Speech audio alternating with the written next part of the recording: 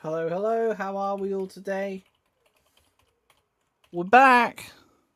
All of my tech is fixed, it's back. We're making a mess of everything perfectly decent.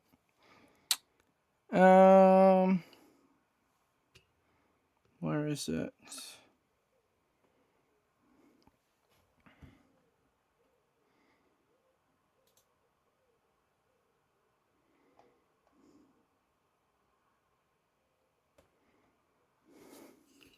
Well, we're already having issues. Excellent, perfect.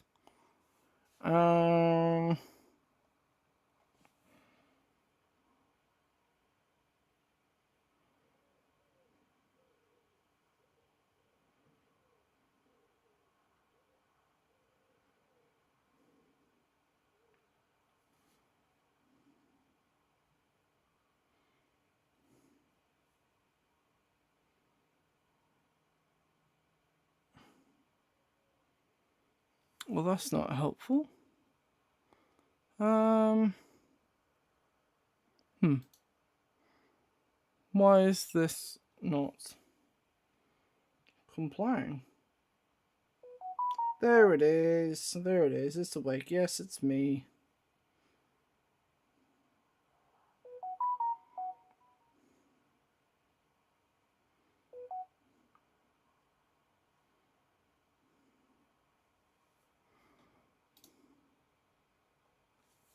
Okay, right, let's put this back.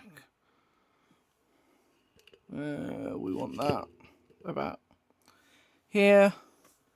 That is perfect.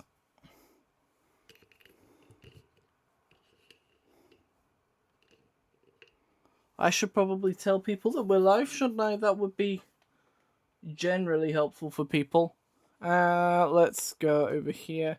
You're gonna have to bear with me. I got a completely new computer and I'm just trying to make sure everything is working. We're doing a stress test at the minute, and cables are everywhere except where they should be. So it's a little bit awkward at the minute, but we're managing just fine.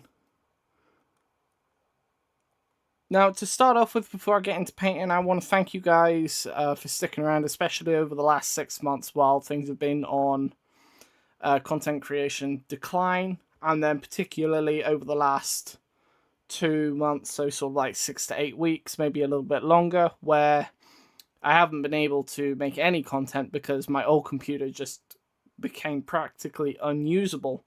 And I spent so much time trying to work out what was wrong with it. I ended up replacing my mouse, my keyboard, thinking they were the problem. Turns out they weren't the problem, it was something wrong with my PC. So I got a new computer. Then when I got the new computer, it turned out that the issues just transferred over because there was something to do with my browser issue that was causing part of the problems, which I then had to fix that too. So it's been a complete mess, absolute nightmare. So I want to thank you guys for sticking around, and Fozzie, if you are here or if you see this, I got to thank you for continuing to be a member for the last 3 months when there has been no content to watch. So I'm very sorry for that, but I'm extremely grateful at the same time. We want to go here. Hi guys. No, let's do this live now. Hi guys. Live now. Doing a stress test with PC. Come hang out while I paint Lucius the Eternal and discuss why I think Warhammer has destroyed. I can't even spell. Destroyed miniature painting. See there. Make things have fun. CCA/Ryan. Alright, let's put that up. Post. There we go. Easy peasy. Right, that's done. Nightbot. Is Nightbot going to be active? Probably not. YouTube. Oh, Nightbot is here. Hello, Nightbot. Welcome. Nightbot is alive. We like that. Let's see if you guys can even actually hear me. Let's go over to the Chromebook. We're going to test that out. Make sure you can hear me. All fun and games. We love stress testing.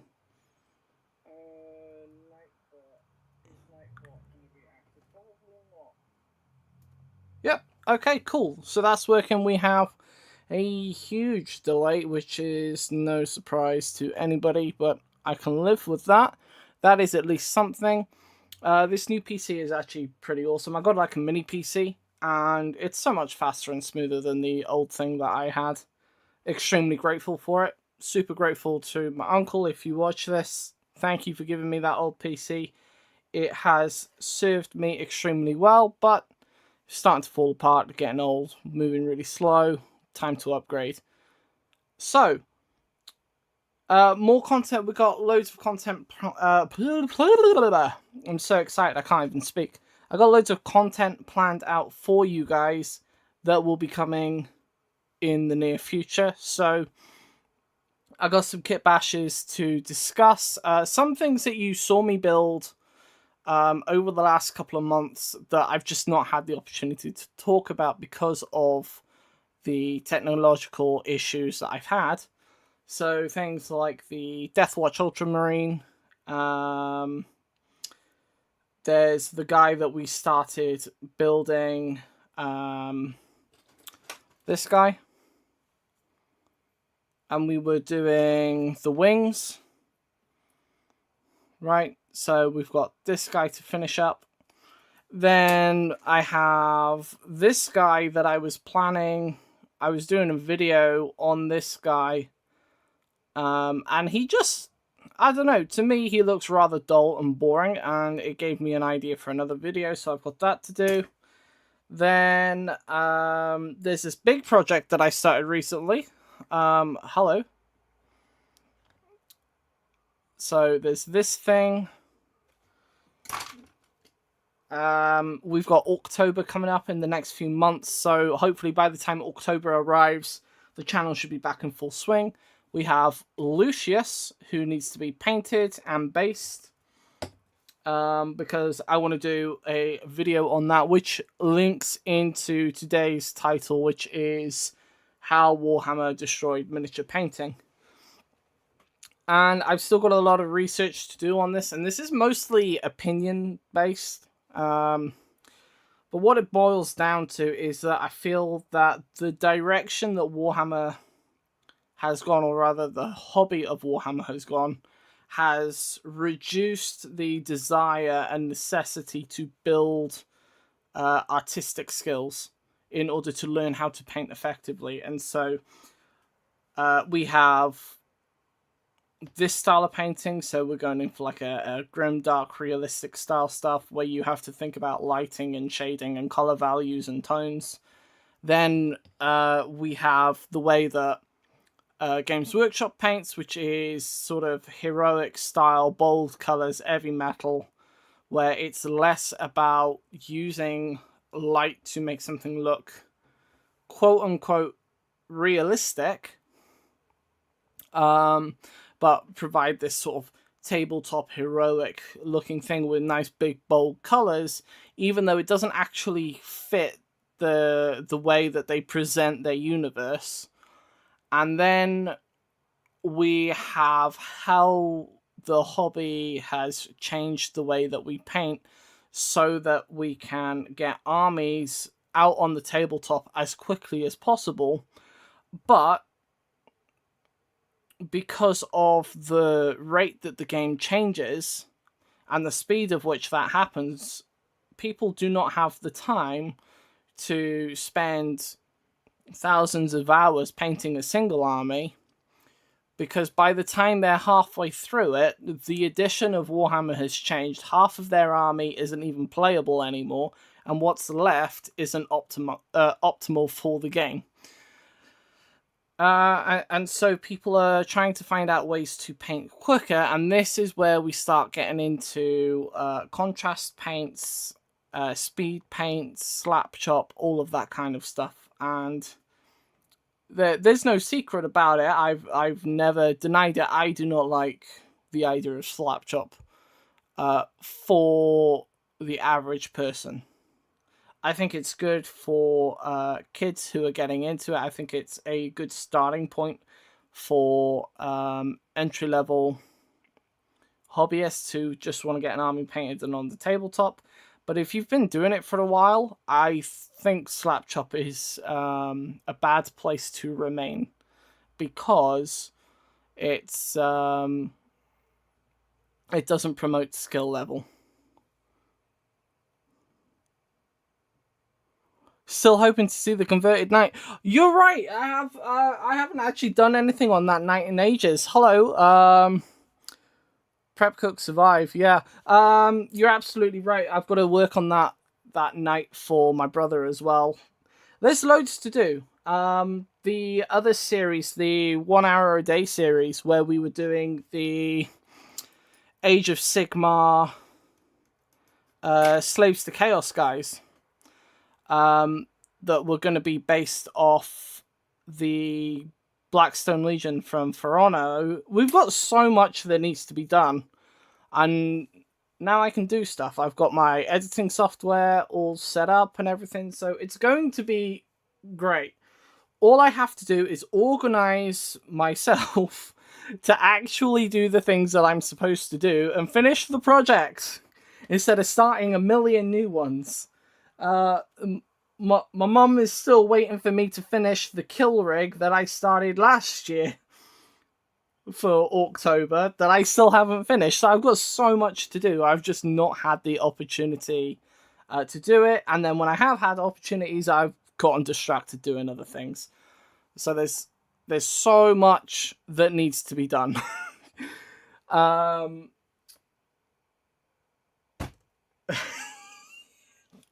So much to do. I need to actually paint. So, Lucius, what are we going to do with Lucius today? I want to... there's a few things I want to do. First of all, I need to make sure he's secure on here. I haven't done anything on Lucius for a long time. In fact, I've only ever painted him on stream. So basically, that will show us along the way how long it's been. Can I organize you while I'm at it? Not really, no. I'm really bad at organizing. I can barely organize a shelf, let alone myself. And certainly not other people. So basically what that is me just avoiding any kind of responsibility and consequences for things going poorly for you because of my inability to coordinate myself. I'm just passing the buck, man. It's somebody else's fault. I'm not doing it. So, what we're going to do first is, let me see if I can pull up a image, our reference image for this piece. The great thing about the PC transfer was that, fortunately, all of my photographs and videos and everything were on an external hard drive, so I was able to just plug the hard drive into the new PC and just get access to them straight away without having to worry about all of these other things. So yeah, fair enough. I'm just as bad. I can't knock you for trying. What do I want to do? I want an image. Let's browse. I want to go back to YouTube. I want stock images now, please.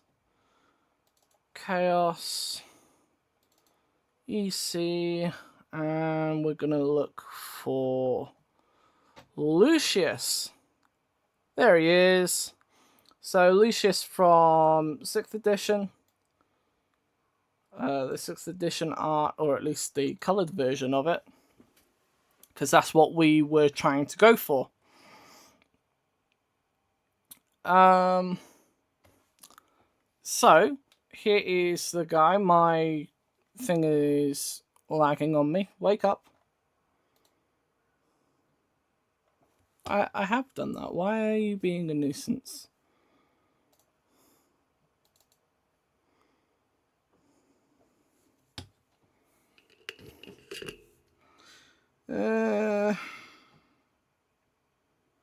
Let's do this, and then we're going to go back here.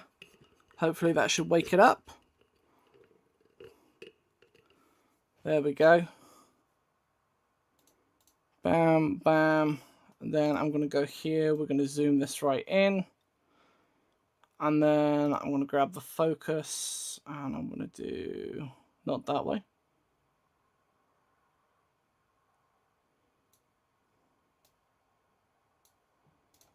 Something like,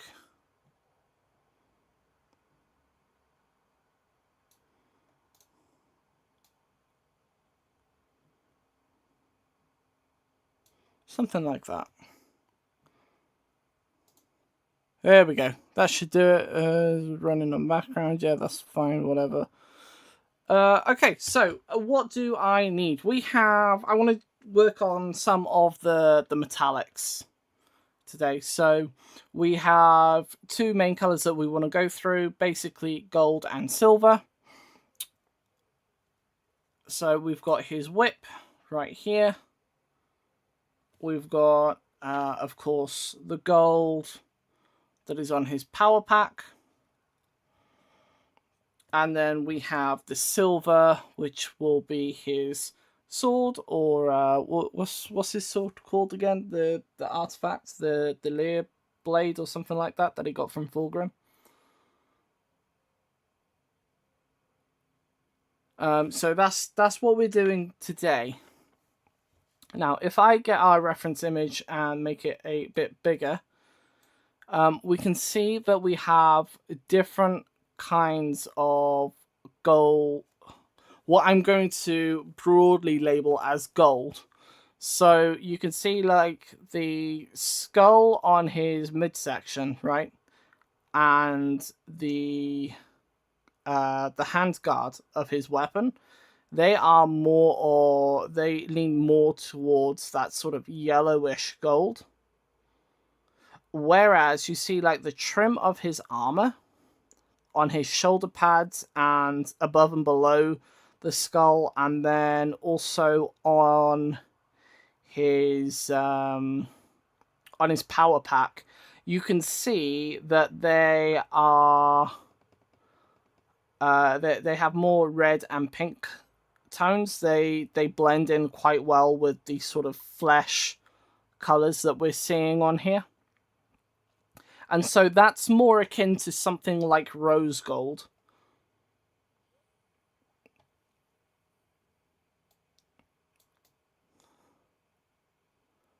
So we really want to try and convey that.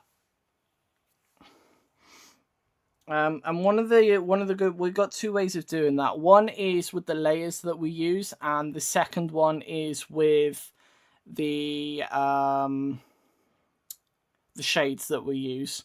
So the big skull is going to have more sort of sepia tones to it, whereas the rose gold is going to have sort of reddish pink colors to it. And we're going to take the coloration of the skull up to a more yellow color, as opposed to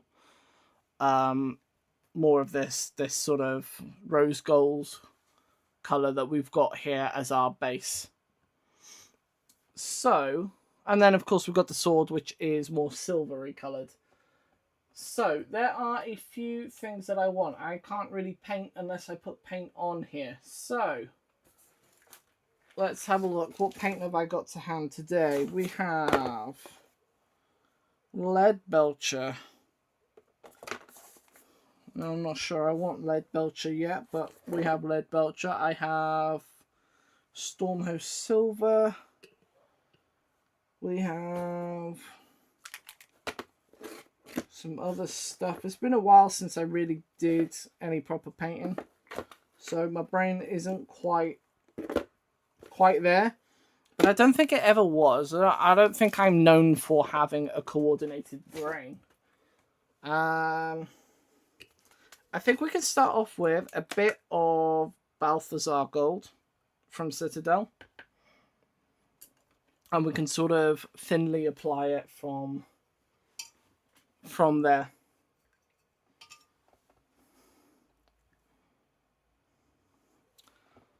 Let's get that on there.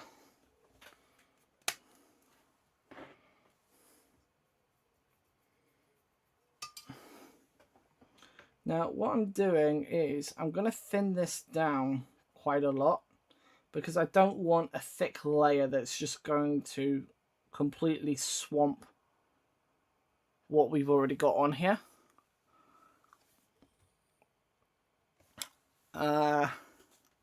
Let me see.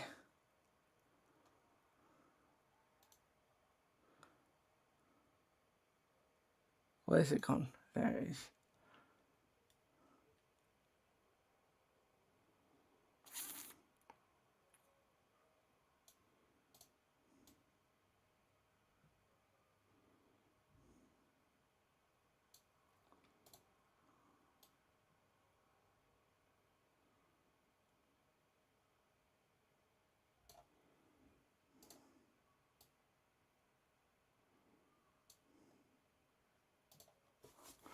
Hopefully this won't be too bad.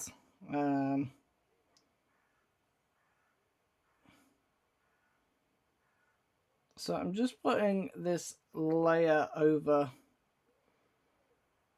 some of this rose gold.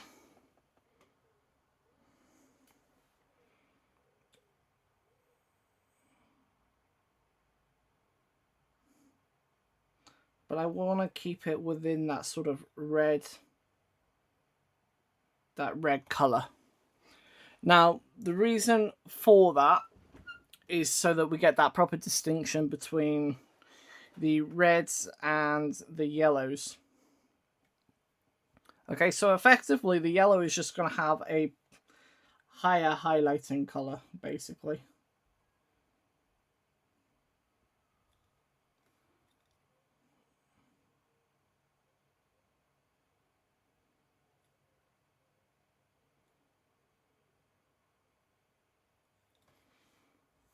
This is not easy though. Citadel metallics are not the greatest. And my coordination is even worse. So trying to do this on camera for you guys is a challenge, which is why you don't often see me painting. Apart from the fact that I'm really bad at it. But as you can see, if you look at my webcam, my phone that I'm using so you guys can see is right up in my face. So I can't get a good look at what I'm doing.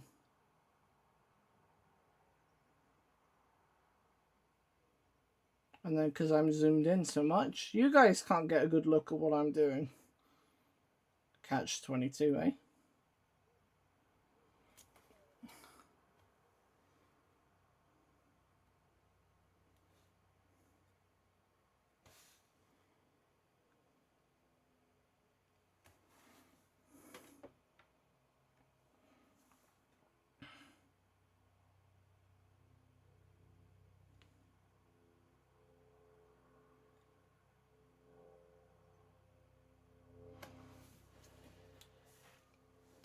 Now, I'm not worried so much about the black because we're going to go back to it at a later point and we're going to repaint it in.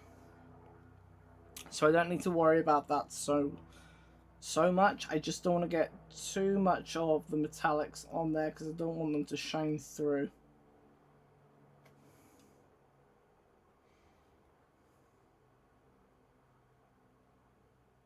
Now, we do want to make sure that we consider the shadows, so where it's going to be darker, the underside where the light isn't going to hit as much, we don't want it to be too bright.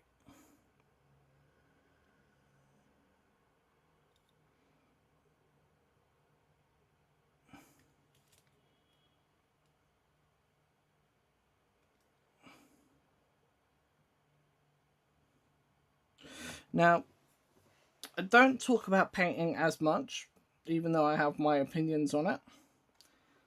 Basically because I'm not as good. So sometimes I worry that people will not take too kindly to what I say or what I think about it. I don't want it to come across as bashing a style of painting.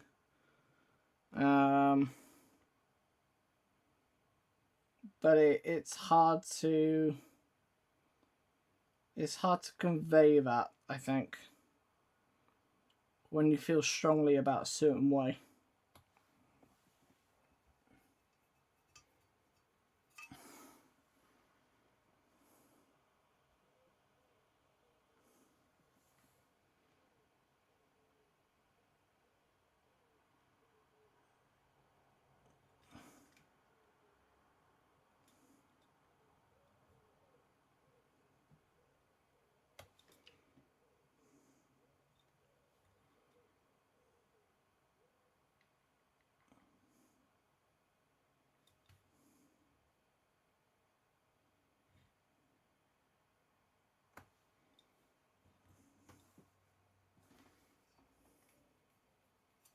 Now, I made a bit of a mistake already.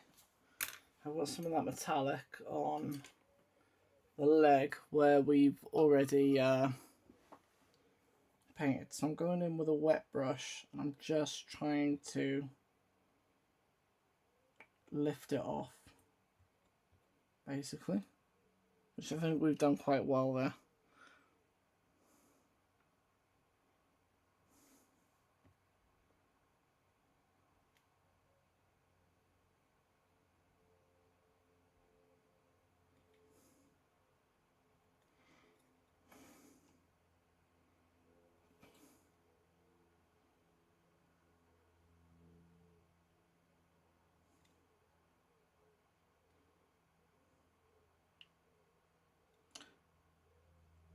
So one of the things that I was told when I went to Salute earlier on this year, and I entered into the painting competition, and of course did not win, which is not a surprise to anybody.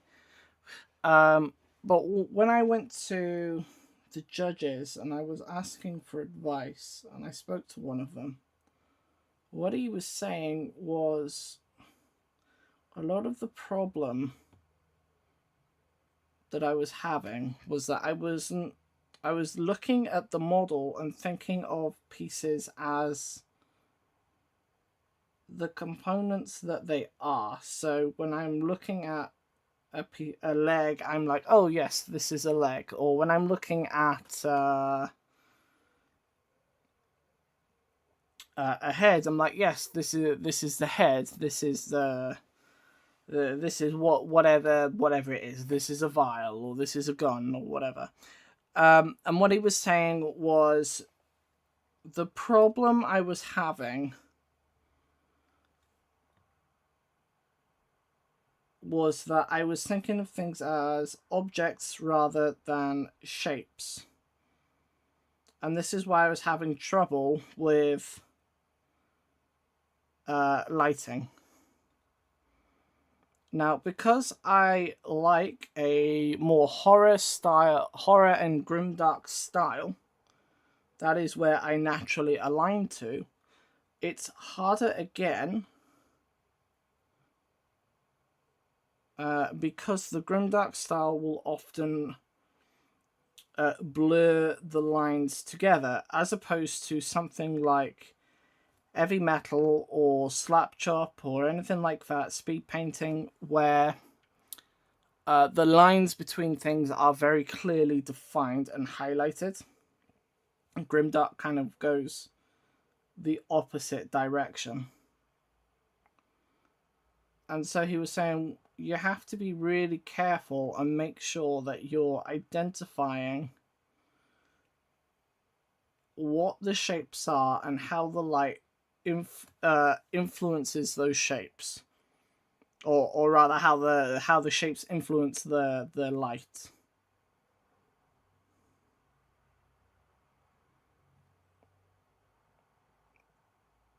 and that way it will transform the model from looking like a blob, so to speak, quite literally, to a miniature with clear, defined components.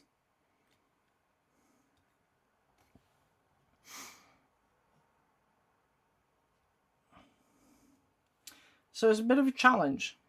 It's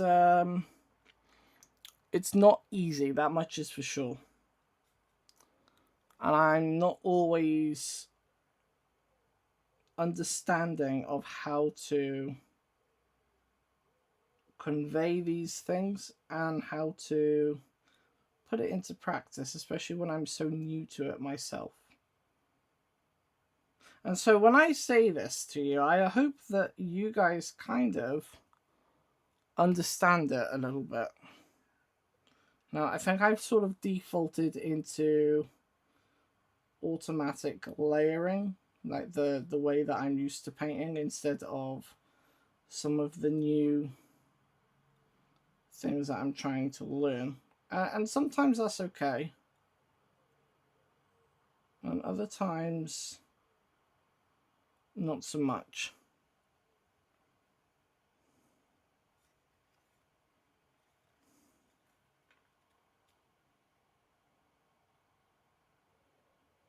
There are elements where I forgot to put in some of that gold color, so I am sort of using the layer that I have now to pick them out instead of going back to that original rose gold. I might come to regret that later, but we're going to try it anyway. The other bit that I missed was down the bottom here on his hooves, which back in the day I thought were just two giant stones. I thought they were like tactical rocks, so I never actually painted them properly. I painted them like grey stones. So we're gonna whoops. We're gonna get some metallics on that trim on his hooves.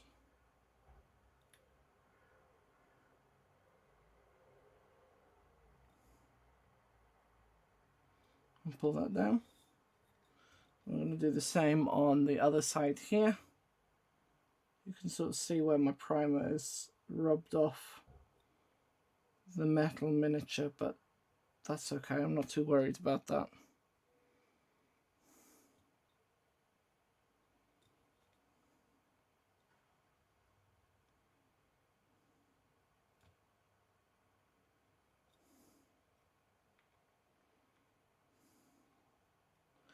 Okay.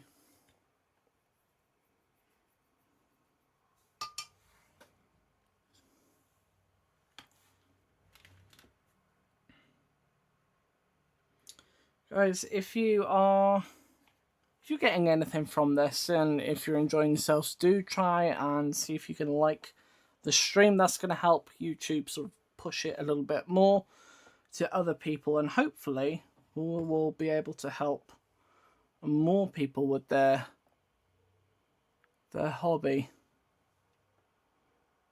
and of course grow the channel, which is something I really need to do as I've been away for so long. But if you can do that, that would be really helpful.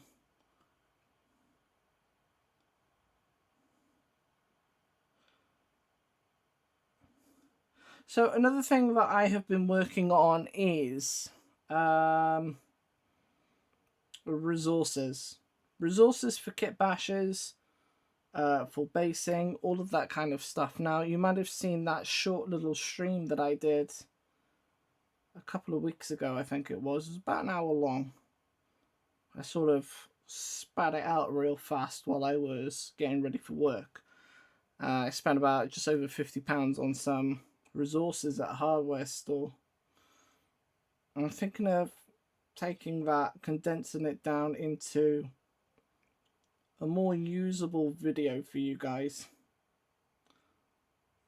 And this is involving a lot of tubing, some wiring, all that kind of stuff. Because I want you to be able to make the cool things that you want to make without necessarily having to pay for the hobby tax. And it's like you could spend £50 on hobby themed stuff and only get a small amount of it, or you could spend that same £50 in another place and be able to get a lot more for your money.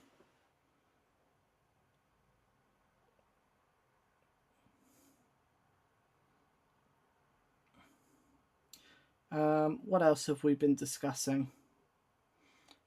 Dismantling old toys, electronics, anything like that with multiple components to make something new, to add shapes and components to your miniatures that previously you may not have been able to get before. Why is this important? Well, first of all, it saves you money in the sense of it's stuff that you already had available to you. Effectively, it's a form of recycling. And it means that you don't necessarily have to 3D print or pay someone to 3D print or try and find a model that has the shapes that you're looking for.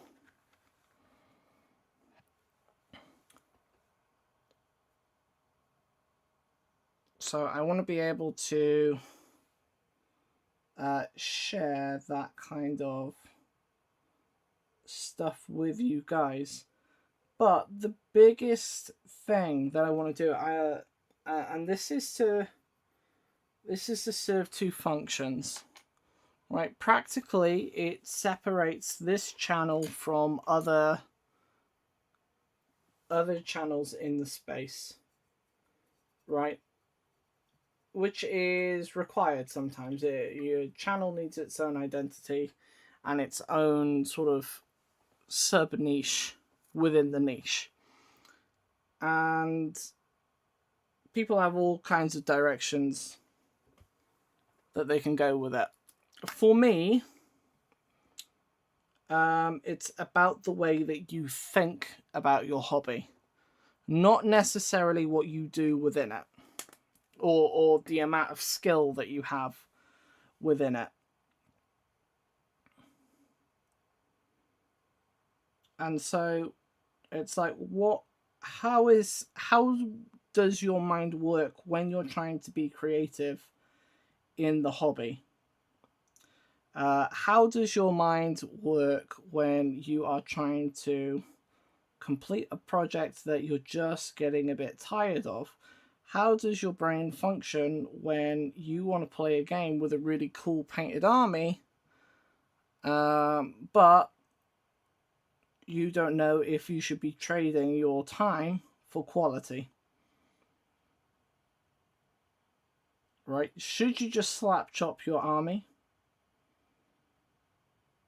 so that you can play your game with painted miniatures, or should you actually take the time to kit bash and paint and sort of like master the skills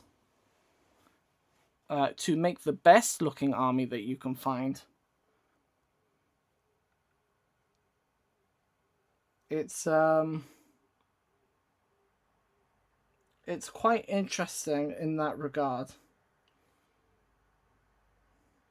And I feel like it's something that people don't talk about much. And I've gone into this a little bit in the past, so it's not like it's something completely brand new to the channel either. So we've talked about things like SMART goals. We've talked about things like biochemistry in your brain when you're trying to get started on that pile of shame. And you might be like, oh, Ryan, you're starting to sound like a like a productivity channel now. You're trying to sound like a guy who's trying to get me to go to the gym and work out for 6 hours a day or whatever, or to improve the way that I think about myself and my lifestyle and things like that. And it, funnily enough, it's the same thing. You wouldn't be wrong. But I want to take that kind of thinking and apply it rather to the hobby, you know.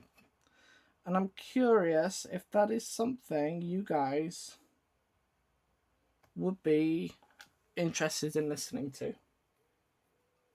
I'm very, very curious. So you can let me know in the chat right now. You can save a comment for later on. Anything like that, let me know. Because then we can sort of cater to you. You know, because it comes into a lot of what we do and a lot of what I do with the kit bashing. You know, how am I able to come up with these ideas or whatever? And a lot of it is to do with how I think or my approach to it. I'm just getting some lead belcher for the sword now.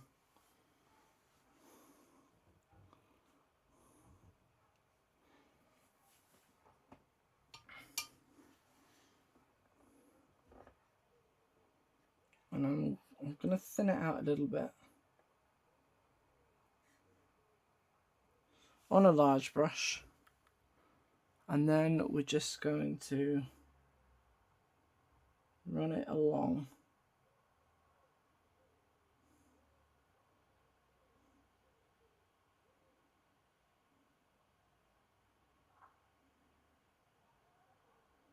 Along the whole thing, so that it is distinctly separate from all the other metallics. Flip it over, do the same thing. Now this is thinned down and we're trying to be as smooth as we can to avoid brush lines from developing, because Citadel's metallic paint is very, very thick. Even when you thin it down, it's either still too thick or it's so thin it doesn't do anything. So it can be a challenge.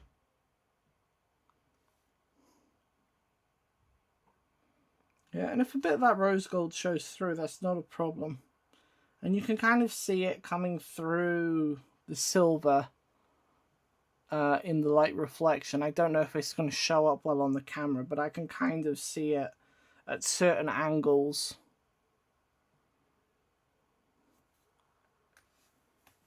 When we are tilting it under the light.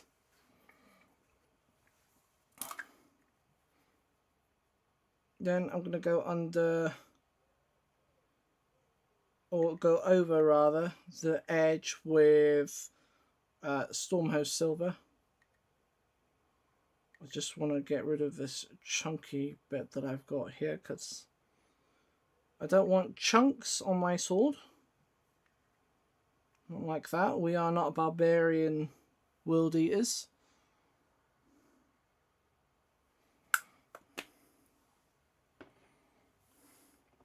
Another good alternative is Army Painter's Shining Silver. I just happened to pick up the Stormhost Silver first.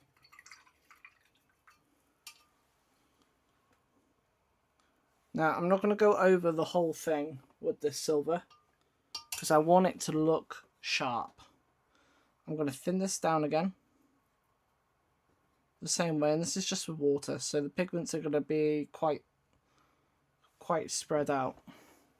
And I just want to go along the edges on the outside of the blade, not the inside. Okay, because when you look at it, unless the light is hitting it a certain way to catch the very edge here, it's not going to light up.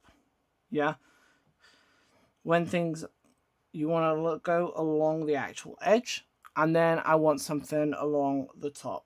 So we're doing a little bit down here, like we see in our reference, right? And then we're going to go up to the top. And instead of painting on like a layer like this, you can see I'm taking the flat side of the brush and just running it along that edge so that it kind of pulls off of the brush onto the sword. And you can see that it leaves this little mark, and I'm gonna just reinforce it a little bit, and effectively that is the burr on your sword, right? So when you look at like your kitchen knife and sharpen it, you've got this big bit that we see here, but then there's like an even smaller section where the blade is actually sharp, and that's what we're trying to get with this highlight.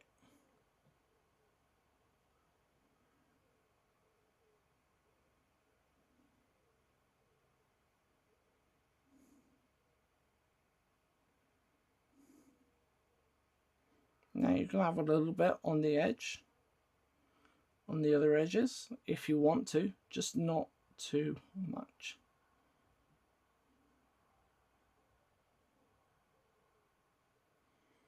Okay.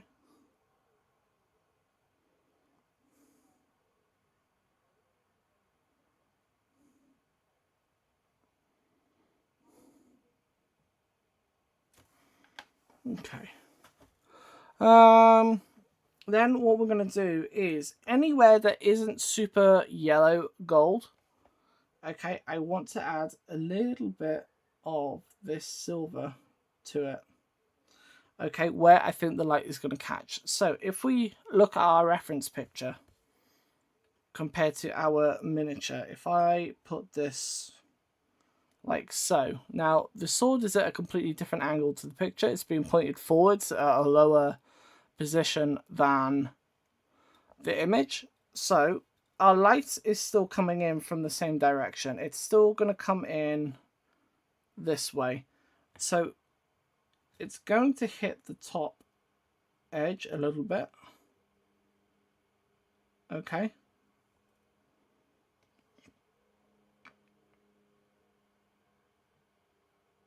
But on this side, so you're going to have more highlight on this side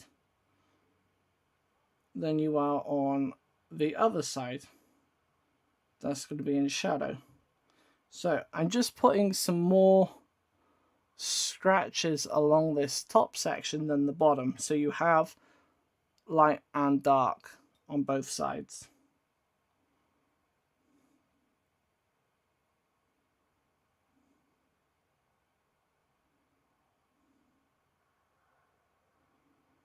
Okay. Now, as we do the armor, same thing, okay? If the armor is going to hit here, or rather, if the light is going to hit the armor here, this is where we're going to highlight. Yeah, and the same on this bit too. Okay, so if I put Lucius himself away, yeah, you can see in the crevice here where the trimming bends to go from this bit that's sticking up to the bit that's actually on the shoulder pad. That is all going to be in shadow, and you're going to have light reflecting off of the edge as the light hits it. Not on this side, okay, but on this side you're going to have more towards the top side of it, like so, than you are going to have at the bottom, and it's going to catch this little raised bit as well. As we hit the bottom corner, you're going to have less of that shine, but just enough to catch the eye. Yeah. But you don't want to go all the way to the back because the light is hitting the front side. Glancing off the front, the back is going to be more in shadow. So you do not want as much of that highlight. You can have a little bit, but not a lot. Okay.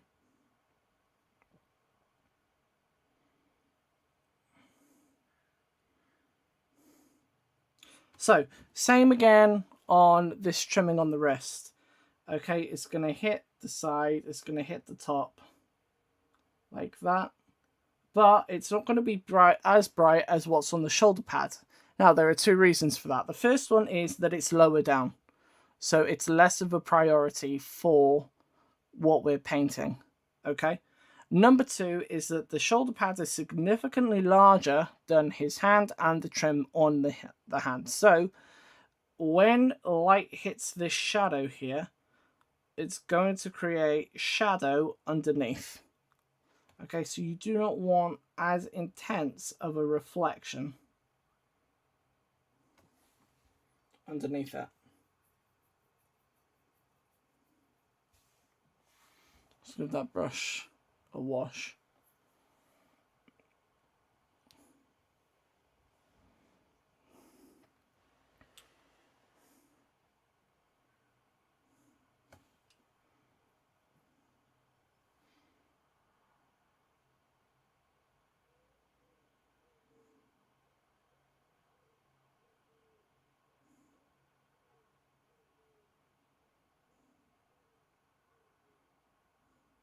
And we're going to have a little light dripping over the edges and over the sides on the top, but other than that, there's not going to be much going on.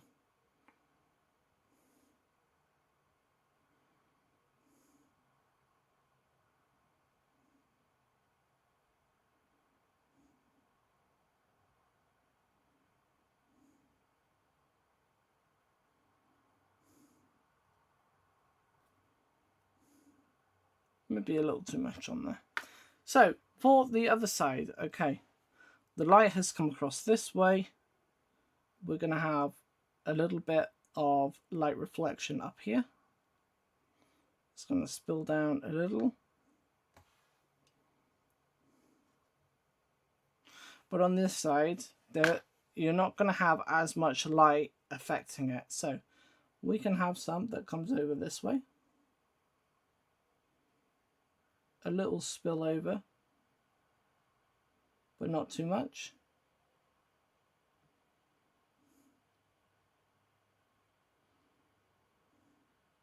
Yeah, and these are going to create shadow underneath as well, so you're less likely to have the highlights. Okay, I want some highlights along this jagged edge where it's exposed, but again, not too much.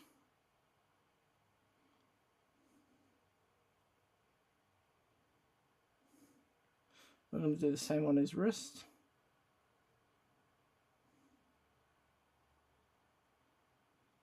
Like so, and then the same on the thorns on his whip. So the top can be a little highlighted. This side is going to have more highlight, like so.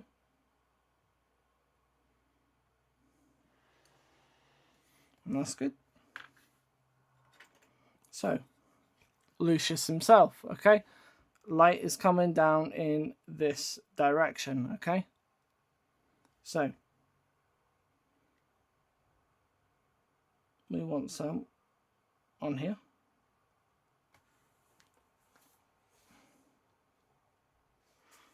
Okay.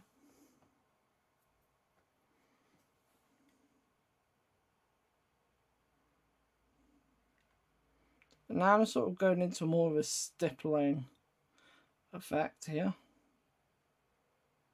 And I have a little bit on here, but not too much. Okay.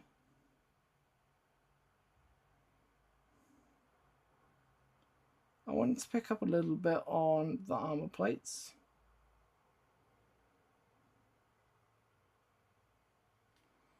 Okay, and on the piping, so we'll highlight those pipes.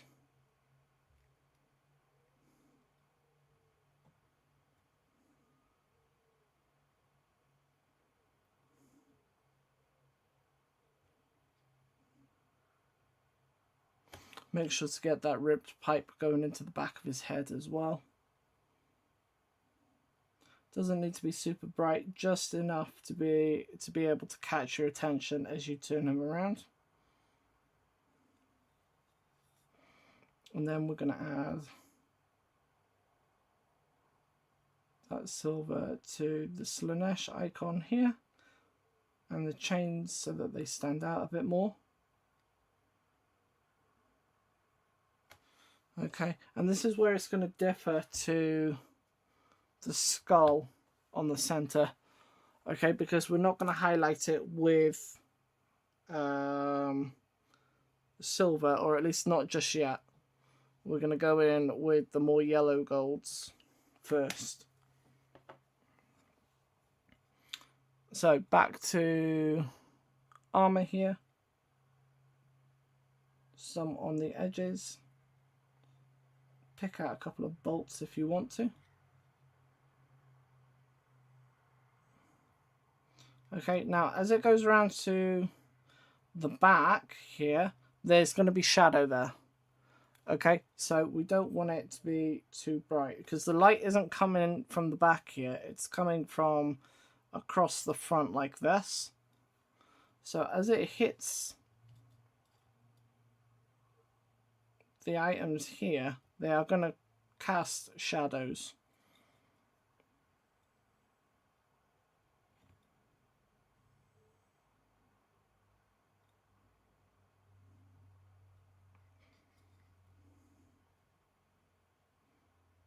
Same on this side.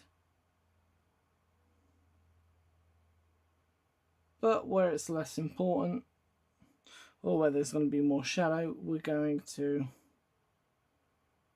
conceal.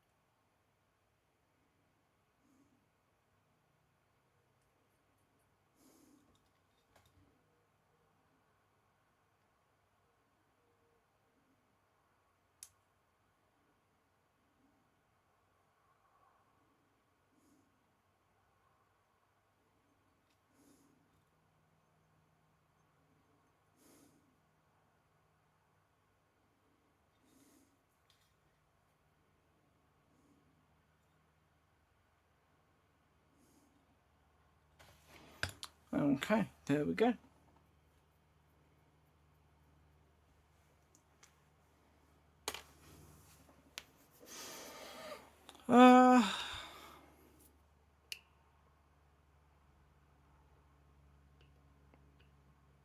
This is fine.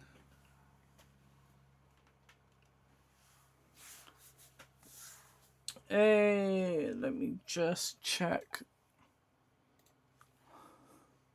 how we're doing here. Yes, this is fine.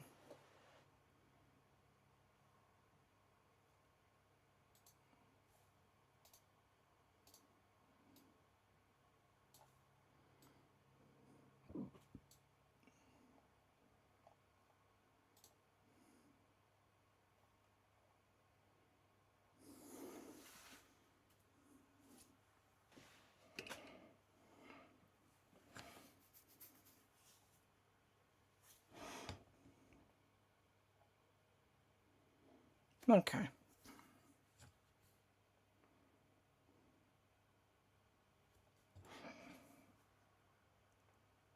So, what have we got next to do? What else have we got to do? We've got to do this plate. So, this is where we're going to start going into more yellows. We're going to grab some Gehenna's Gold, I think. That's going to be our next move.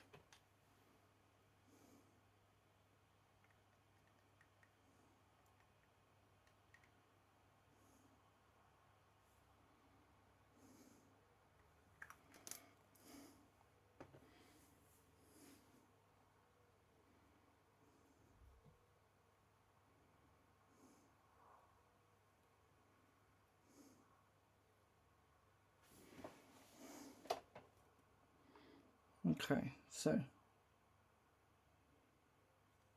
we're going to hit from the top and pull down. This way we leave some good shadows.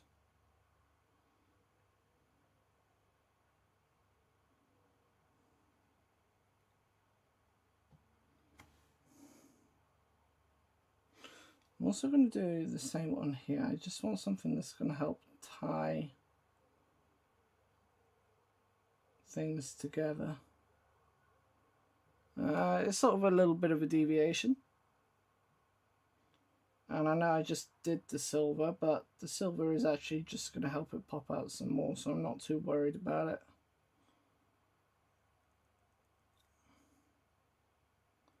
But doing that, we're going to do the same here. What that means is that when we go to this skull, because I'm going to do the same as the one on the front, we have the same gold going down the bottom, going all the way through the power pack.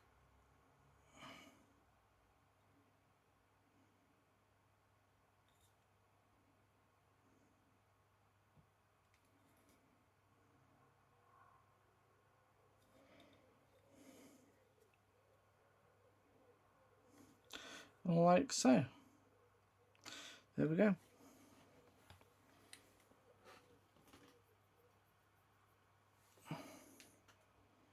Then I think I have one that's a bit brighter again, which is, yeah, Auric Armor Gold.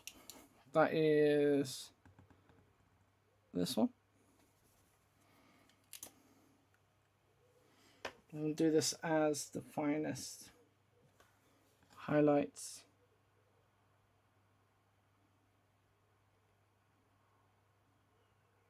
Just to make those shapes pop.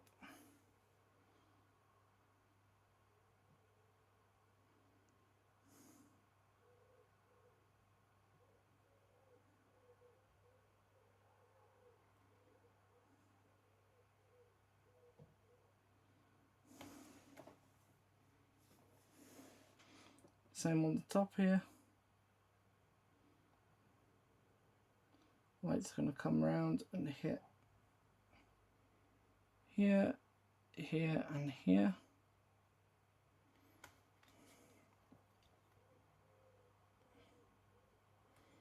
A little bit here.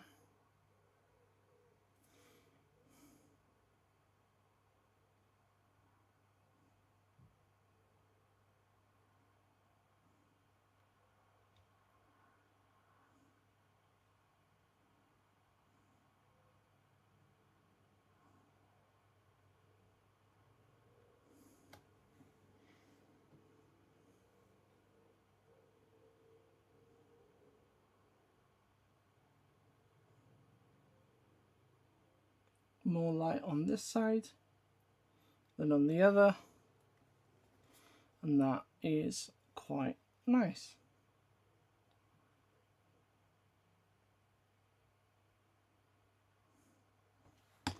Okay. Right, following that, we are going to go and we're going to let that dry a little bit first before we actually do anything, but I'm going to go over it with a warm tone wash or a glaze. I haven't decided yet. So we can use, we've got a couple of options to us. We have, first of all, Cassandora Yellow, which is a shade or I'm guessing would be what is now a glaze. So we have that, and then wash wise, something akin to Seraphim Sepia, or anything like that that is going to give that yellow color. And that's going to be for the bright yellow gold. Now for the darker ones, for the rose golds, you could go Nuln Oil. That's going to give you more of a blackish brown color. So I want something, I think, like Warm Skin Shade, which is going to lean more towards a reddish brown, which is more in line with what we're doing. Because I don't want to lose the color vibrancy of what's there. I just want to give it some shade. So the actual yellow and gold bits are going to be hit with this Cassandra. Okay, so we're going to hit this. Okay, make it stand out.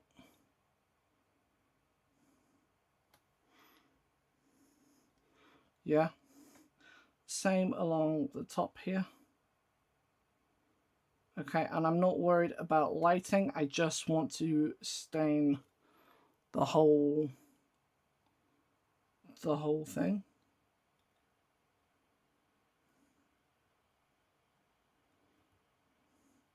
And this is the kind of thing that I think these paints should be used for, not for something like Slap Chop where you do it across the whole model. Again, it's more of a personal preference, I suppose. I just think that there's no real skill in applying it to the whole thing. I don't think the style offers you much in the way of skill to develop off of.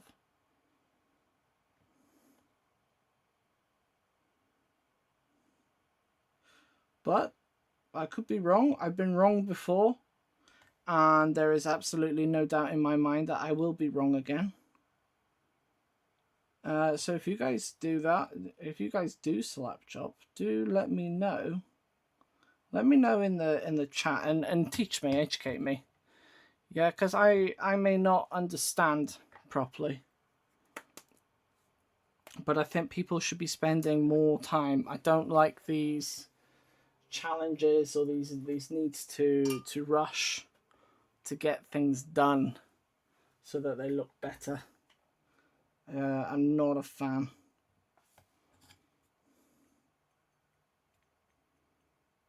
Okay.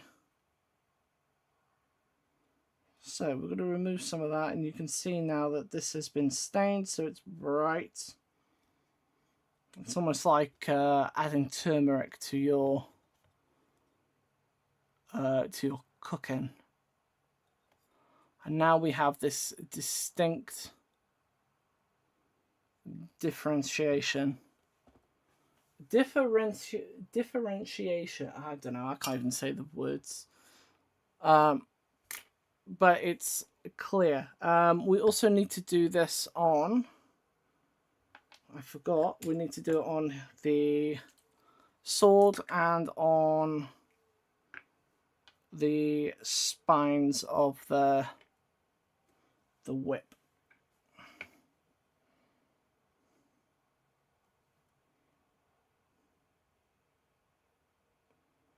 I didn't hit it with the gold though. So let's see how it works with just the yellow.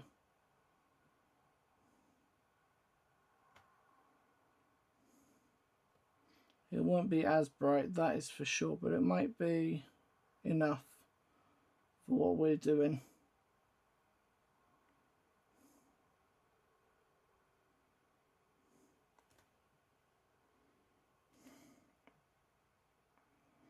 Yeah, that'll work. That's nice. I am going to add a little bit to this Slanesh icon,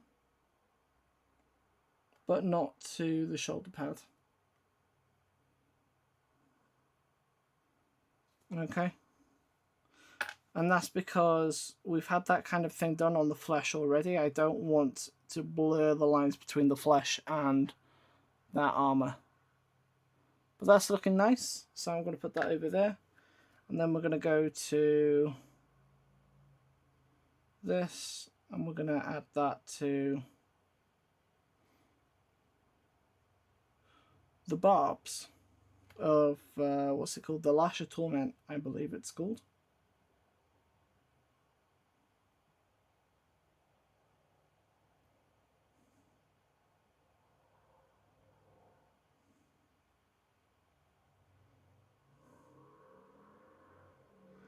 And there we go. Very nice.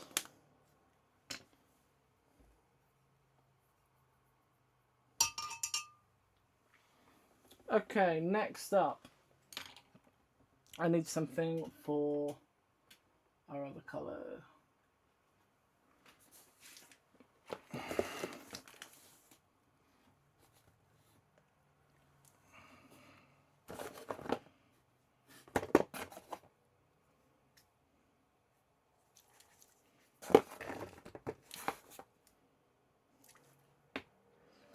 This might actually be perfect. I have here Reikland Flesh Shade, which is a brownish red colour, very much like Warm Skin Shade. And I think if we apply this correctly, it will be enough for our rose gold.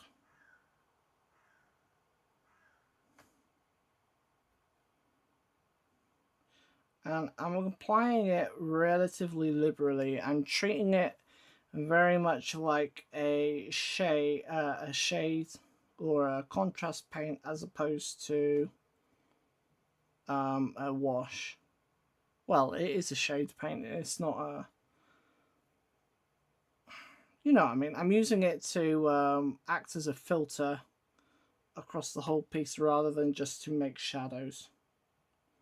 I'll get some in there.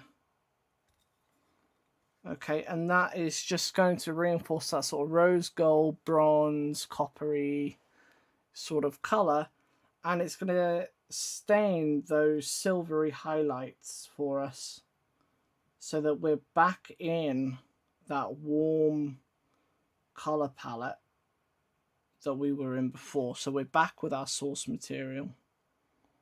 And I'm just going over everywhere else that I've added this silver, basically, whilst throwing the model around.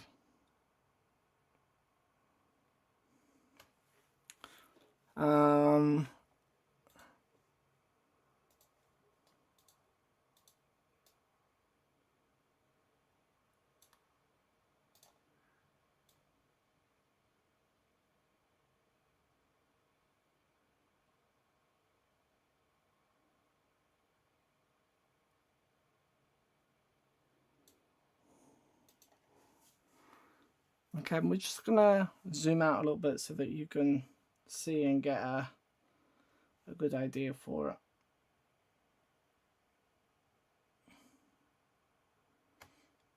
Doing it on this chain and icon is a bit challenging because I don't want to mess up the work that we did on the loincloth.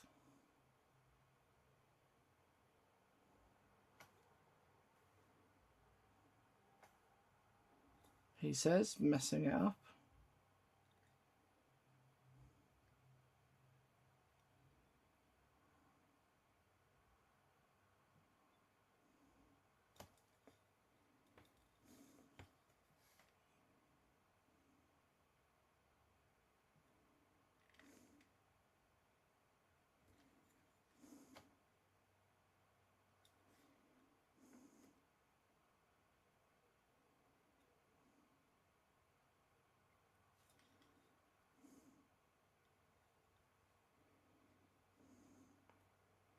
Awesome.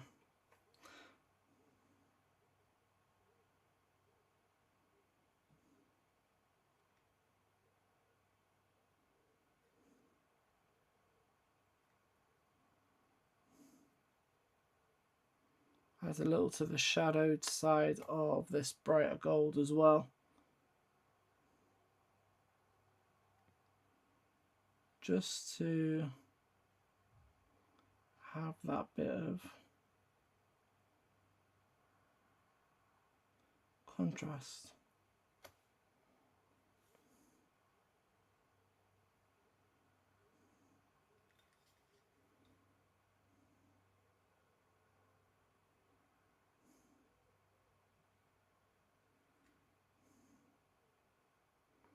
And you can do this a few times over as well. It doesn't have to be just once. If you think it needs another pass, do another pass. It's not a problem.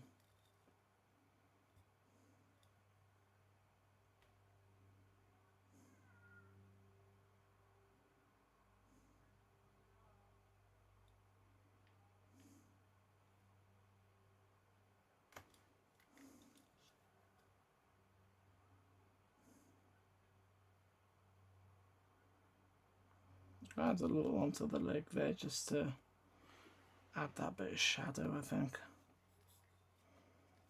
Same on this side, we're going to add that shadow.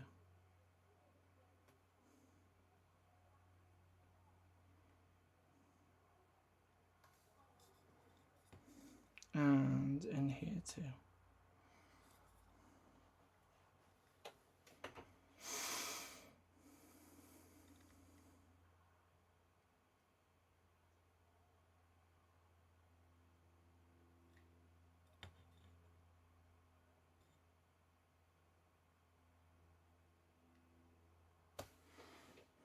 All right.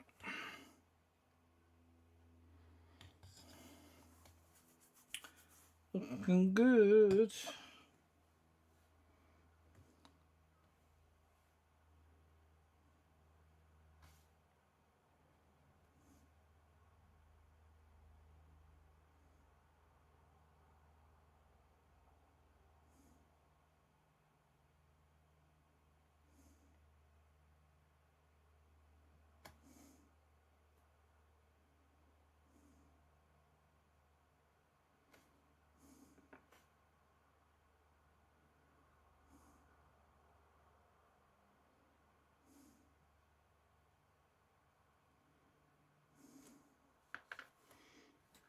And then on here,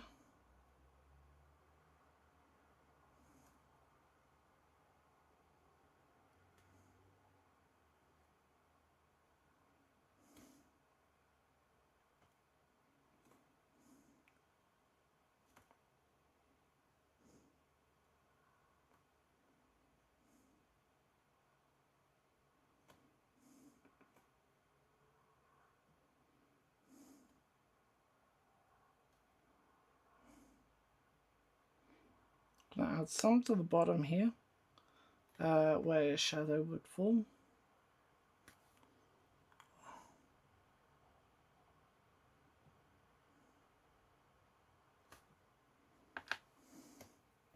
Then we'll just let it work.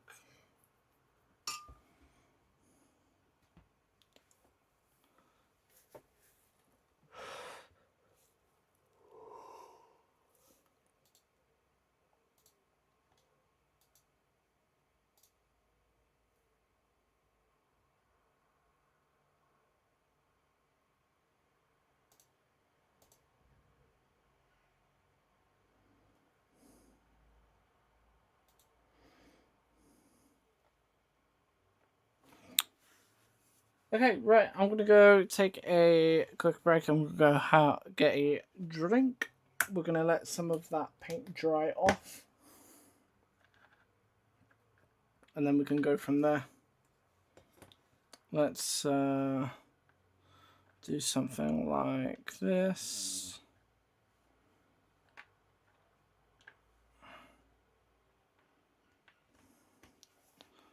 While we're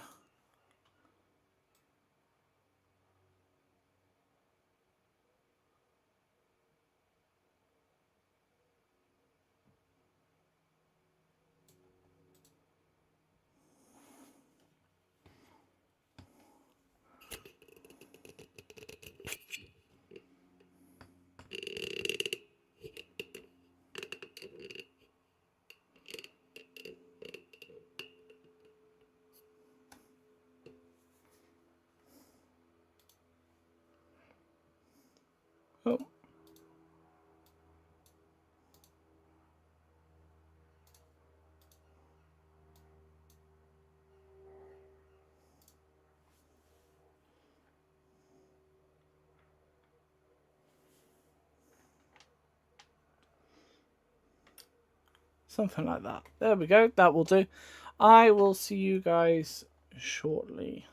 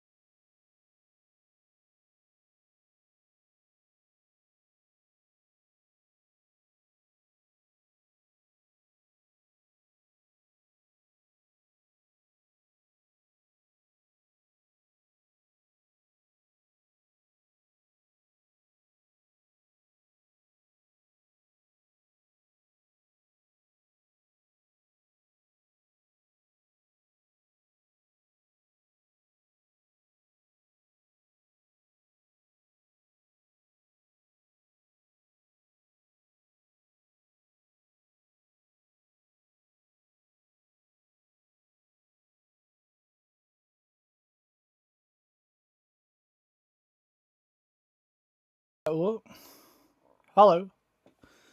Hey guys, right, I'm back. Surprise, it's me. Is this new camera angle unlocked? Maybe.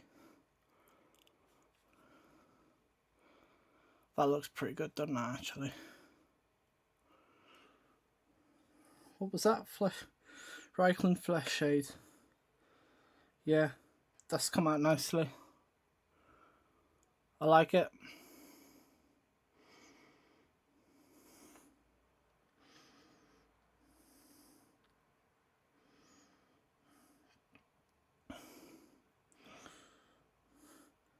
Now, I can't remember what colour his hooves are actually supposed to be, so what I need to do is grab an image from the model itself, if I can find it. I do have a picture of the model somewhere in here. There it is. Old Lucius, there he is. Okay.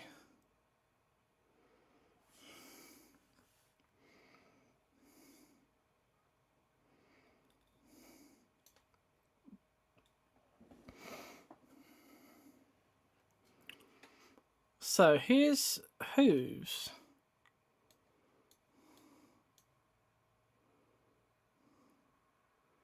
It's kind of hard to tell what colour they are. I think it's supposed to be like normal sort of hoof. Bone isn't the right word because hooves are not bones. I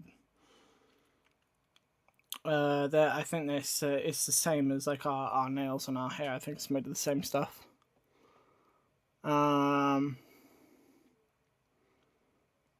So let's just say normal hoof colours. What's interesting is that they've picked out all of the teeth as well and the eyes, so we need to make sure that we're doing that too. Right, let's put that away. And you know what? I think that's what we're going to do. We're going to pick out those details now. So I would like, I'm going to get a bit of sunburnt ochre, or sunburst ochre, sorry, from the Army Painter.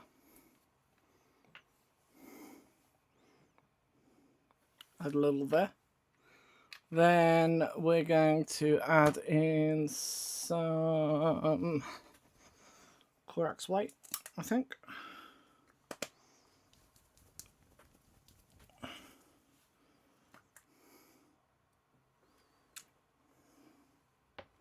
My area is a little too cluttered right now.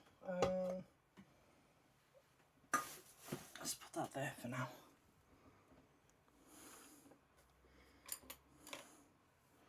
My Corax White has separated, the pigment has separated from the medium, so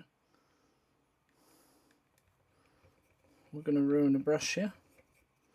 I shouldn't use these brushes, but too late now.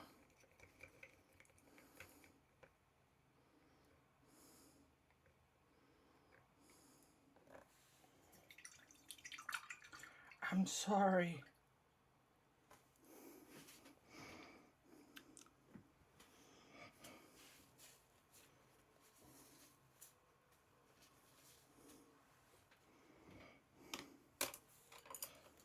I'll hear it in my nightmares. Why, Father?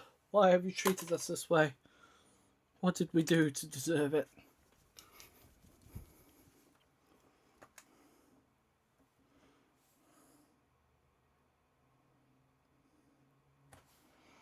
Alright, so I'm going to take some of this this Corax White, and we're going to mix it with the Sunburst Ochre.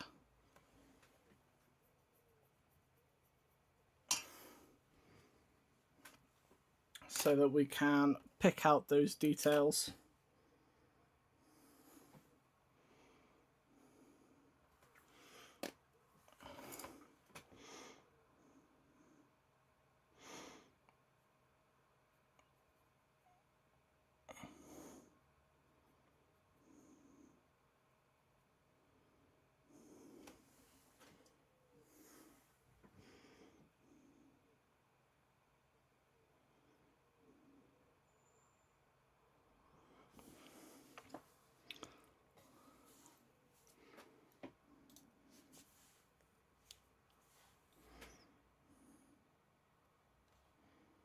I'm just hoping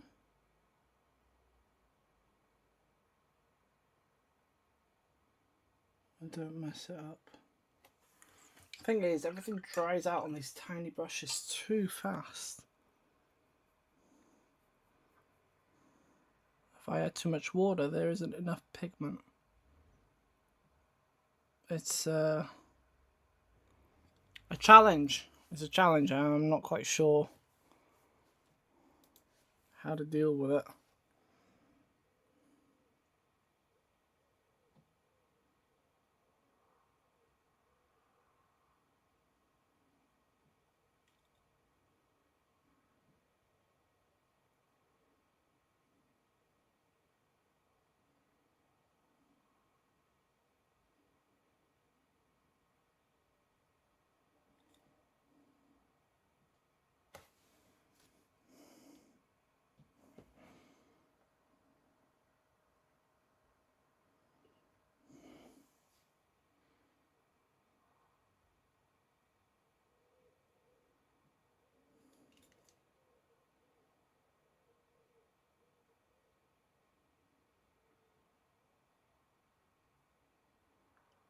Now, I'm hoping when I go over this later, it will show me those details without it looking like a mess. I'm hoping.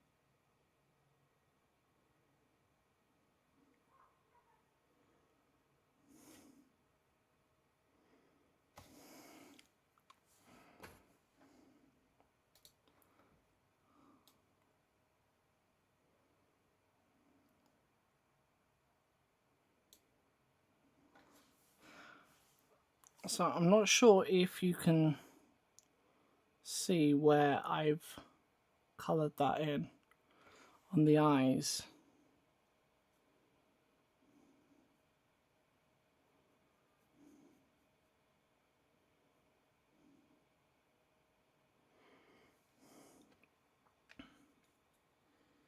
I'll do the same over here.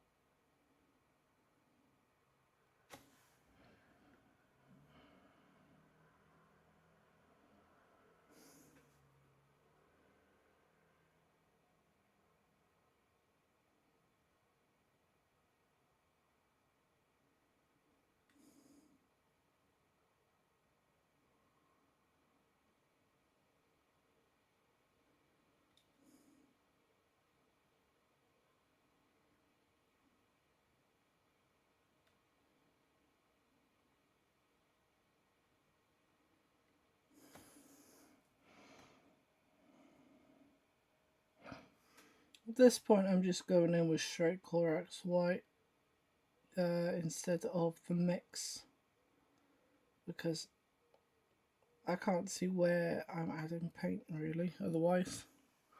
And then we can go over it with a shade after.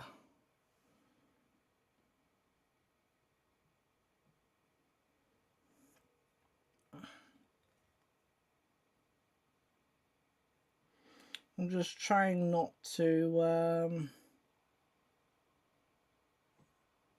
paint the wrong parts, basically.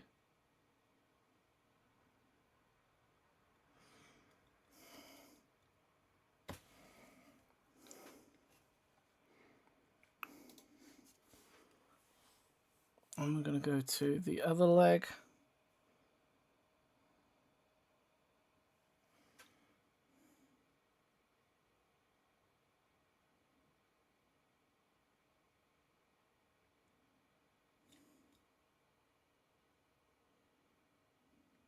Do you know what? I can't see because of that handle. I'm actually... There we are. I couldn't reach those teeth.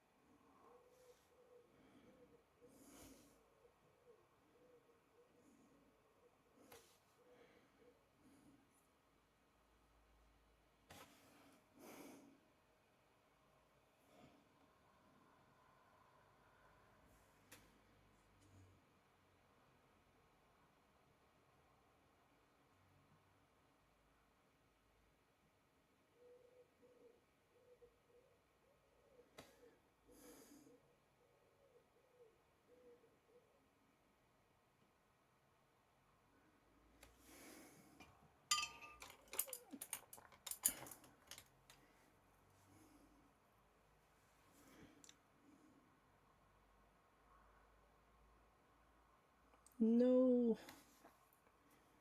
Okay, risky move. Risky move.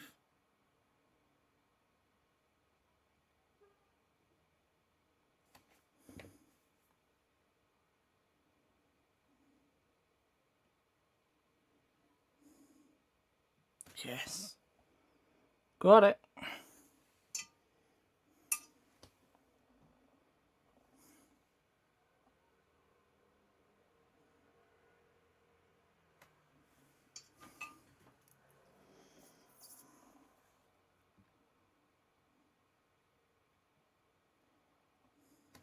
Got him. Good.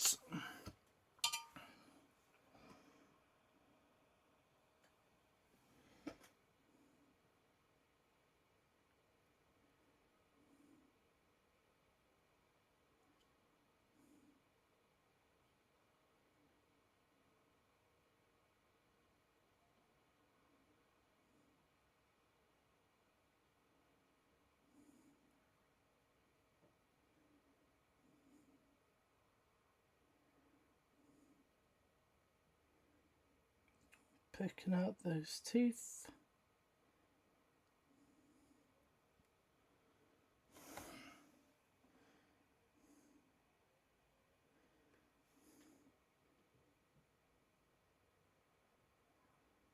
While we're here,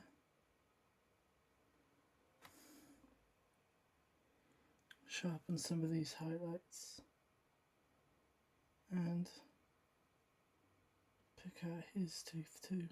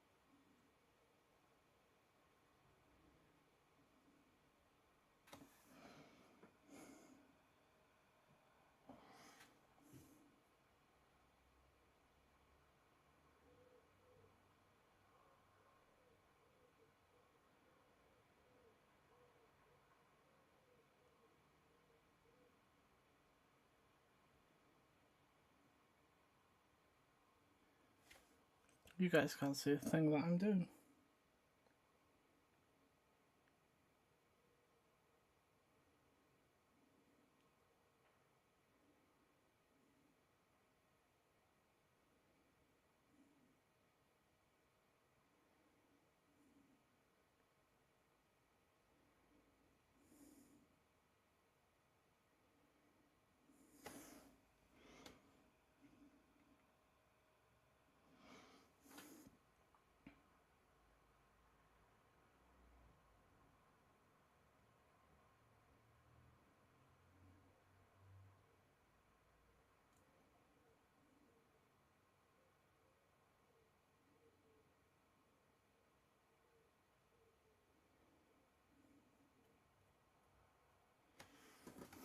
Okay.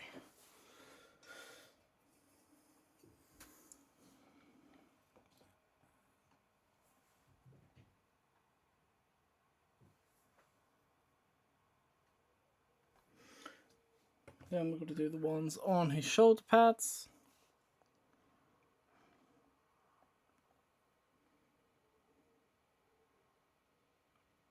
That went well.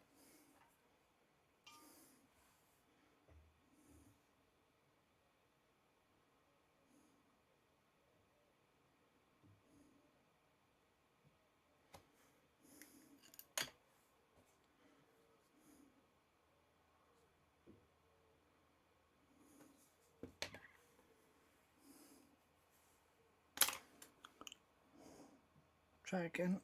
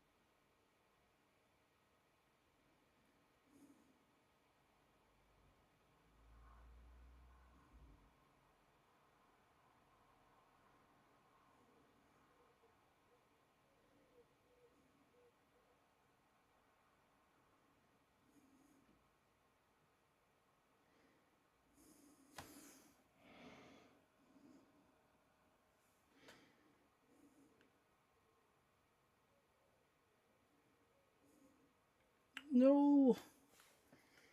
No.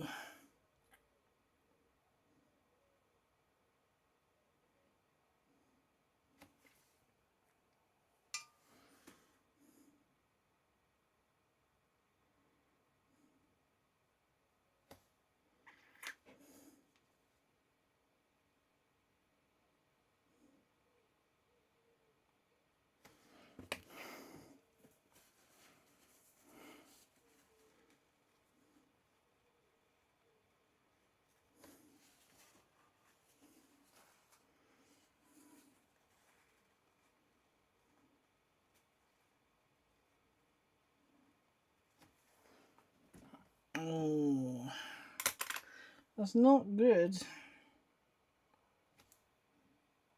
That's messed up a lot of our hard work. But we've got to keep pushing anyways. Might be able to fix it later.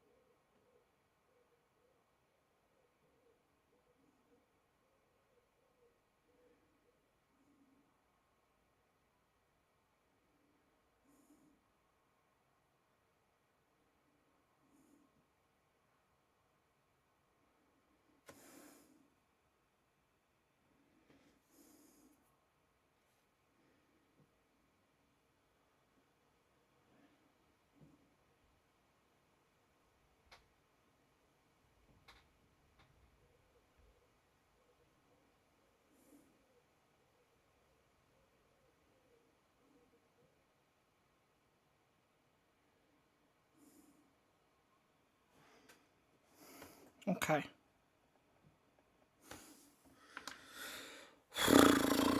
Oh, it's tough. It is tough. Okay. Oh, what do I do? What do I do? Breathe. It's okay. It's just paint. It's just paint.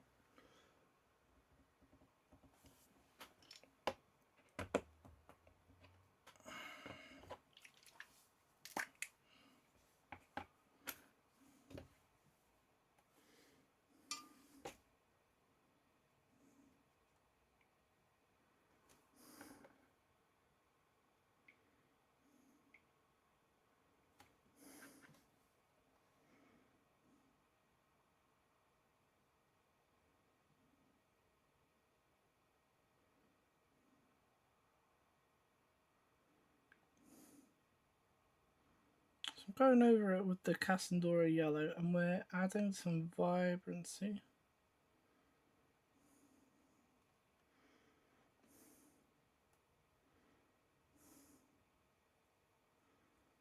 Yeah, and then I'm just rubbing away from the top, basically.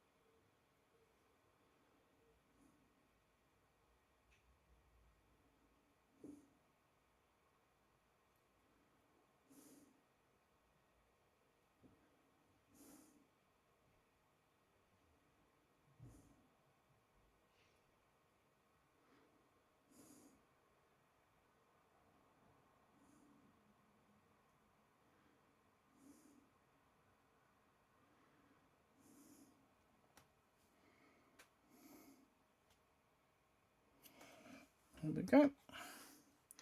I have to be careful though, because sometimes I'm a little too aggressive with the rubbing, and you'll see I've taken off some of the paint that I didn't want to take off.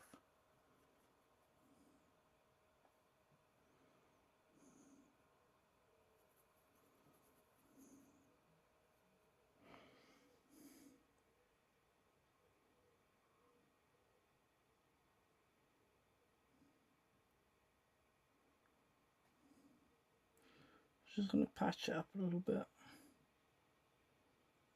and use it as a little bit of a highlight as well, so that it blends in with the rest.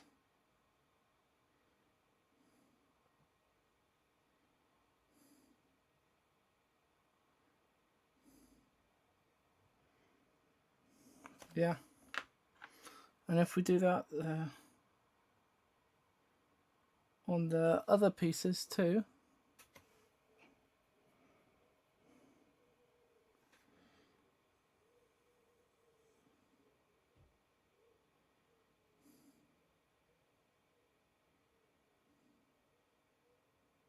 it will be far less noticeable that we've done a bit of a repair job.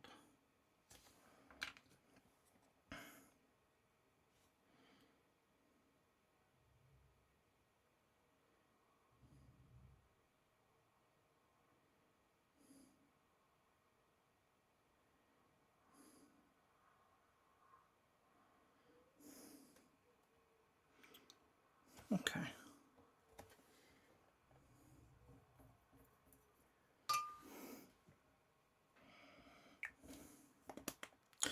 Good stuff. I like it.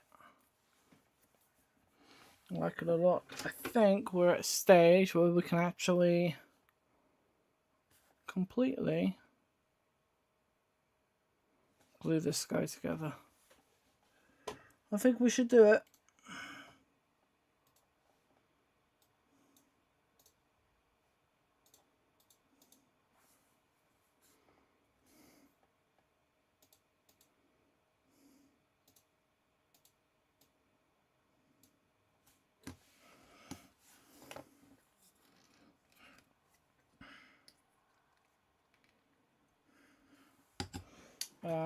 I just gotta find, oh, there it is. It fell over.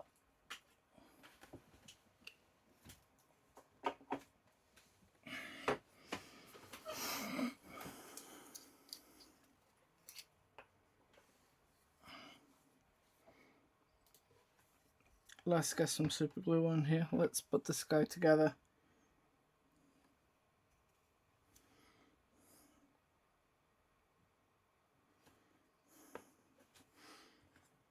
I have waited for years for this.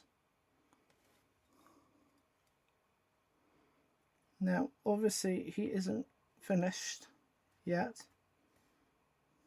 but he's getting closer and closer.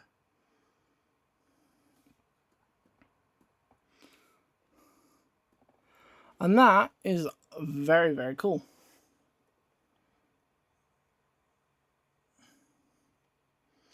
But the best way for us to see how far along he is when he's a single unit. You can only work in sub-assemblies for so long. That's a little too much super glue.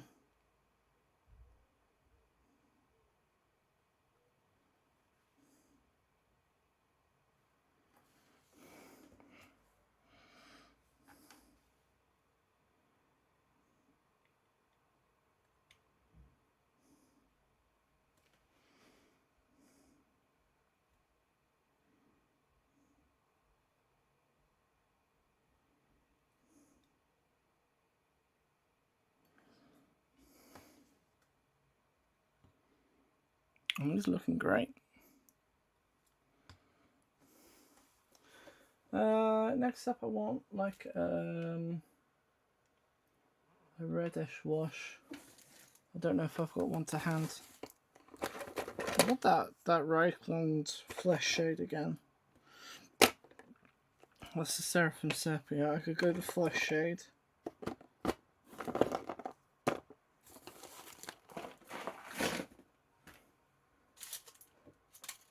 might do that actually. Basically, I just want to put the shadow side of his face back in shadow, because where I've highlighted those teeth, it's a little too bright.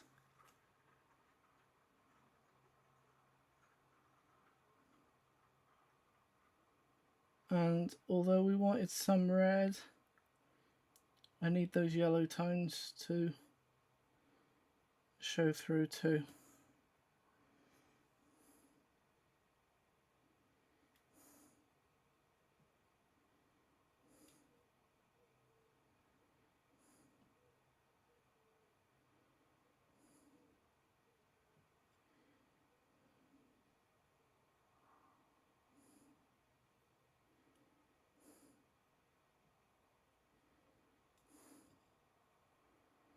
But there are a few scars that have been filled in with brighter paints. We need to go over them.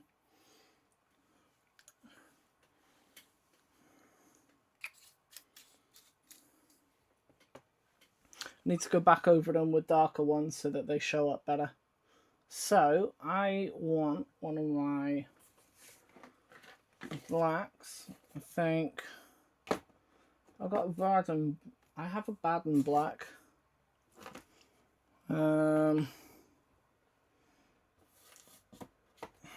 We could thin some of that down.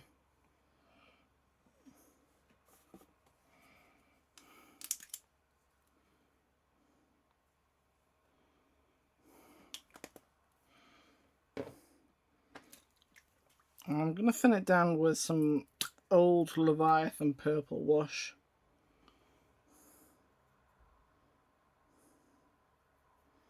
Make that a bit darker.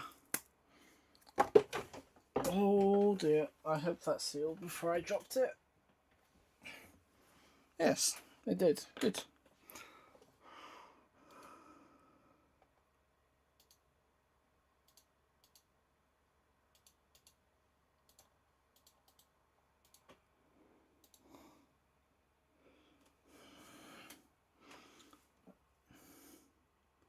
Add a little water.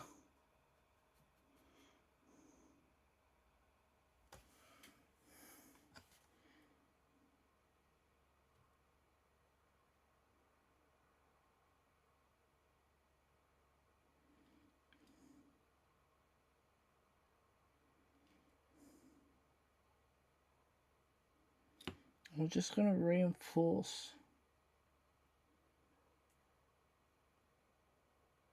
all of those scars.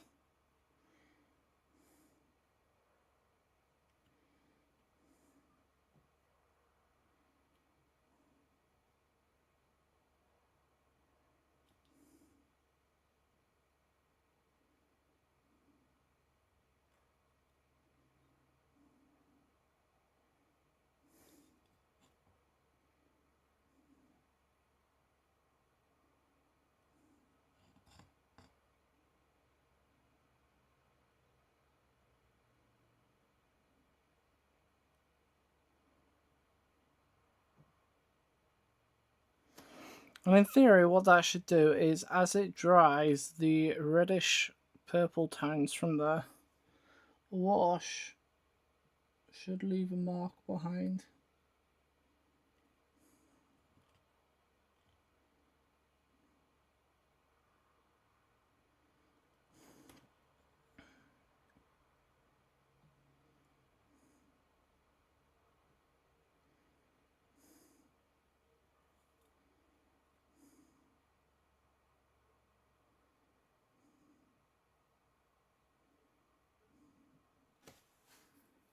And we'll just use a bit of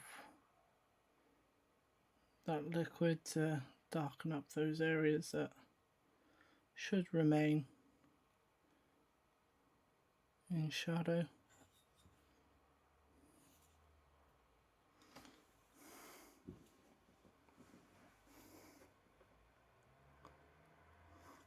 Very nice.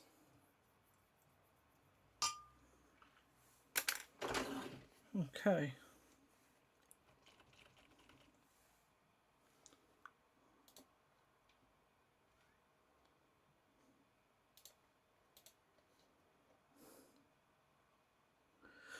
Okay, so that is Lucius so far.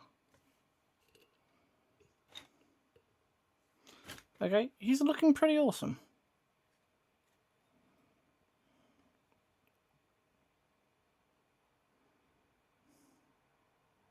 And where's my old one for comparison? There he is. With his broken whip. There we go. So now you can see the two side by side. Okay, so you've got about 15 years apart. My original Lucius from when I started versus the current one that I'm doing now. What do you guys think? Let me know. Of course, when the stream is over, I'll be able to take some proper photographs for you. It's nice to have him all put together finally.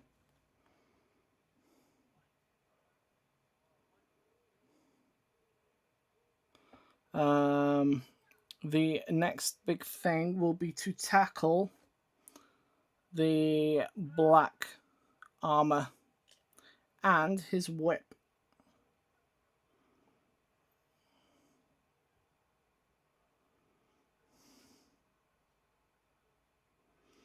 And of course his vials will need painting in as well.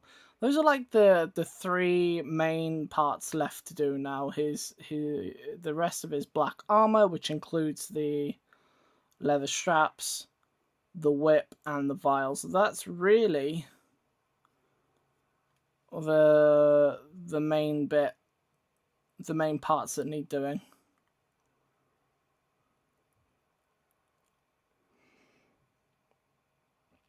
So, while we let the stuff there dry and cure, especially that super glue that we just added, because I don't want them to fall apart mid-session, we are going to do some building. Now, I hadn't originally planned to do some building, but we're going to do some building. And you guys mentioned that Chaos Imperial Knight kit bash conversion that we were doing, and I haven't done any of that in ages. So I think we're going to do some of that. First of all, I would like to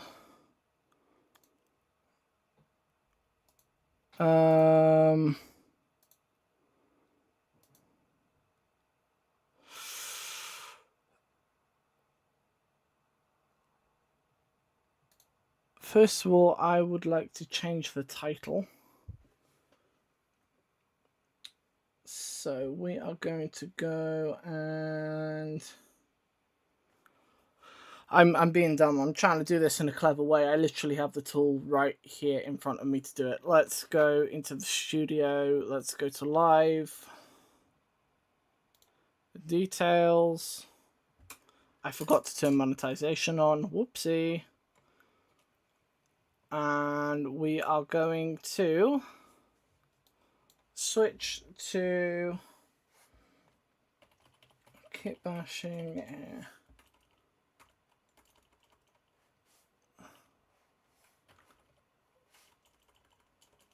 Oh.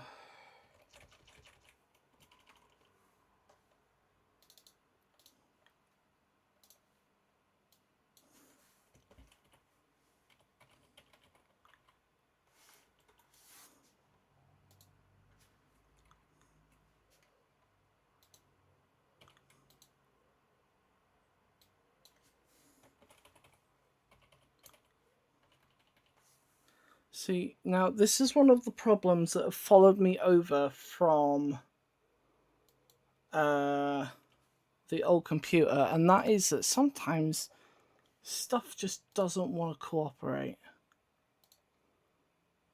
And I don't know why it's doing that. I don't know why my keyboard doesn't want to use certain keys after a certain amount of time has passed.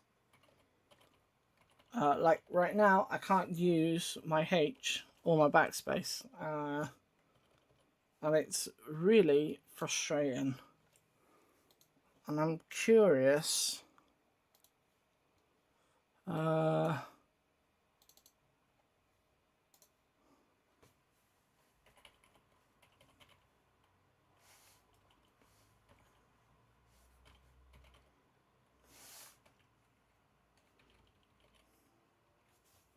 Yeah, I don't know why it does this. Now, this is one of the things that got me in the process of redoing or getting new equipment. But it can't be the old computer because it's followed me over. And I don't know what it is.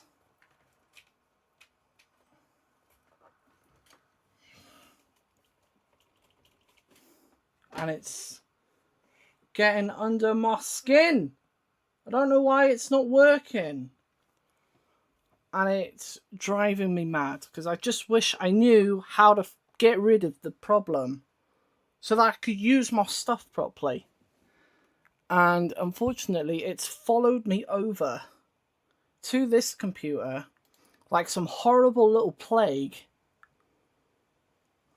And the only way I've been able to actually properly reset it is to shut down and restart my entire computer. I can't do that in the middle of the stream. What do you want from me? Why? Why does it not work? I've tried so many things.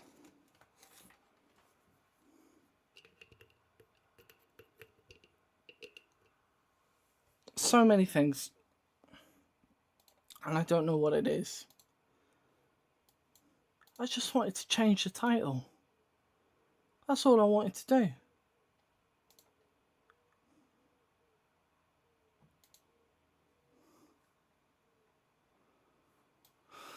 Oh. Yeah, my H doesn't work. Do you know what? We'll just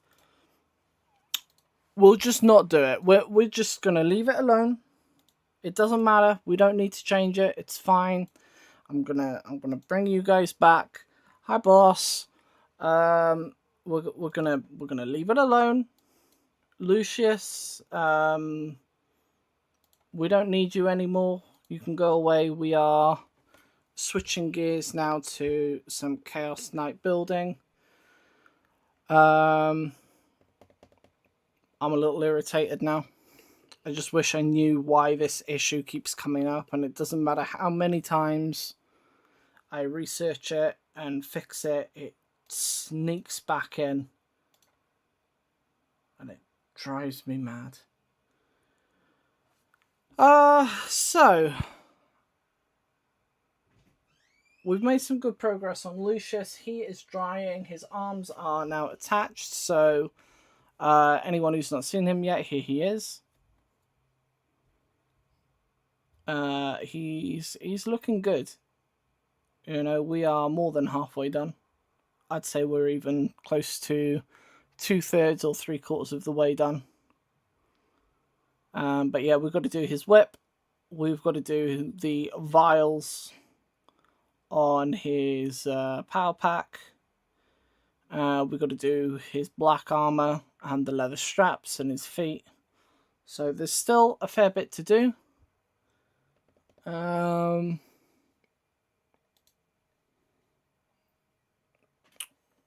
Now what? Oh, I tell you what, when one issue comes up, they all come up.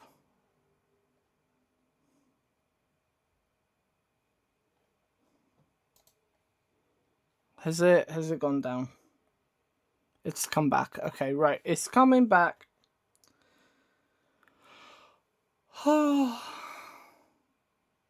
It's a challenging time.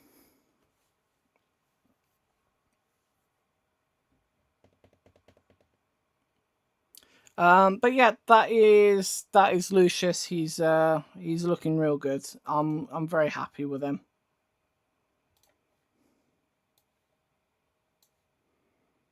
Let me bring him up closer, and then we will refocus him.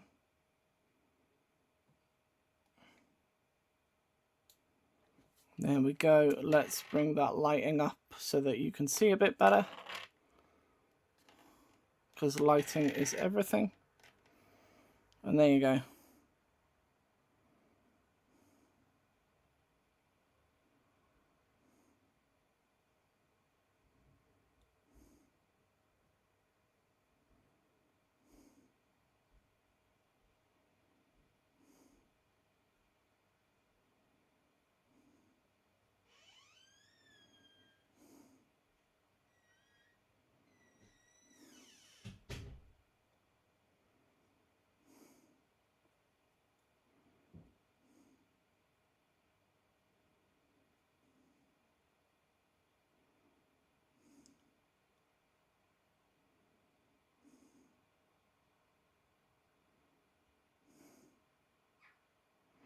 Okay, so there he is. We're going to put that away.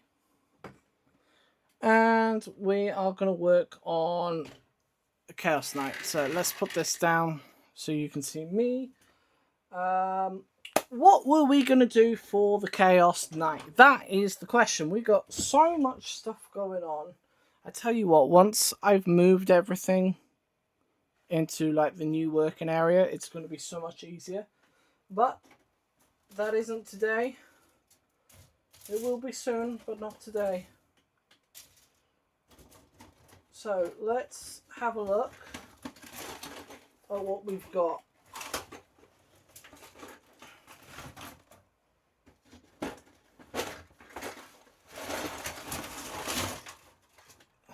A big mess is what we've got. So we have a Knight's Carapace.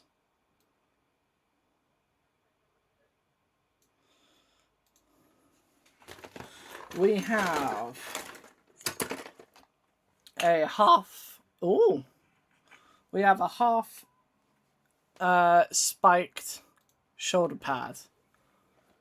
We have a shoulder pad that has had nothing done to it. We have, what else have we got? Oh look, there's my metal cups that I was looking for earlier. That's not helpful now that we're not painting. Put those over there for now. We have a pair of legs from a Tyrannid Warrior.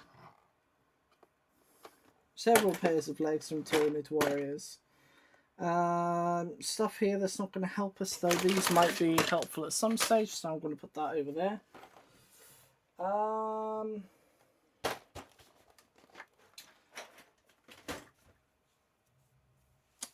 Where is the rest of him? That is the question.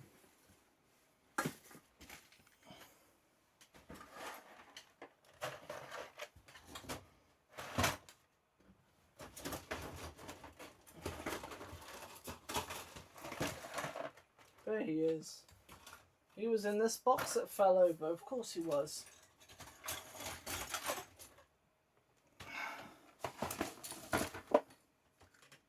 Okay, so there's his legs. There's his gun.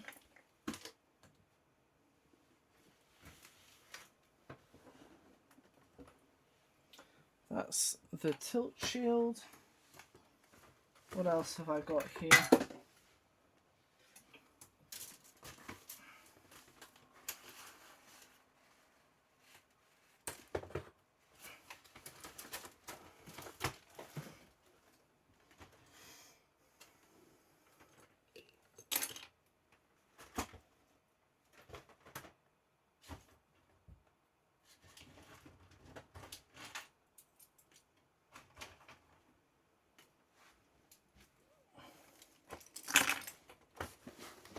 We're just going to try and pull everything out so that I can re-familiarise myself.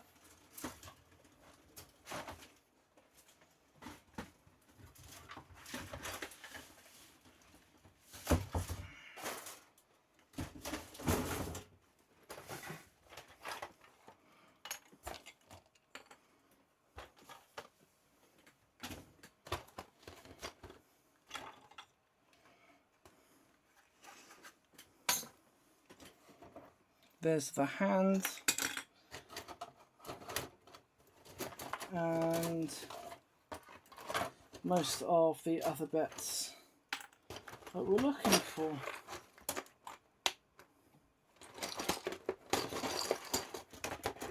Okay.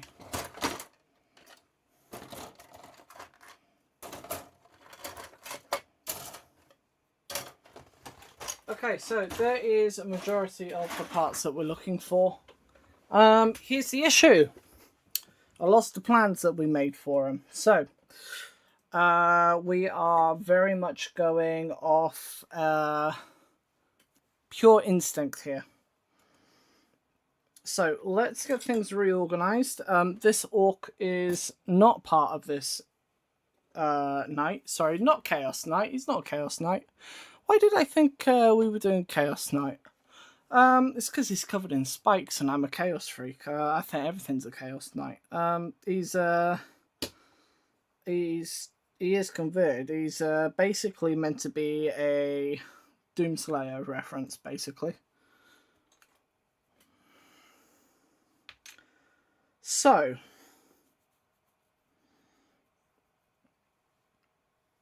let's move a few things around. Let's get that over there. We have his shoulder pads. I want to keep hold of them. Rocket launcher can sit there. Carapace can sit there. They can sit there.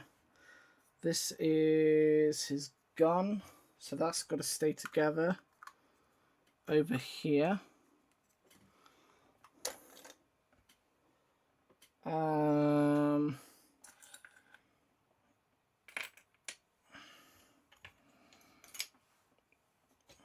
There's his legs. So that's the top of his head. That is the back part of his head. Where is his face? Where did his face go? That is the question. I cannot do anything unless I have his face.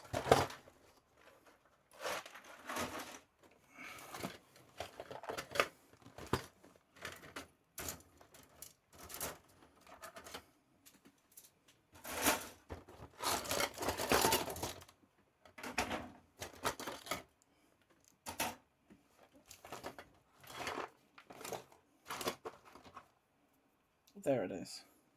Not that, that's a knee pad. There is his face.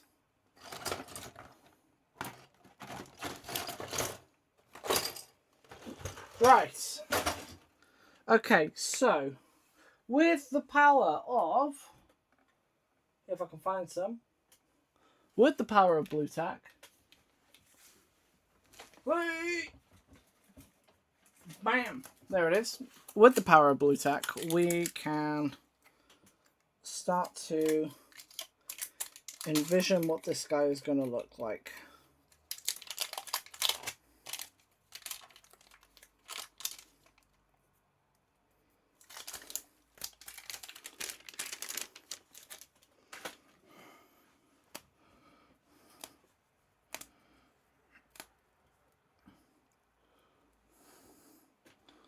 So we have his face, which is to go in here. Now I think we were going to leave it separate initially to make it easier to paint, but I think we're going to be better off actually attaching it and then adding cabling afterwards. Because we've got to get this on as well. So I need his body so that I can see how it goes together. So his head was supposed to go in a little thingy, little nub that would go on here. So what we're actually going to do now is put a pin in the back of his head and use that as a way to attach the head to the rest of the body. So we're going to use that little divot that was already there and drill a hole in.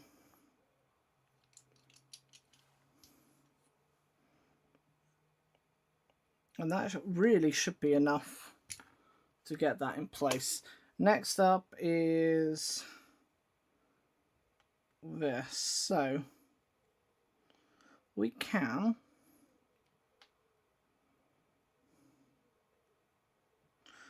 basically, we just want to make sure that the eyes line up properly. So if I get this back up again, we're gonna zoom back in here. Okay, I want the eyes from the lenses to show through here.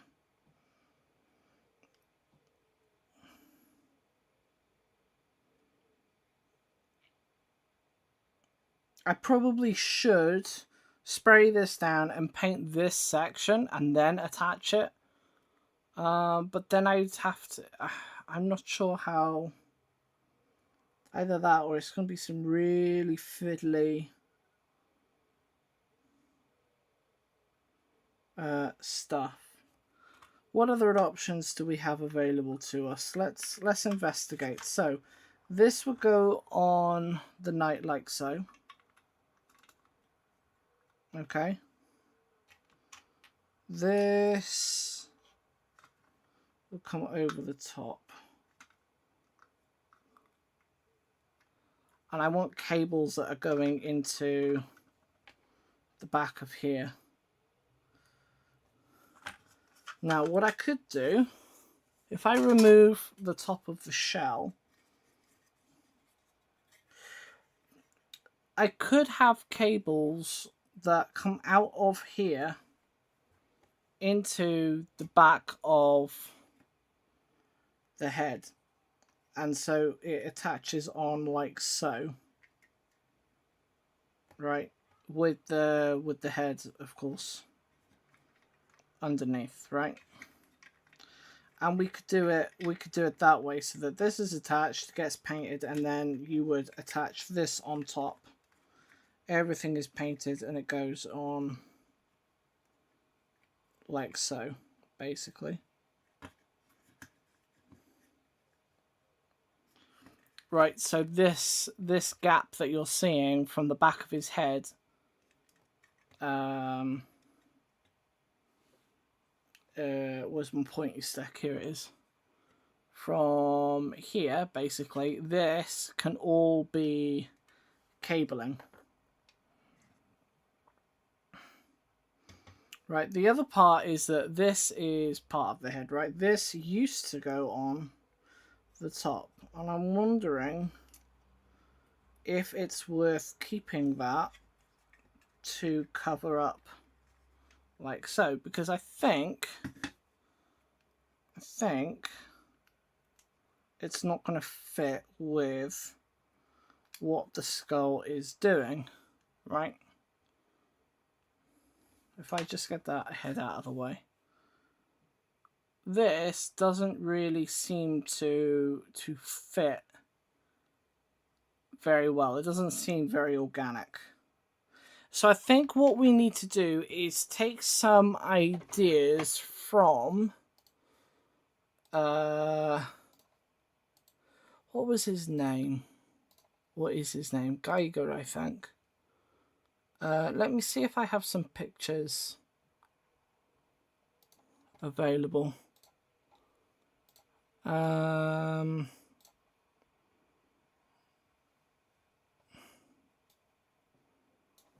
might have some.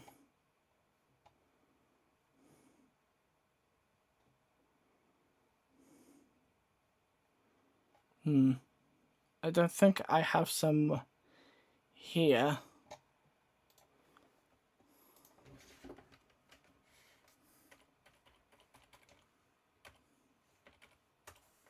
See, now it's now my stuff is working again.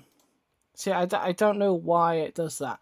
So anyway, back on topic. What I'm thinking of is the art style of H.R. Geiger, and who was the guy more recently who did Scorn?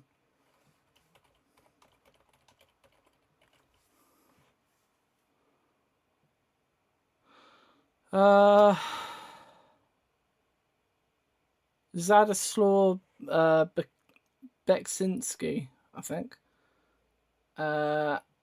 Or no, that's the inspiration, and the concept artist was Philip Akovich.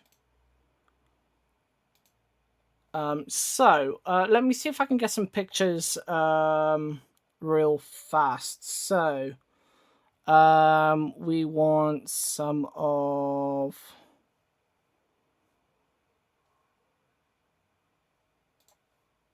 this. Let's save this. I want to go over to my stock footage. We're just going to go Scorn 1.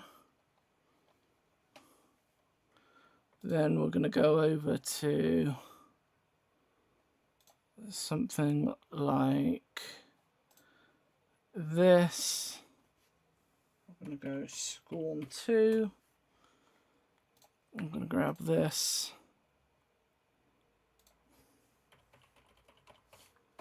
Scorn 3.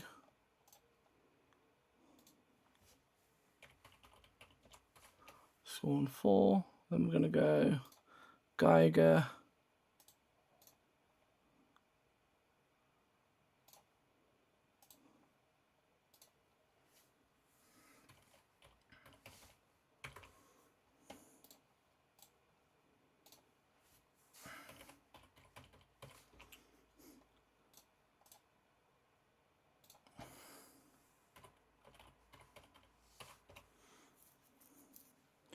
Geiger 3, and what was the other guy again? Zadislaw, I think it was.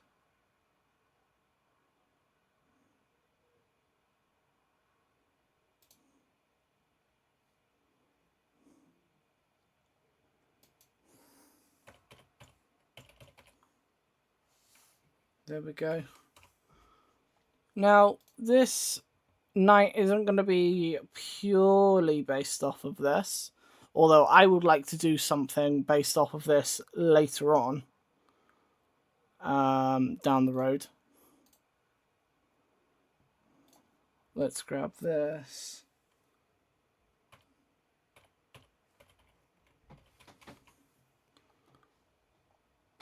Because this definitely leans into the kind of stuff that I like. Right, that's enough yapping of that. Let me pick up image. I would like, which one was it? This one, not this one. This one, we're going to have this. And we're going to have another image. We're going to have this.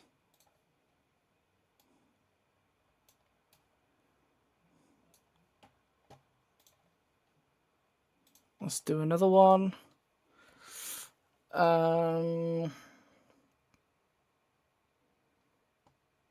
If I can find it.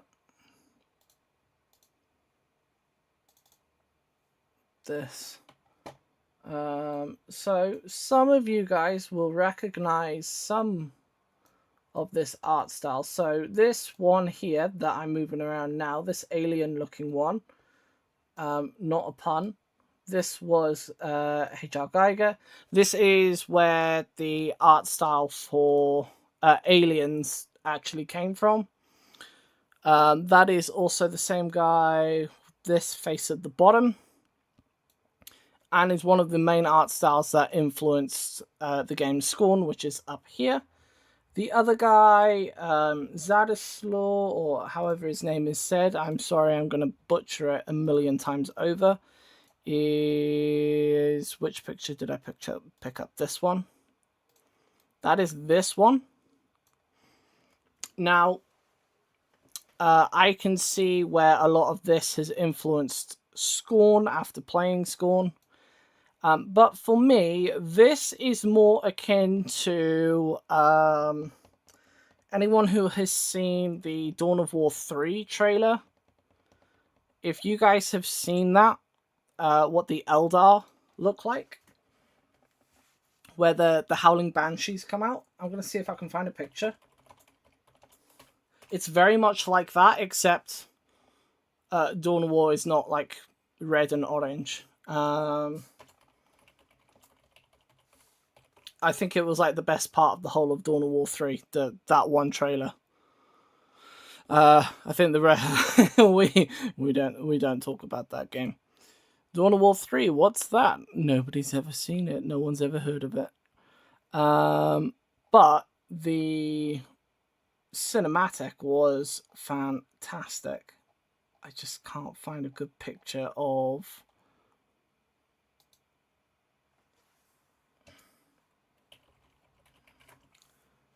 them coming out of the building. This is an okay picture, but this is just the Banshee itself.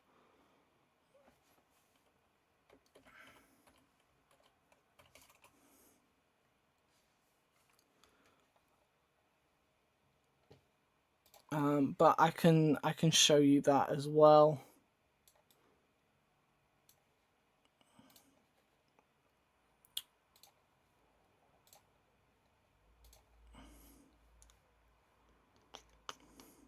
Where is it? There it is. Okay, so this is the Dawn of War Banshee. Now, if we ignore the actual Eldar, okay, and what I want you to do instead is look at the building itself when my computer stops being a nuisance. I want you to compare it to this big orange building.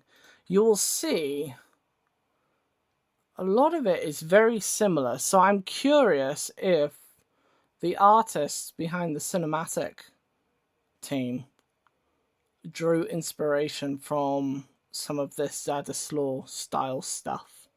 And of course, this stuff with its color palette makes me think a lot of things like Silent Hill and all, which I am a big fan of. So let me get those out of the way. I want to move those two away. Let's keep Alien up here for a minute, which of course inspired the Tyranids. And I'm thinking we can use a lot of the cables that we've got that I've shown you guys recently to fill in the gaps.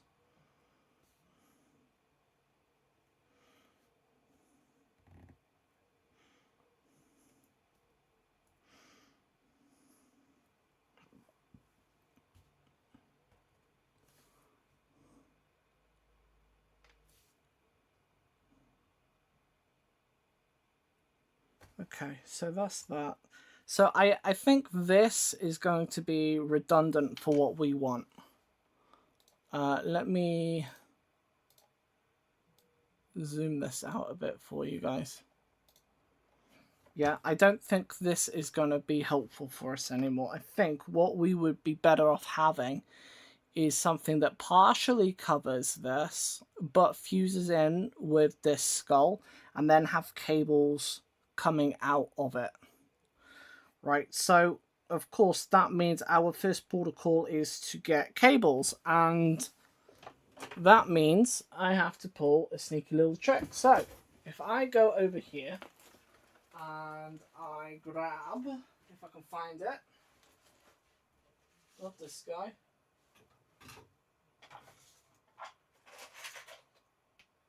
Where has it gone?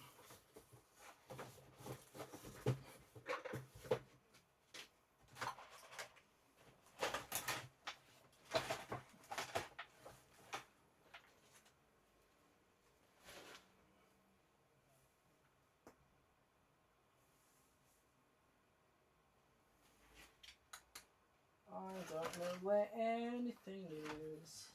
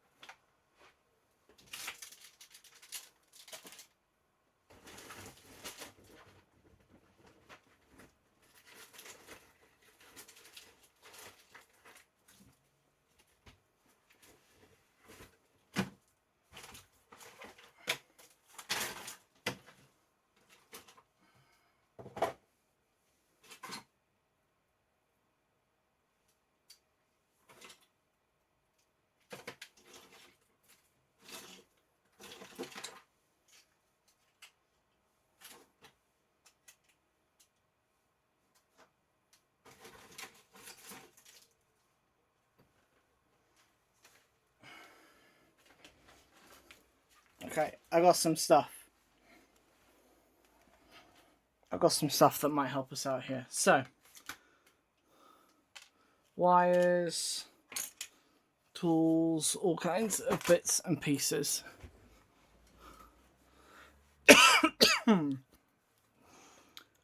First of all, I'm going to set up my saw.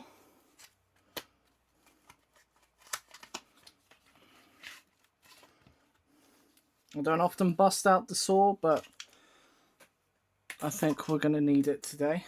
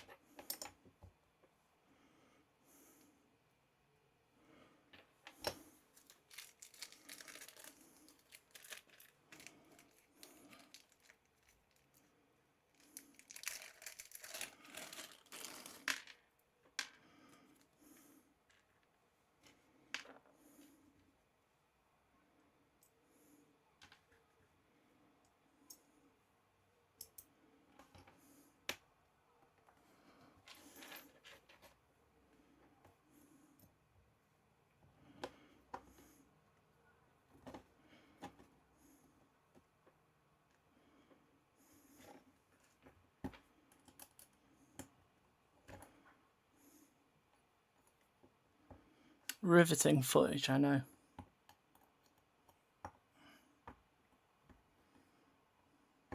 That should do. Then we have the actual saw blade. I'm just going to go with one of the standard ones for now.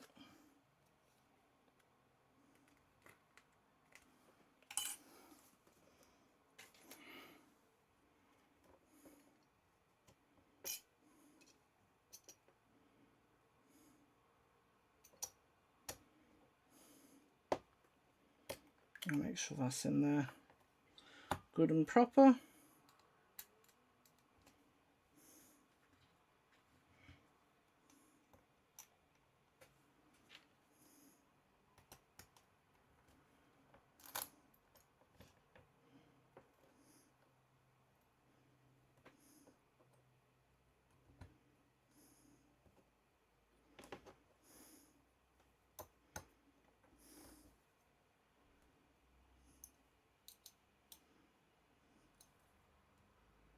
There we go, that's not going anywhere. Perfect. Right, so saw is ready.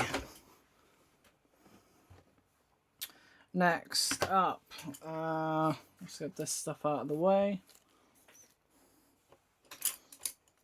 I don't need paintbrushes anymore, so they can go over here.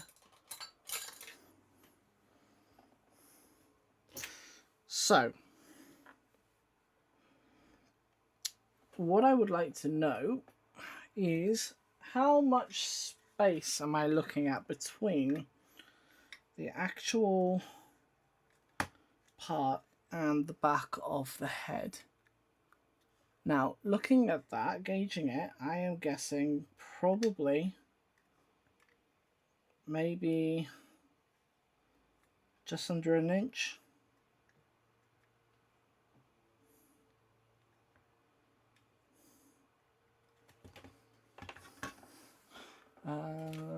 Where are my clippers? Where are my big boy clippers?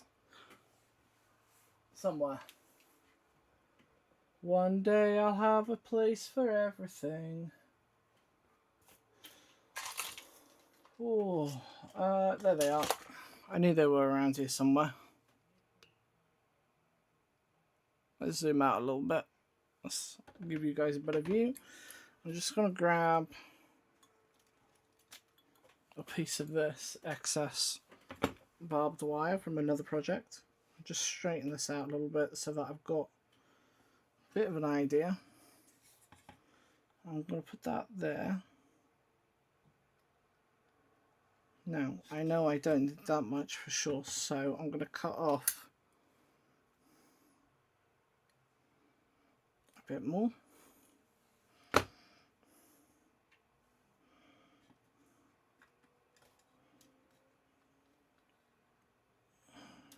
So a little bit less than that.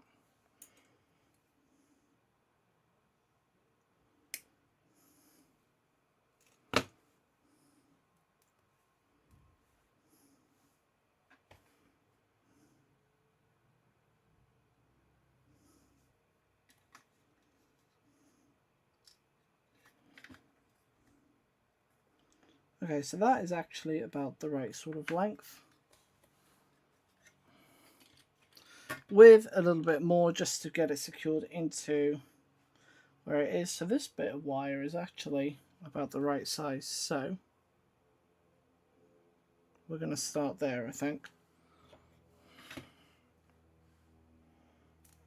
First of all, I want to get all this blue tack out of the way.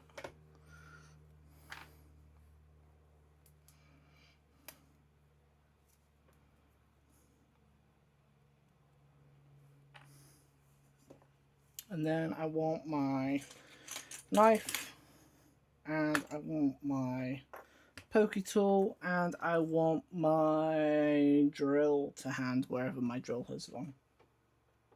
I'm not sure where my drill has gone. There, it's right in front of me. I found it. There we go. So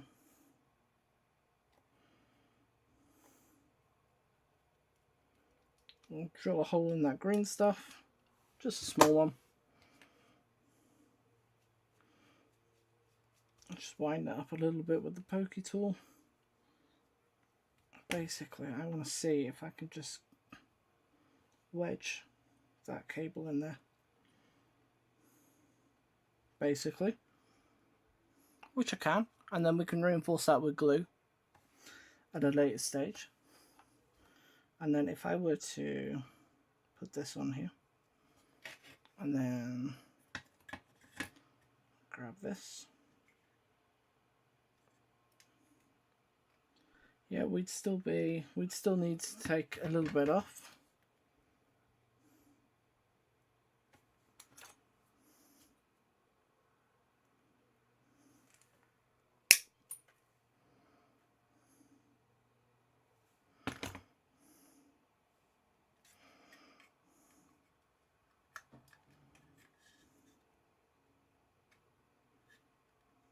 That's about right.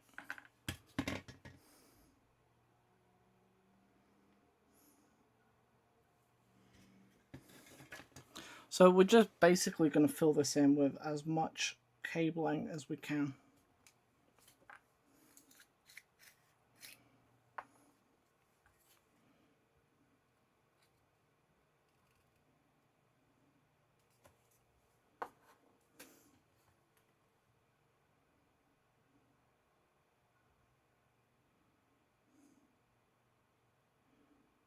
And then if you wanted to reinforce that, you can put on some bicarbonate of soda to force a faster bond, but I'm not sure where mine is right now. So I think we're just going to make do without.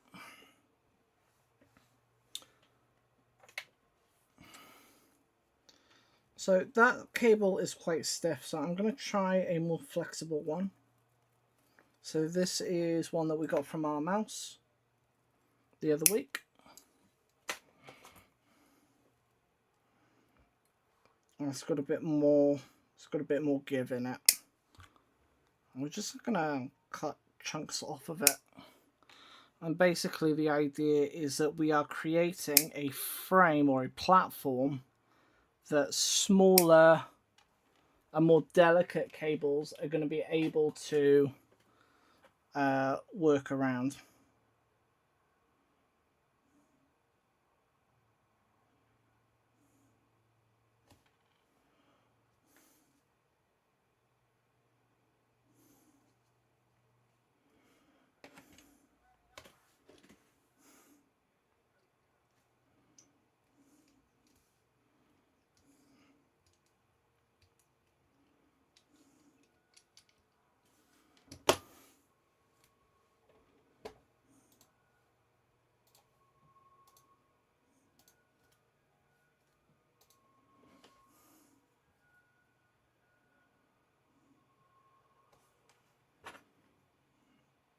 But because I think I might be able to get away with it, if I carve away at this,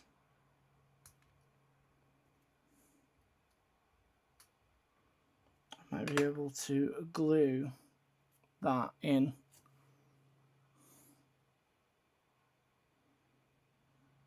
Into there like so. Maybe. We'll see how it looks. I'm just going to carve this out.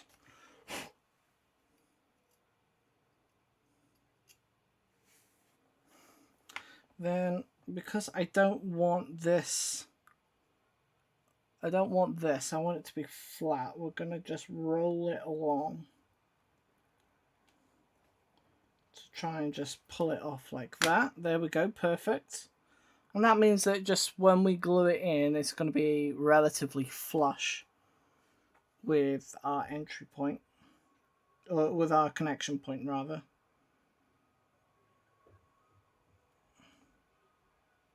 Well, and it'll just slide down like that. That's perfect. And then I can trim it from the other side later. That works out a real treat. So I want a few of those.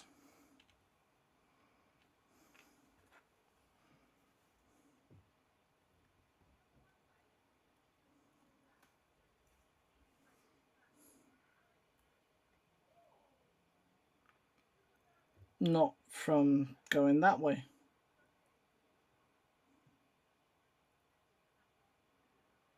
Just try and feed it back in.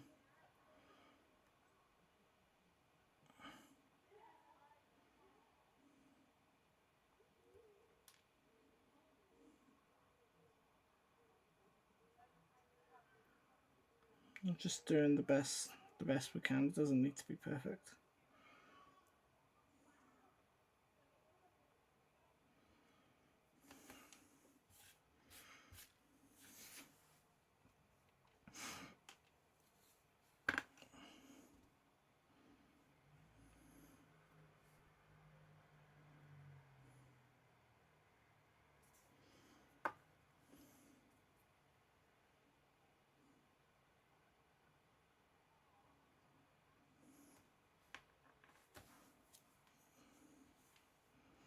And I'm going to go in from this side.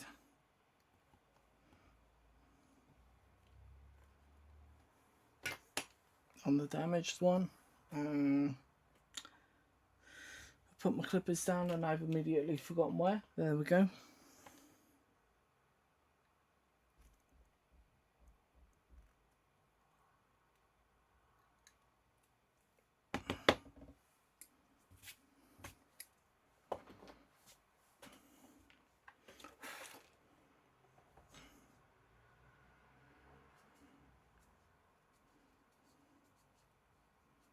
So for another one over here on the sides. Off for dinner. Alright, later, boss. Good to see you.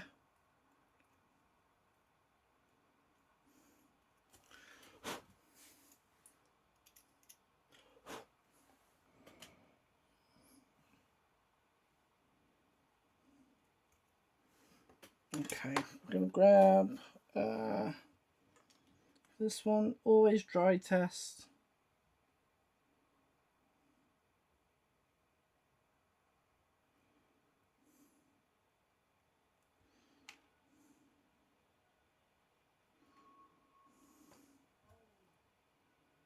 It's not looking too bad. Although this guy doesn't want to stay in.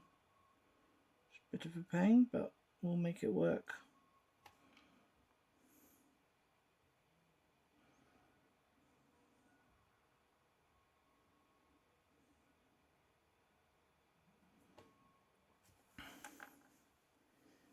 Nope, it doesn't want to go. Okay, that's fine. So what we're going to do is I'm going to separate those cables out. We'll do the same here. We're going to use those smaller wires later. So I'm going to go back to my stiff cable. which has the one piece in it instead of the multiple. And we're going to go from there. So that came from this.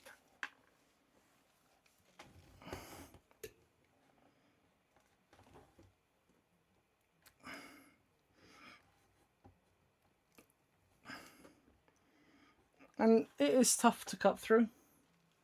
You know, there's no joke about that. Wonder if I can just saw through it.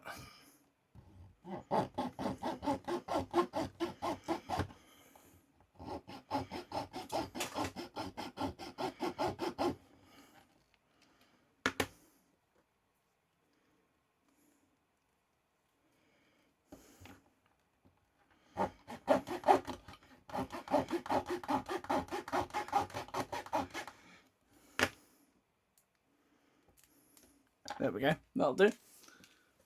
Whatever gets the job done, yeah?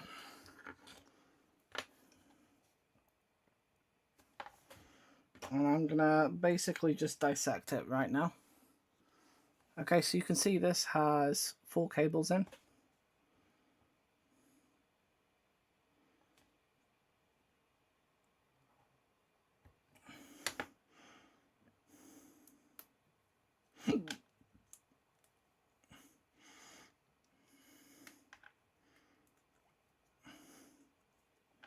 Like so.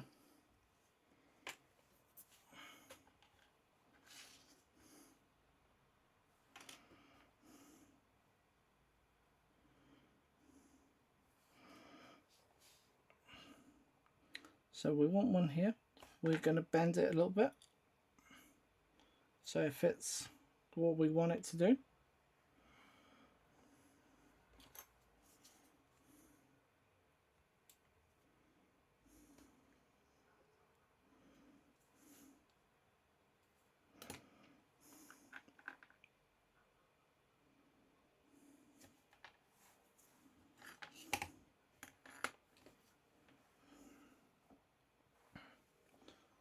Now, when it's just one like that, it's a bit easier to cut through.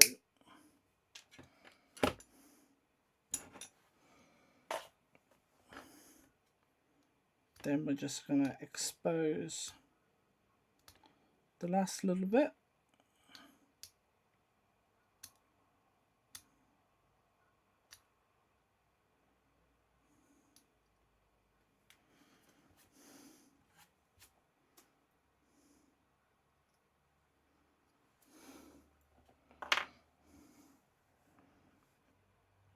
Dry fit test.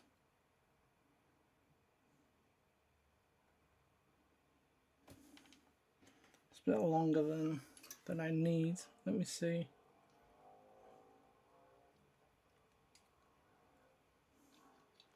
Let me see if we can make the hole go a bit deeper so it's got that leverage.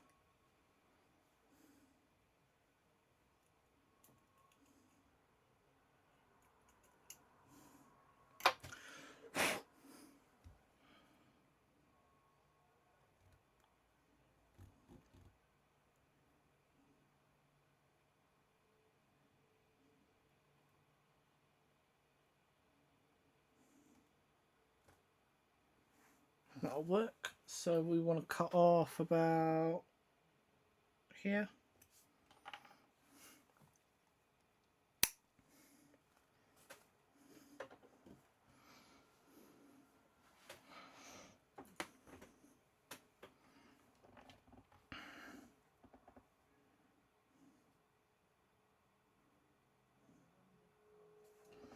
In with that super glue and bam, there we go.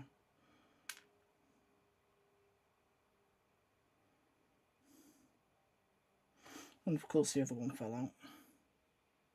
To be fair, there's not much of it, the cable there for it to work with, so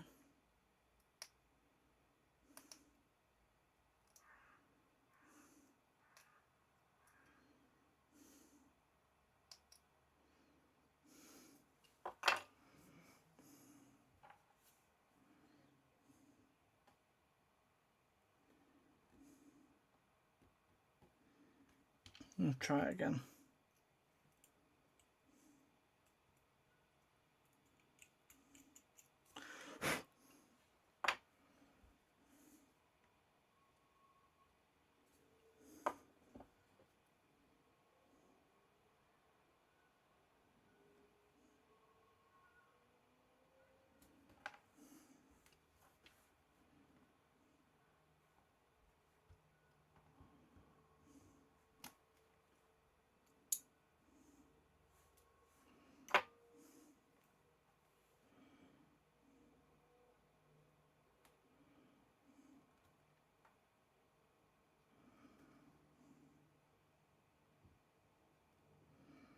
There we go.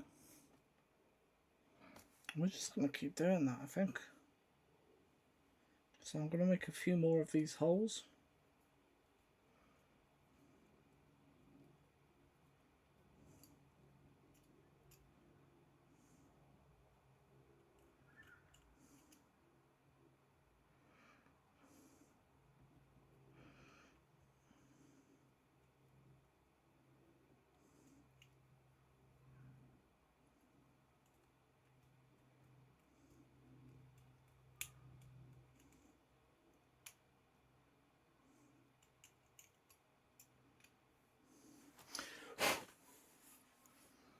Okay, yeah, off you come.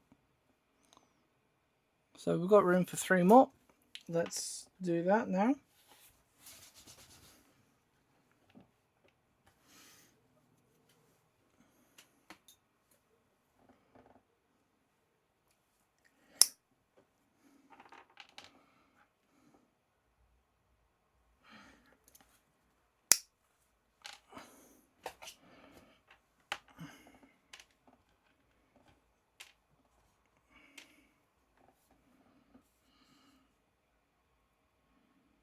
Coming in, let's go. I want to turn it, or bend it rather, just a little bit.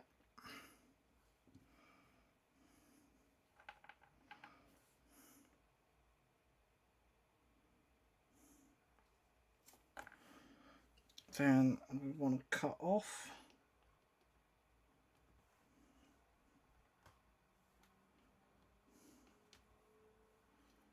a section.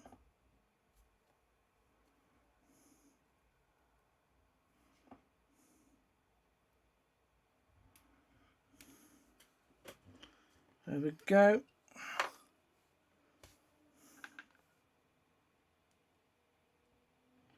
And that will go in there like so.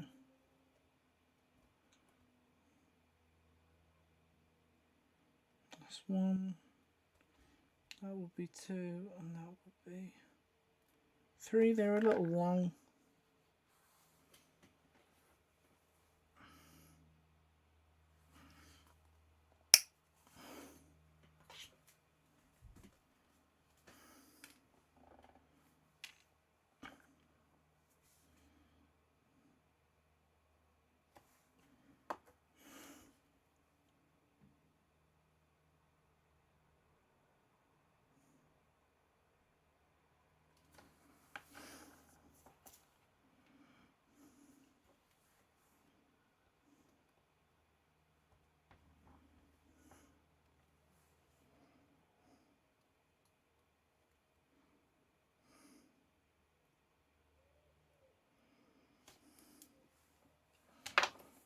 I wonder if it'll let me change my title now. Yeah.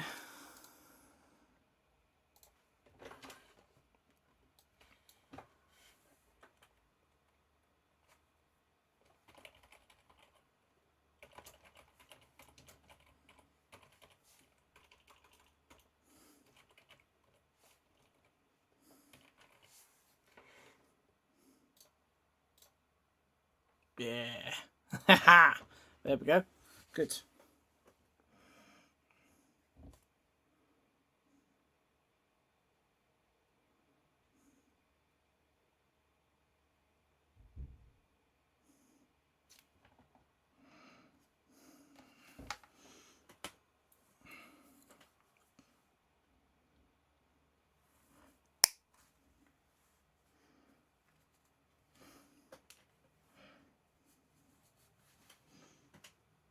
Yeah, don't lose it. There we go.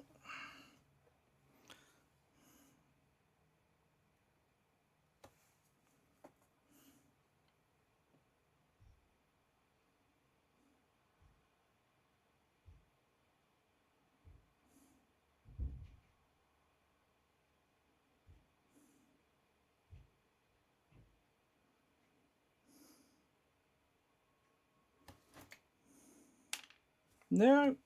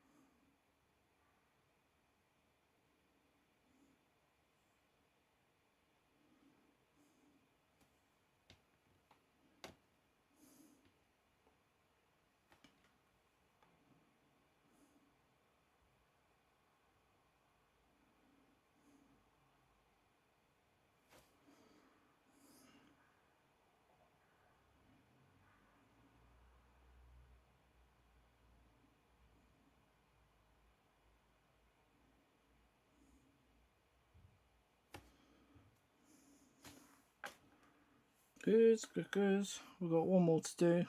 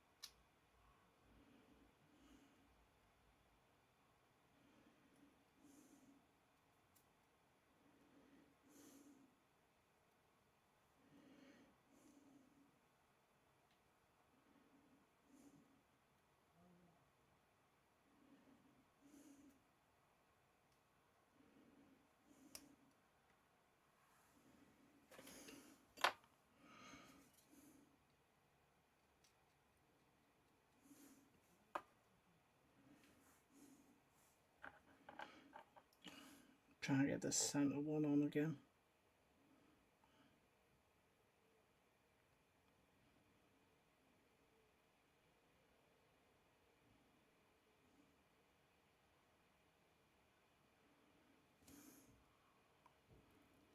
Okay.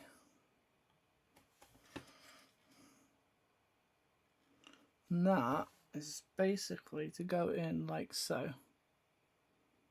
So that we have this cabling system in place.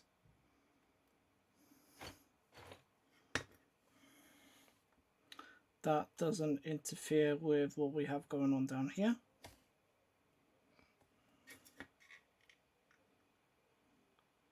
So again, it should fit in nicely without any issues. That should fit in quite well.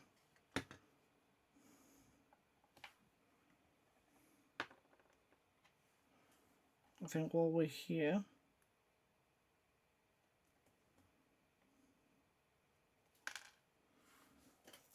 we could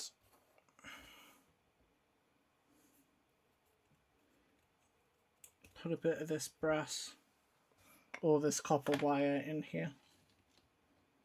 Sorry, not brass, it'll be copper.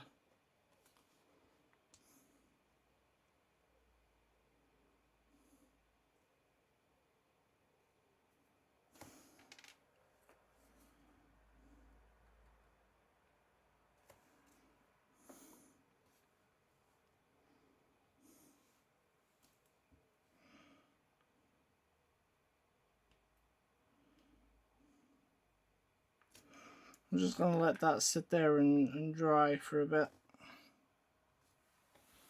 It's not a big deal. Same with the top part of the head. It can just sit there for a minute and dry.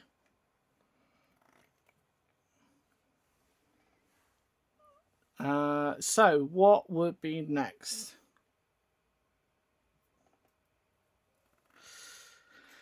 The hand is looking great. It just needs a little tidying up, I think. I've got a hole here. We could attach a cable to come around into here. Same up here. It could come up and around.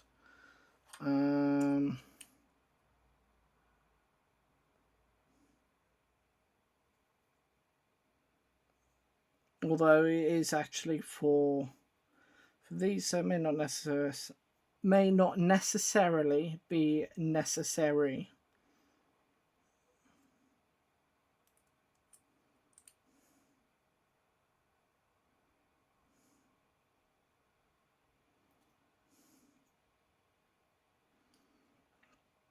I think we could add some like beads on here. Not for rivets, but as in like you know, like what we see on the Space Marine shoulder pads and on the legs. We could have that on here, so we have spikes, but we could also have balls.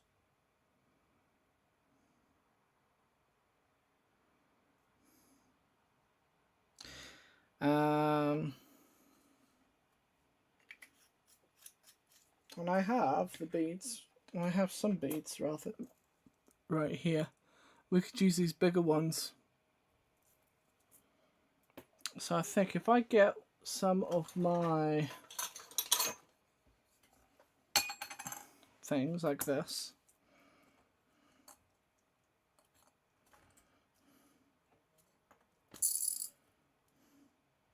there we go. That'll do. And we could have them glued in here. That could be good. We could go, let's see.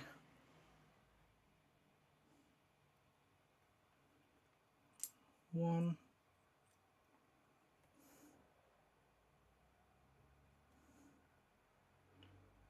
Two.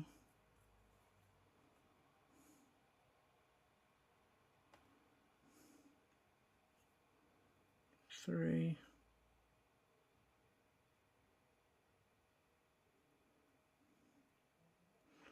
4. I'd say about here, so 5. And then one more up here.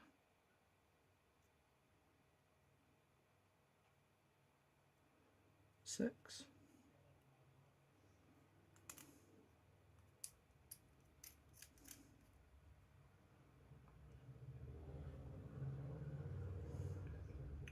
7.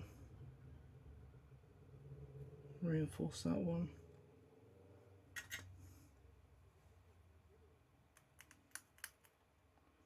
And then one up here. Might not fit properly. Same here, might not fit properly. But we can try.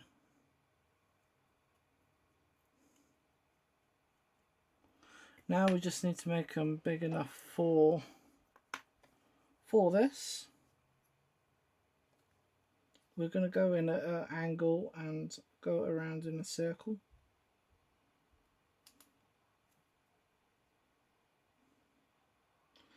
If there's a little excessive damage, we can always repair that after. It's not a big deal.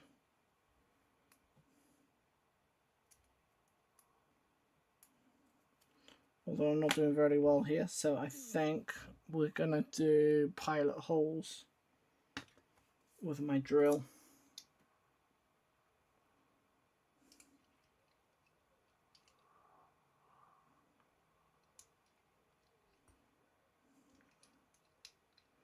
It is going all the way through, but it's not a problem because it's going to be on top of the fists anyway.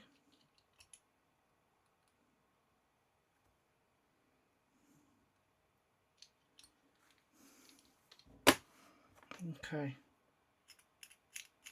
Scrape away the excess.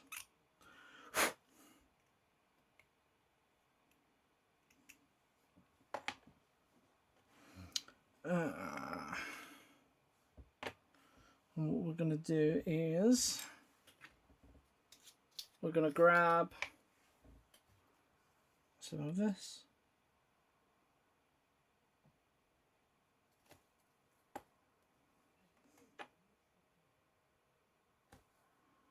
That's way too much.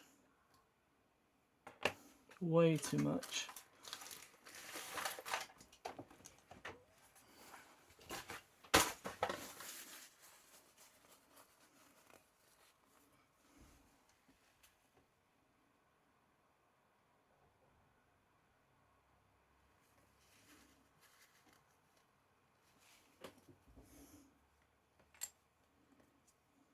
Try that again.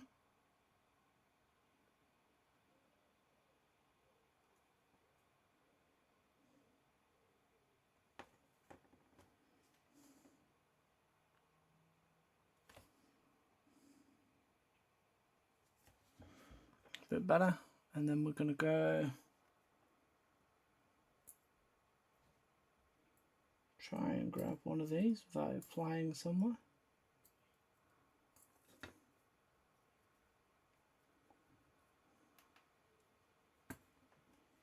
Please.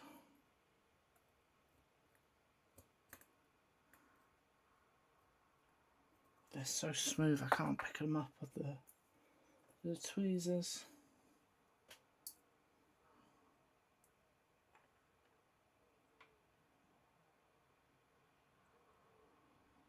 Okay. So that is not in deep enough.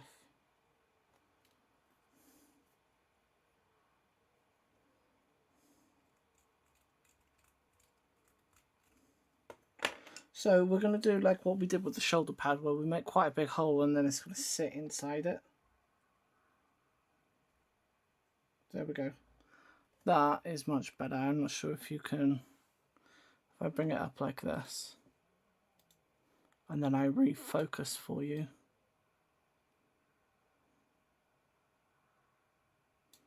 See how that is inside of it?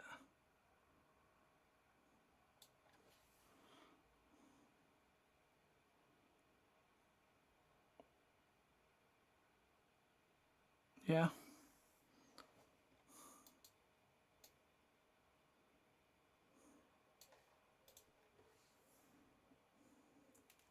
So that's sort of what we want.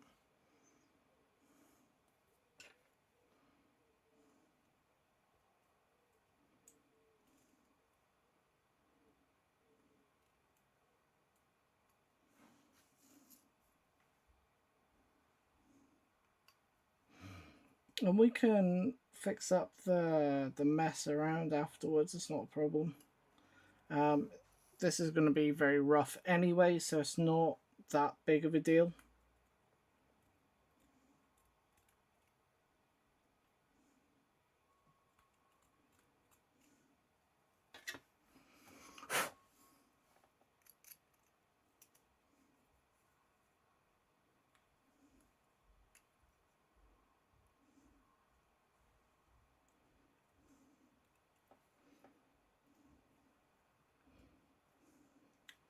Just quickly going through this off screen a little bit.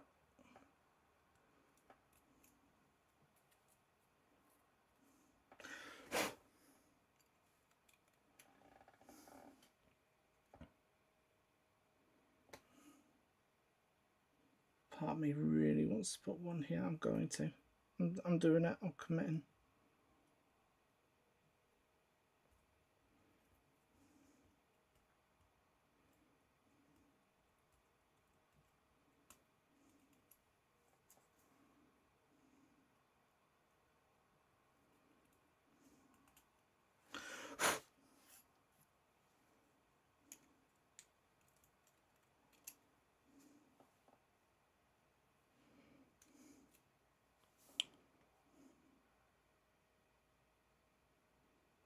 Okay. Now we just want to take off. We're just sort of beveling the end.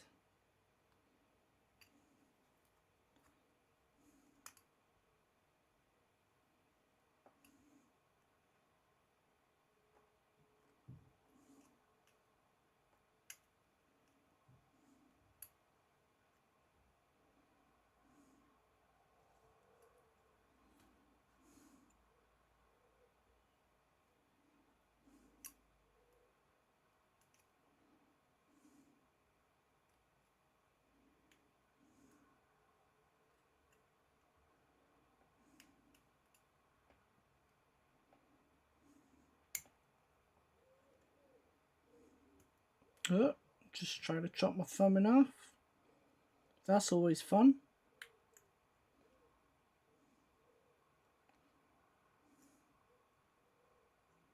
Not sure if I'm happy or concerned that this blade is dull.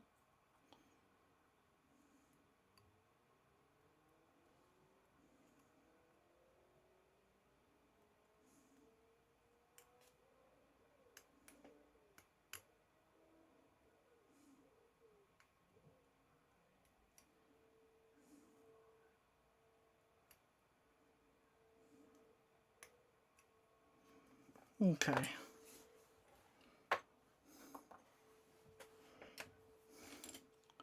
So that is this piece beveled, and I just want to make sure that this is going to fit in all of them nicely. Yeah, now we're likely going to have to go back in with Sprugo or some sort of putty or whatever just to smooth it out, but to me it looks like they're all going to fit in. Yeah, they're going to fit in all of them just fine. We just have to fix it later. It's not a big deal.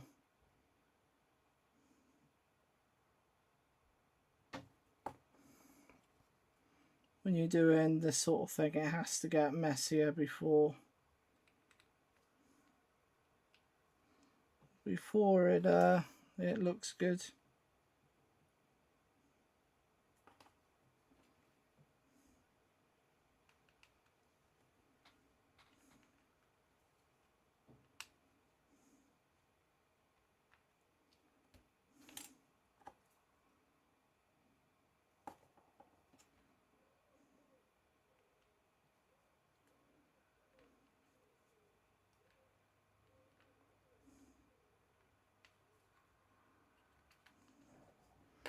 Okay. And so it begins.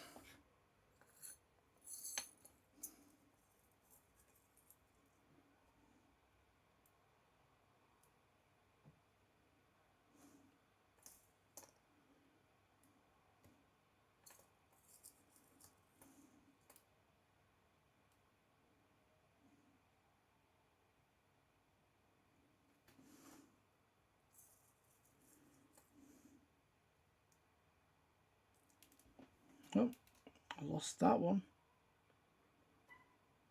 And they're not all going to be perfect heights either, because some of the holes are bigger than others. It's not a problem.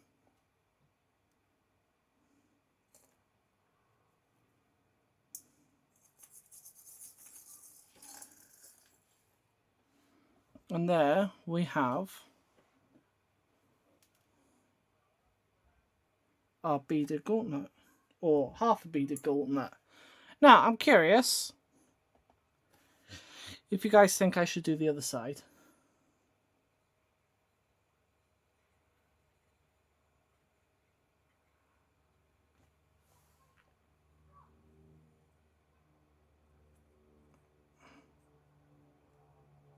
Nope.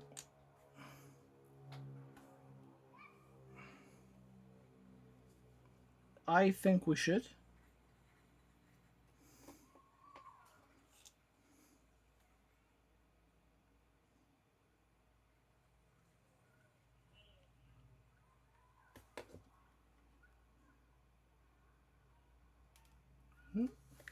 I also think the bead don't want to go in the thing. I've lost it. Oh, there it is.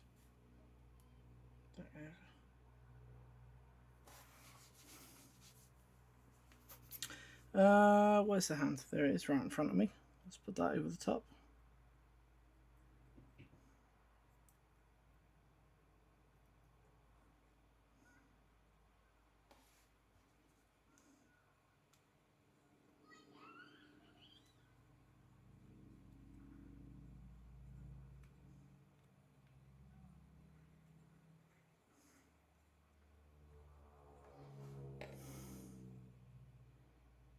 I think we could do the other side.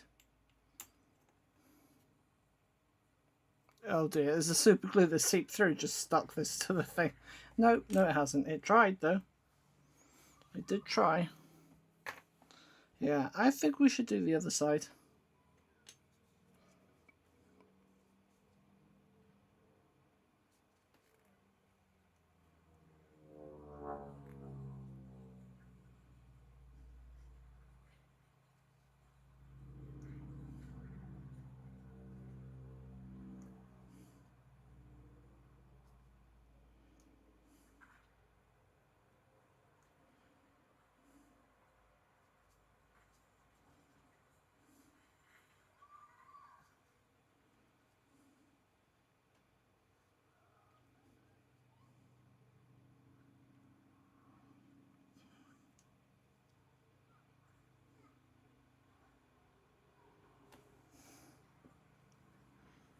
That's what I think. What's that? Another 3, 6, 9, another 10 of those. We could do that, can't we? Why not? Pilot holes.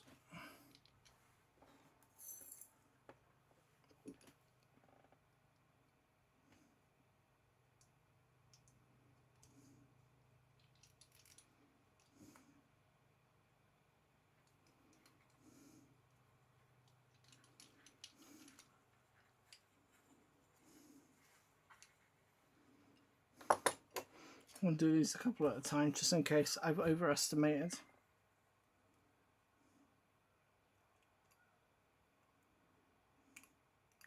Which wouldn't surprise me.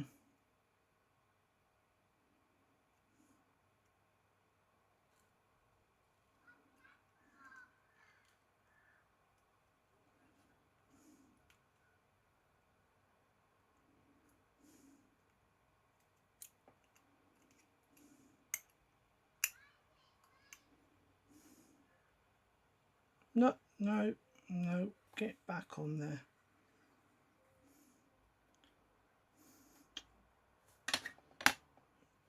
Get in there. Stop sticking to me. Stick to the model. Get off.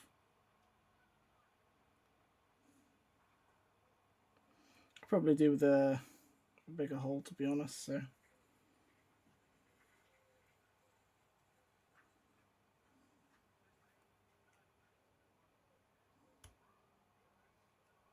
Please, master, I need a larger hole. That's not going to be good out of context, is it?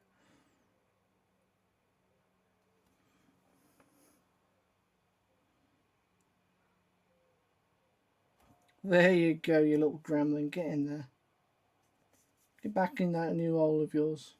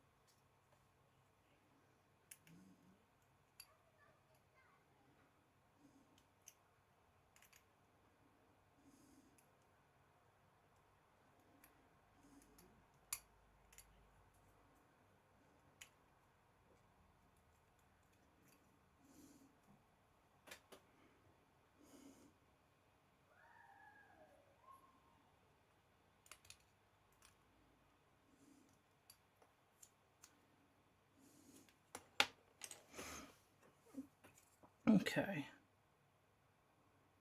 Bit of that and a bit of that.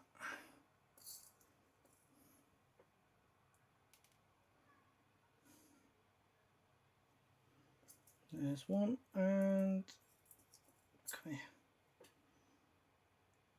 There's two.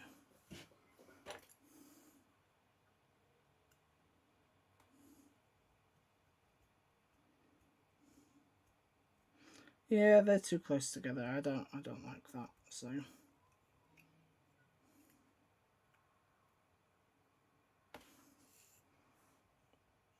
we're gonna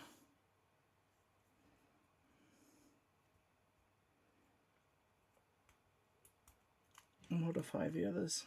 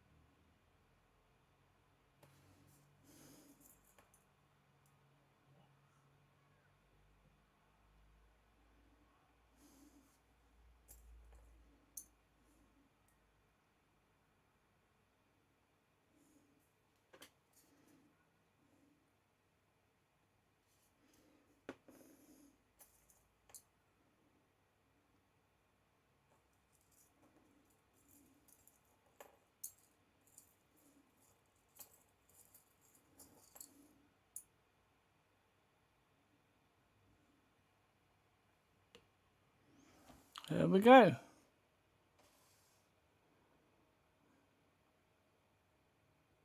Might be able to fit a couple more in just to balance out the thing on each side.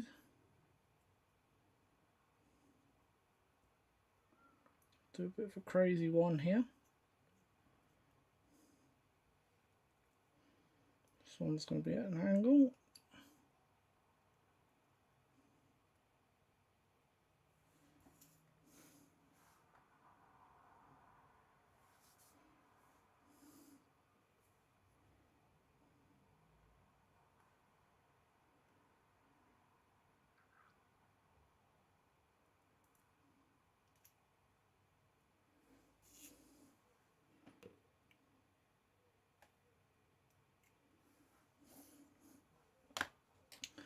Alright, that's that one over.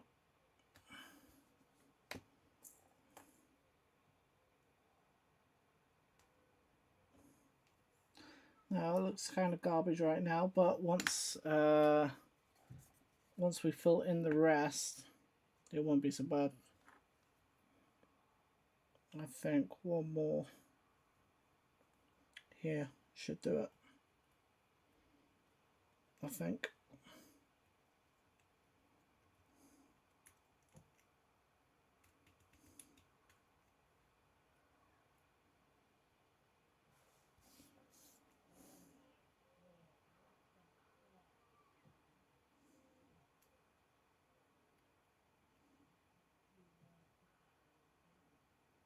No.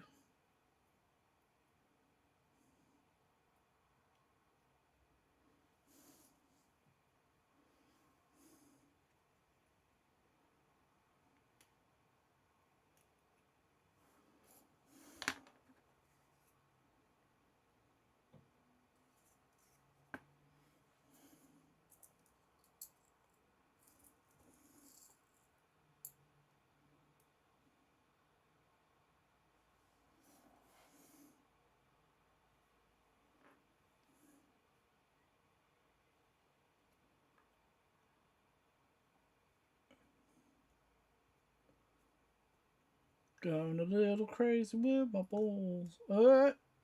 Drill a hole in my finger too.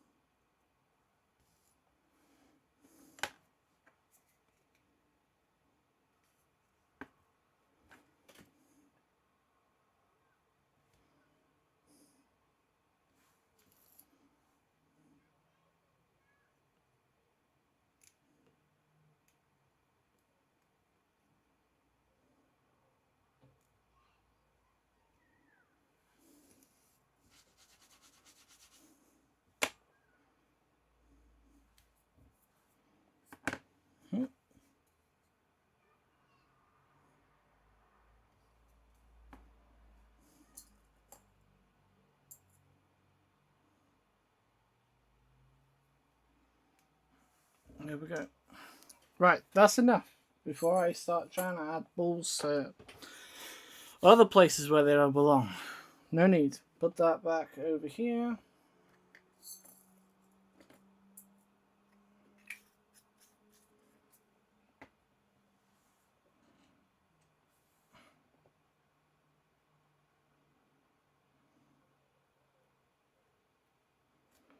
Okay, I'm just going to let that set. How's this going? This is done just fine.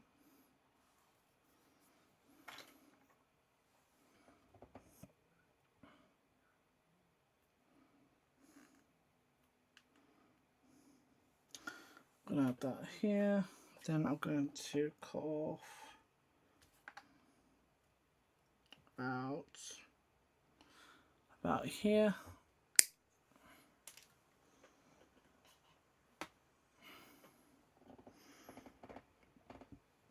Put that guy over there for a minute.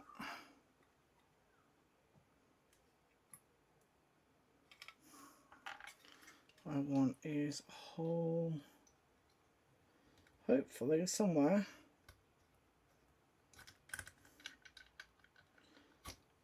And there, hopefully.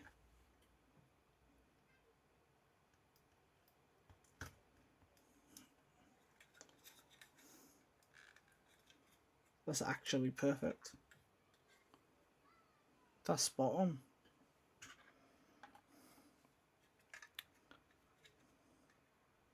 First try. Nice. So that can then go on there.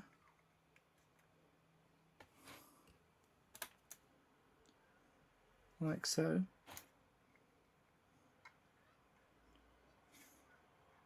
And these cables, after everything I did earlier, these cables are too bloody short.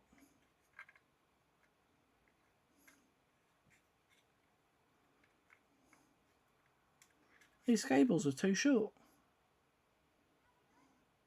That's sod's law, isn't it? After everything we did, they are too short.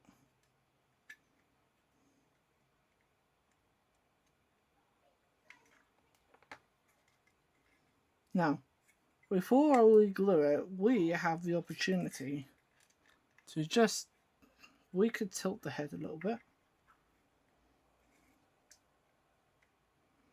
Just add that little bit of intelligence.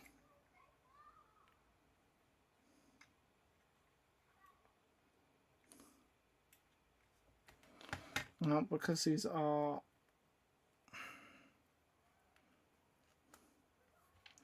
too short, they have to come out. I've got to put them out. I can't believe that. I thought they were going to be... I thought we measured them right.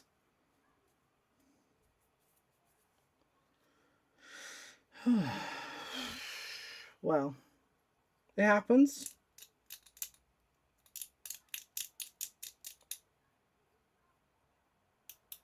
But then again, when we measured them, I may not have compensated for the hole.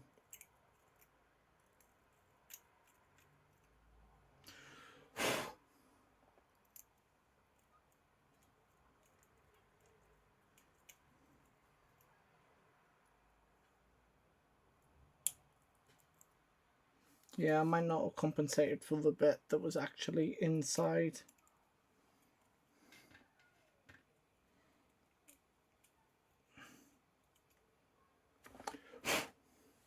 But that's okay, it happens. We've all done it at some stage, I'm sure. Not measured something properly. That's fine. These can be repurposed for something else at a later date. The idea remains.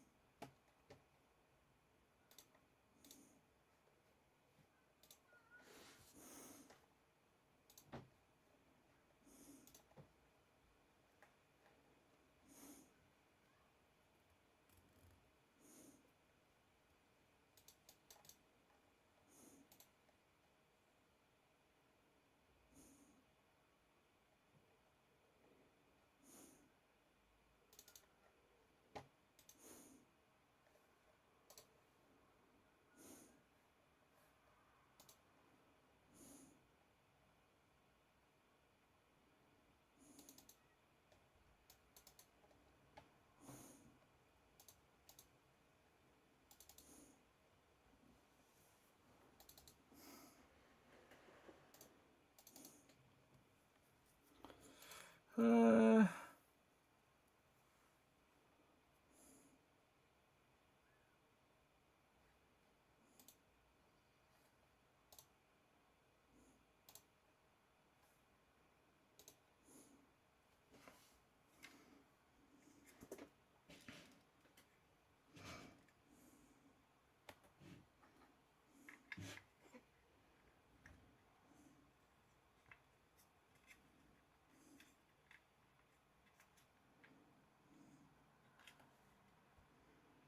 what if I just remove this? If we're going to tilt the head, why not remove that entire thing that would be supporting it? Why not remove this? There's no real reason for it to be there if we're going to tilt the head. So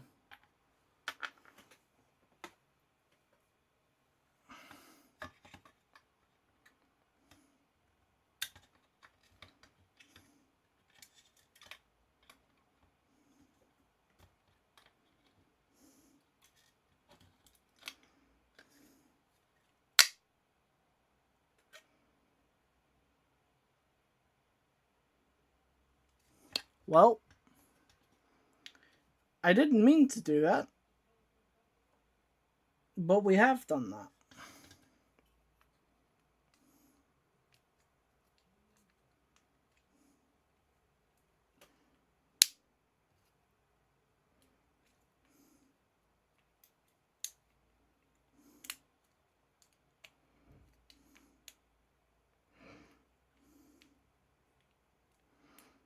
However, this has presented us with a unique opportunity. We'll keep hold of that for something else. We could use this now to measure out our cables without this big thing in the way.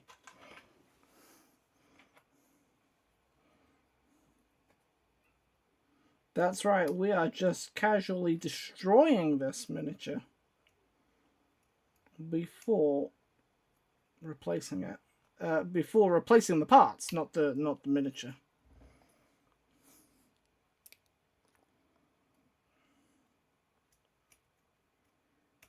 I'm just going to tidy this up a little bit, just so that it's flowing a bit better.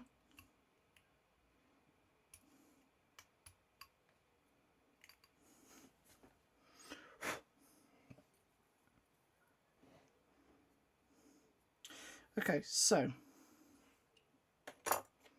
this, of course, is the bottom, right? Because that's where this attaches. Like that.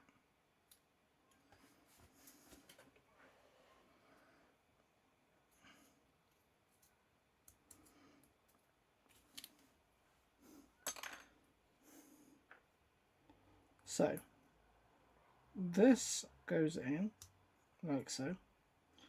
Head is slightly tilted.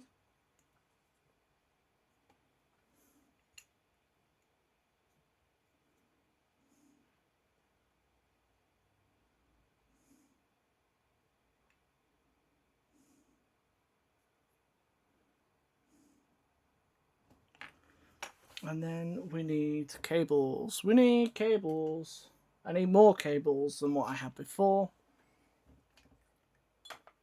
That's not a cable we can use. That's a cable we're using to live stream. Not a cable for chopping up.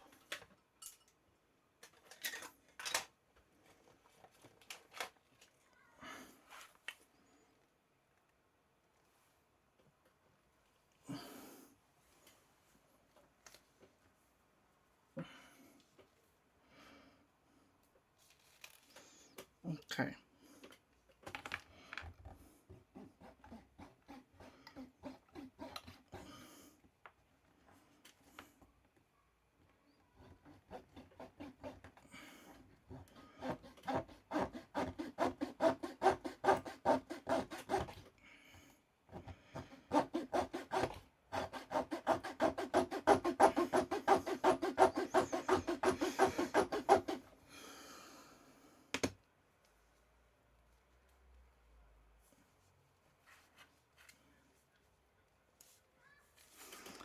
Okay, so we have this. I need my guitar string next. Hang on 2 seconds.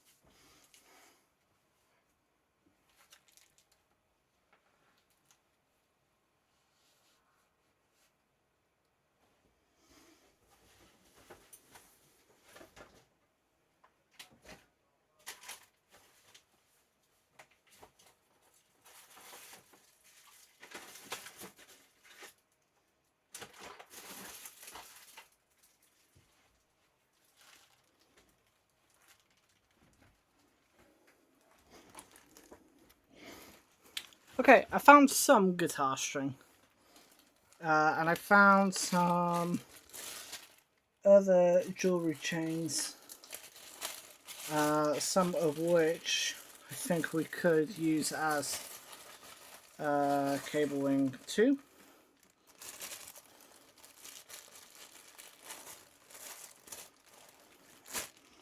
I also found my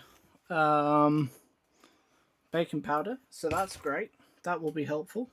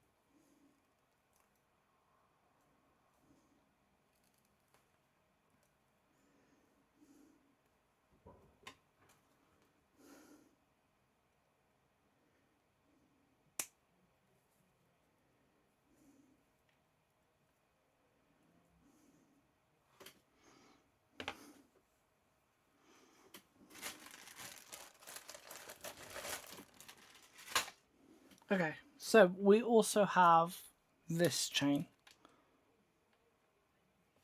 which is real nice texture. It's like a snake, you know, and I think we could use it for some cabling as well. I think. Right, like it could go in like this.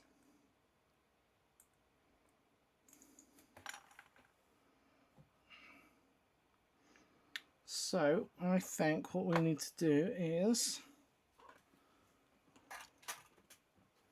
take the end off of that and hope that it doesn't come apart entirely. There it goes, there's the end.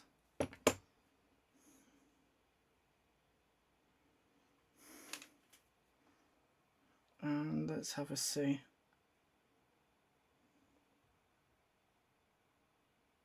No, I think we are going to be just fine.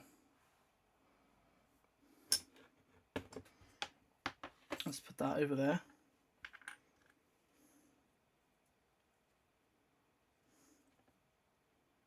Hand looks like it's dried up nicely. I just want to make sure, no, they're not all done yet.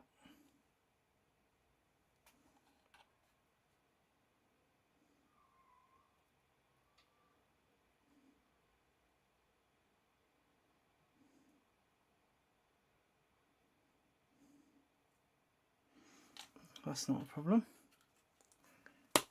Let's pull that off.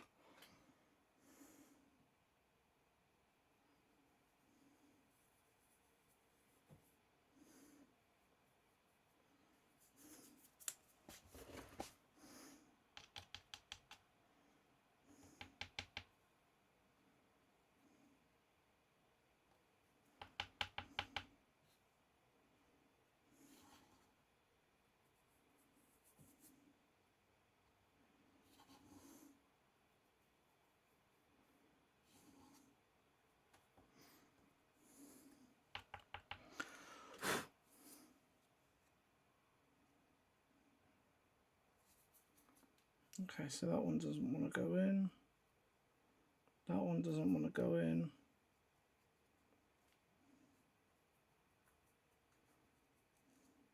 The rest are all okay. It's just those two.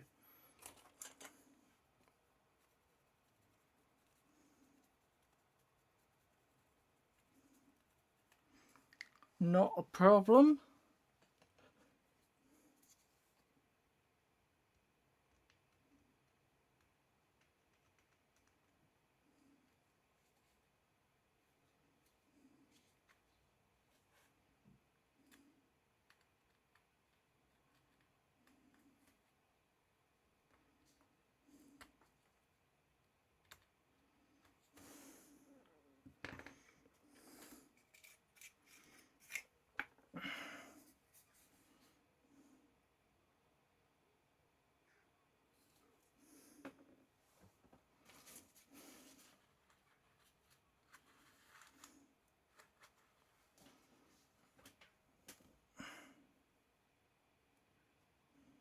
One and two back in there.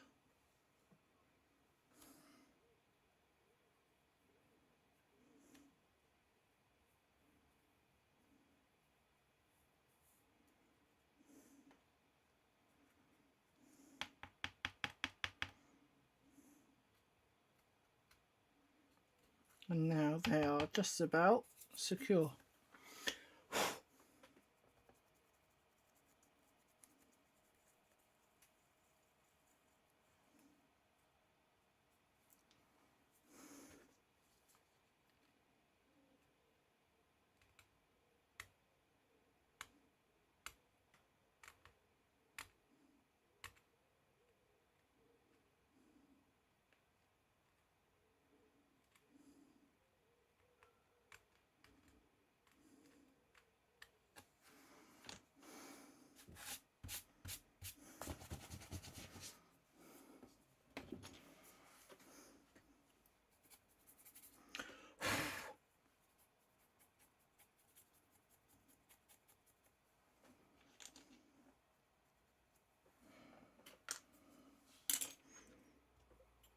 And then this should, well, it used to fit on there nicely, but then I put stuff on it. Let's see what I can remove.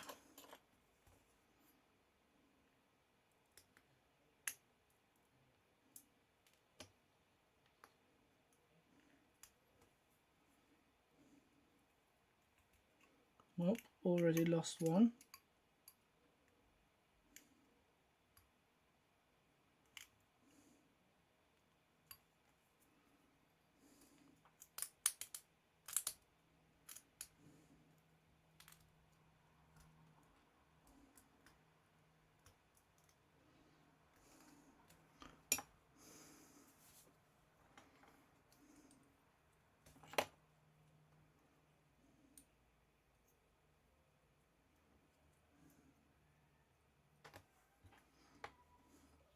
Okay, so we have a minor issue.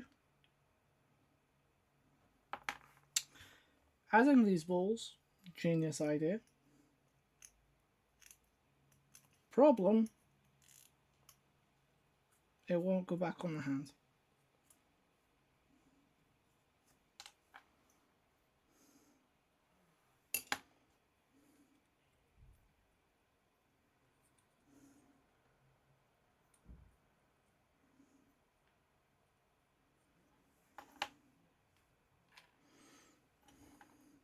I wonder if I can just like brute force super glue it.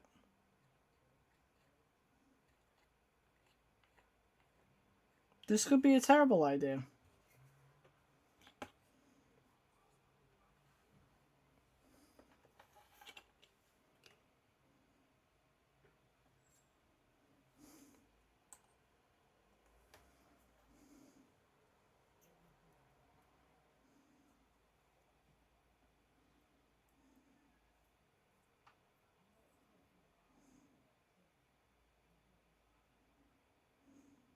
This is a terrible idea.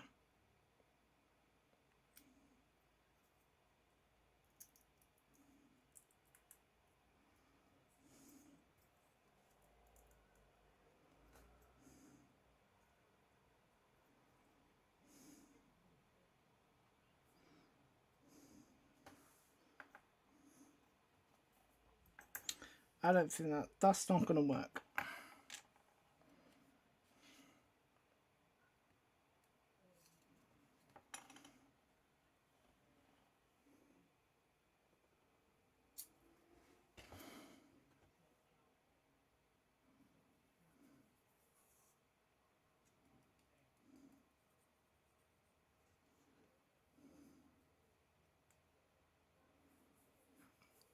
But it's okay. I have another idea.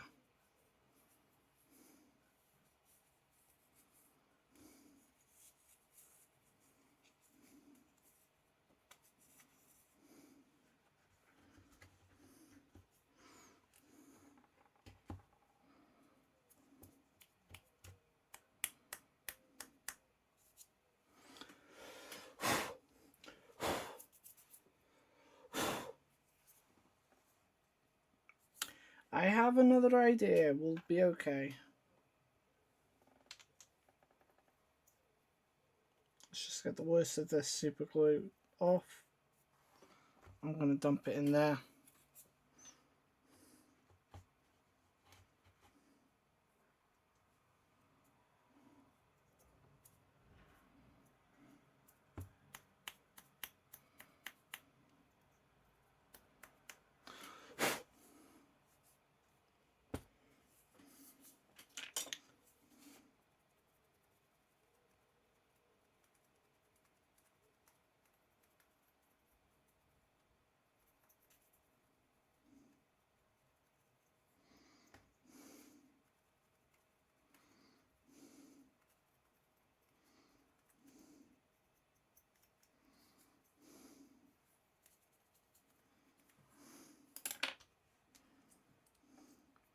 I'm thinking we get some putty and we put it in between them to make something that will hold it in place.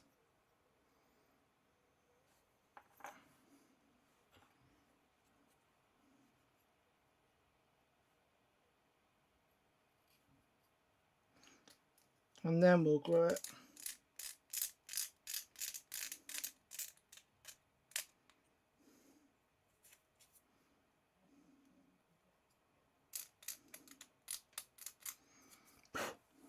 So I'm going to get my... where is it?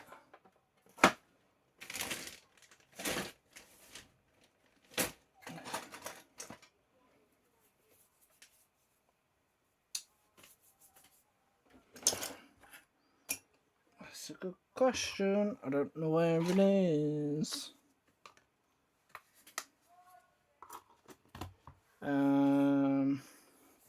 I had a bag of green stuff somewhere.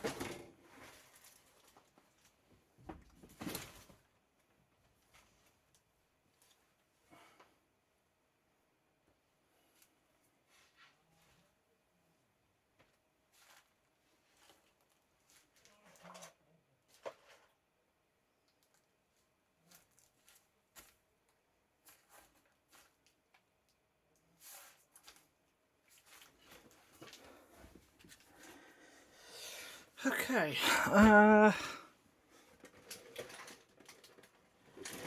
Bag of green stuff is a wall. So, can't do that just yet.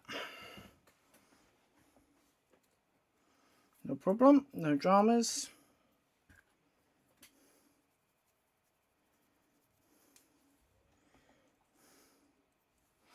But effectively, if I get some of my blue tack here,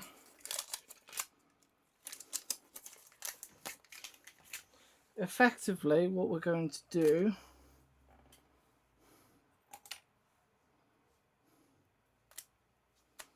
is create some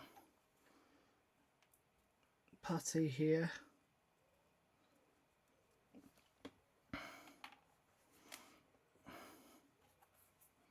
that would fit between these two parts.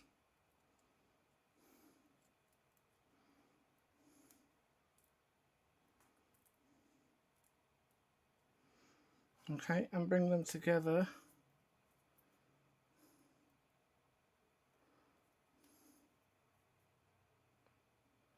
somewhat evenly.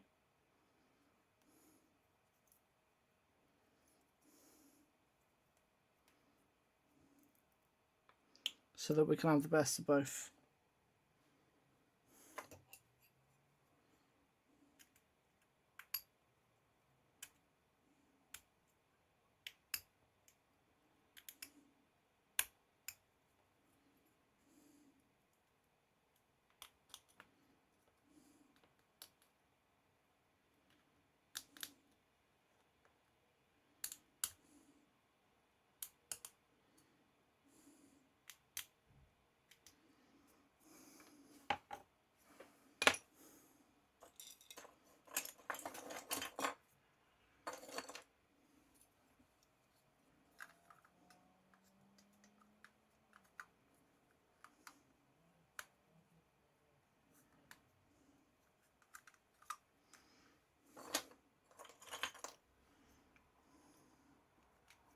And then that would go like so. That's the theory.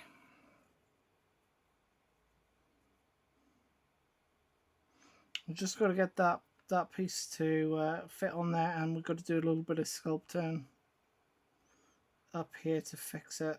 Although sculpting is not really my forte.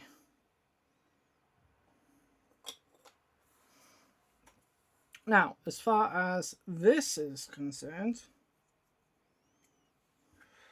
this is a whole other beast unto its own. So what I'm going to do is I'm going to score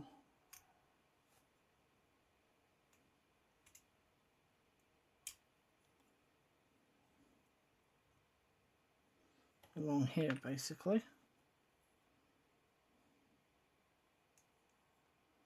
And the idea is that any cabling is supposed to come up to there.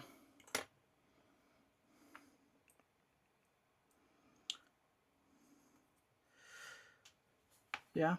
The other option is that cabling comes from the head to the back and then we make the hole for it.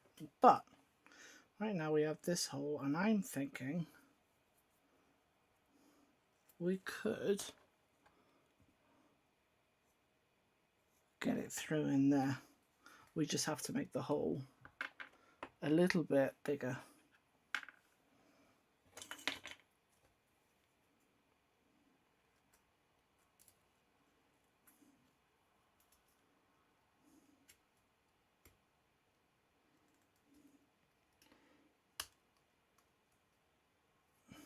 People aren't going to be able to see it anyway, so it doesn't matter too much. Yeah, there we go. So this can be our main cabling.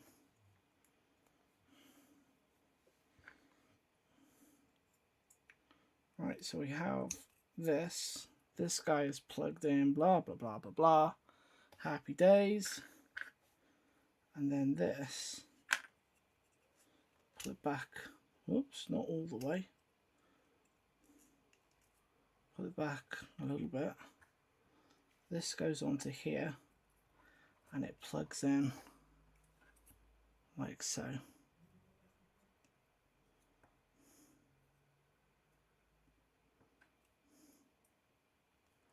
Like that.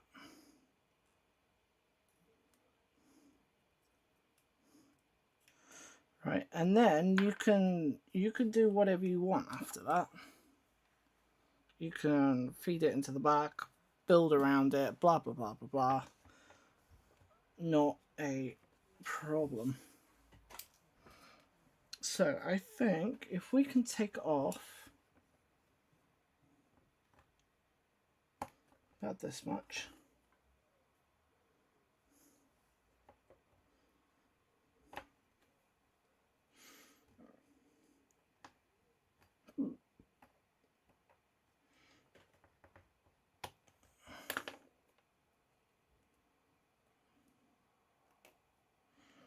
That would be good.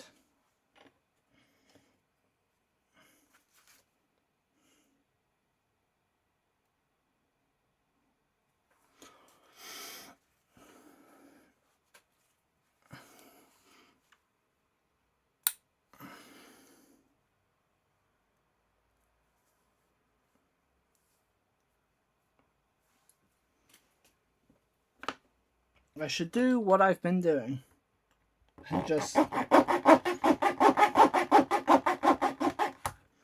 saw through the bloody thing.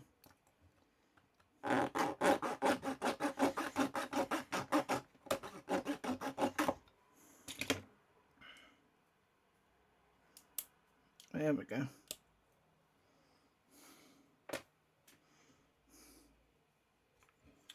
So yeah, that can go in here.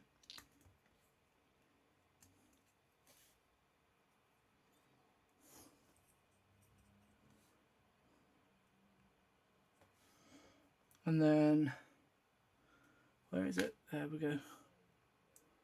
This can go like so. I could probably gouge out some of this and just have it go straight in there, couldn't I?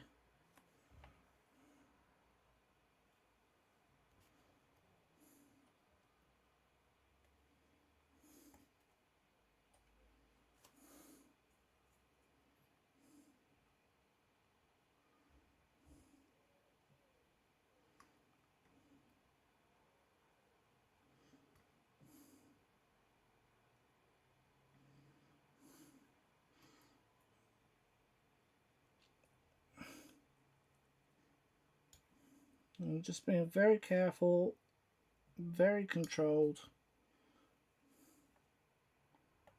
a little bit stupid. Sometimes you have to be.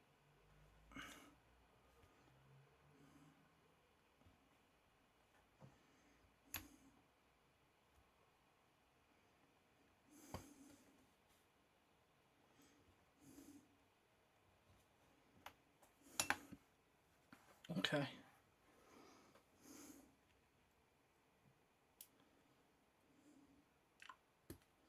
Start gouging it out. Let's get it out. Come on. Out you come.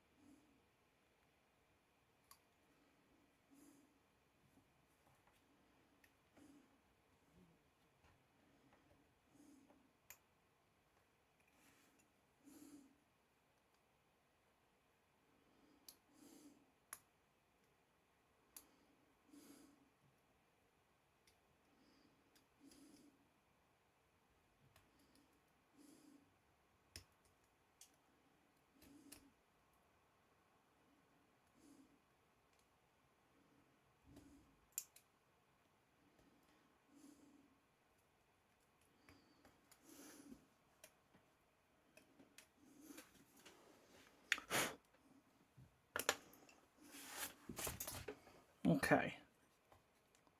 So we're taking a chunk out of there. That goes like so. It's still not perfect.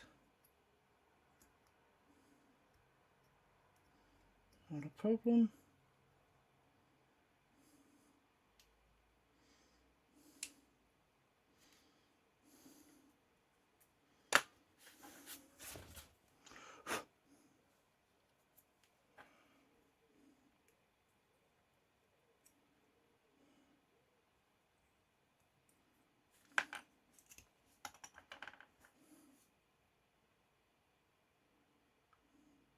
And that goes all the way, okay.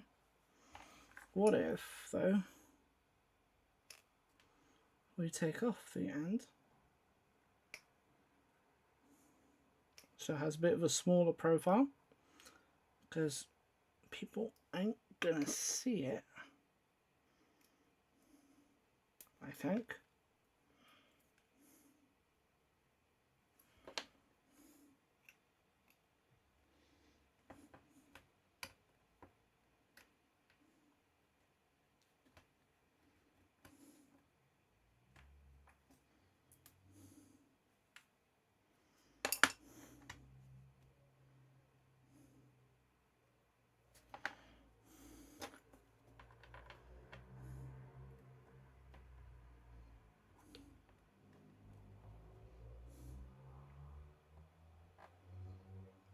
We're just carving our way through it.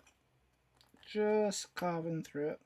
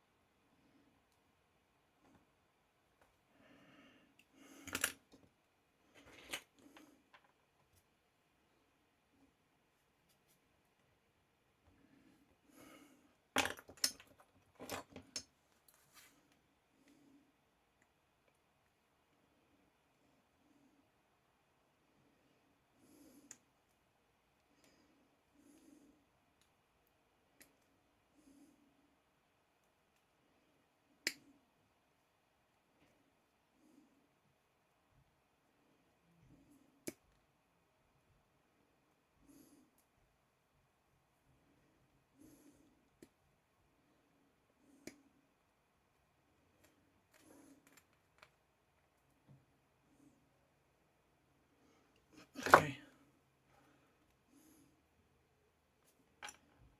I'm going to remove the casings for all of the wires.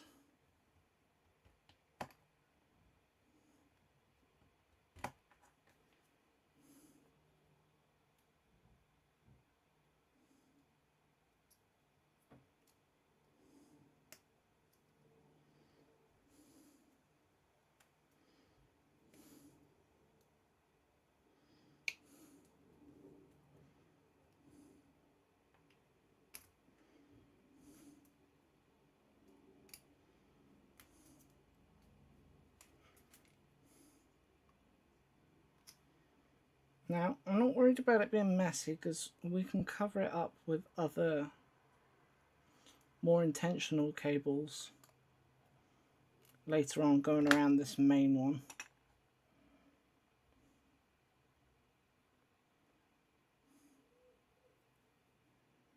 Essentially what we were trying to do is use the cables akin to pins.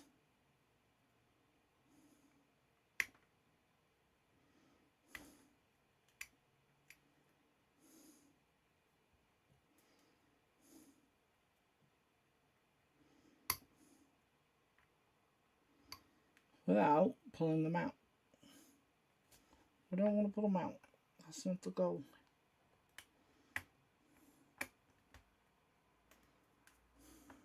Get back in there. Get back in there. We don't want that. Right, so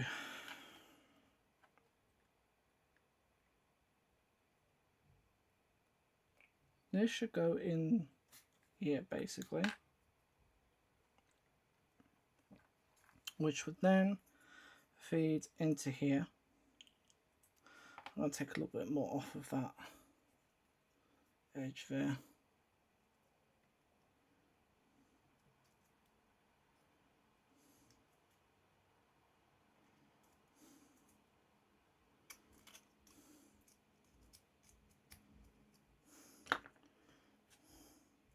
There we go, that goes in and out nicely. Good.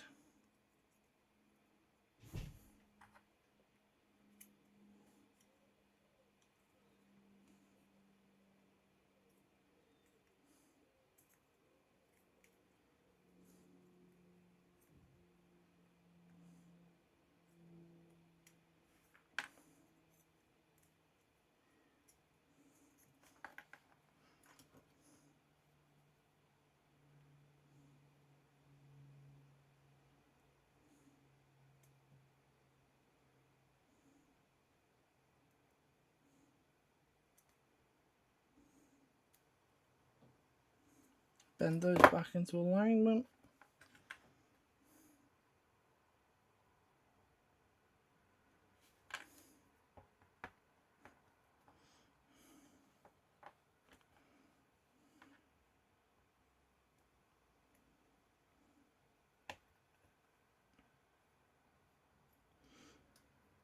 It's funny how when I started this, we wanted to fill in this gap.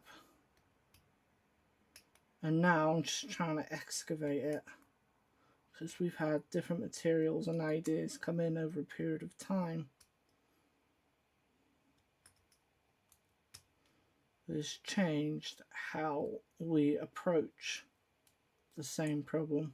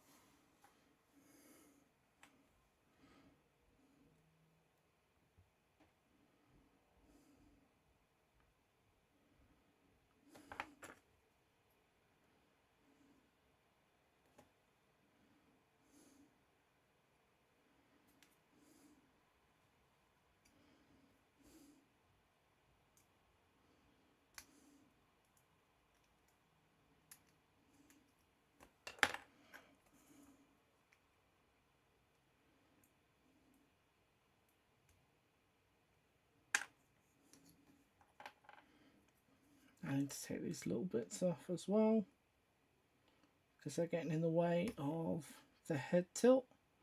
Nearly gashed my finger. This is a very dangerous knife at the minute.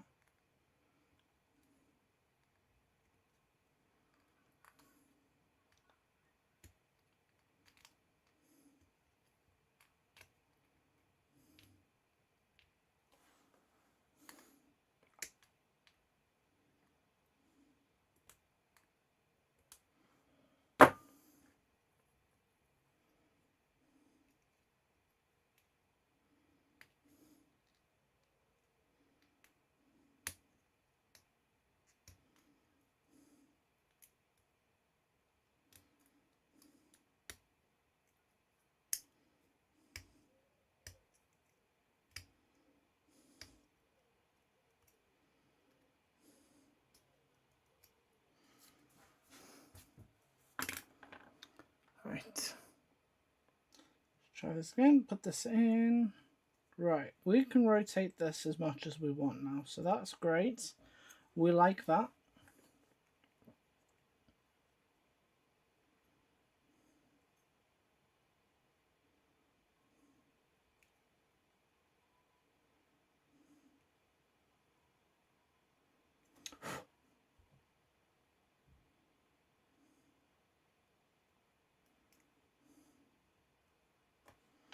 It won't be a huge tilt.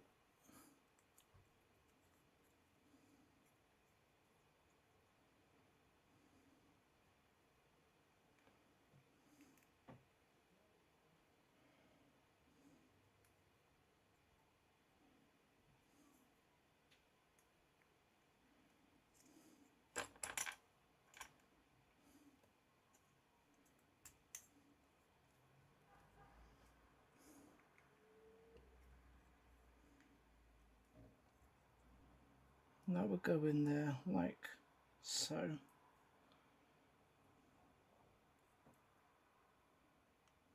Just about.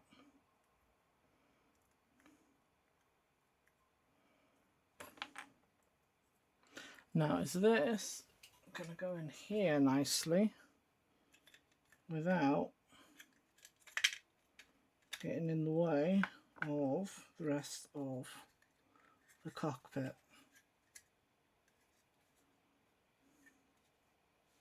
I'm not so much worried about that lower cable, but the upper ones I'm not so sure about. Now, of course, I can put it on here just like so, it won't really matter, but I do want the cockpit in there as part of the diorama. That's the thing. Yeah. That's the issue. It sits.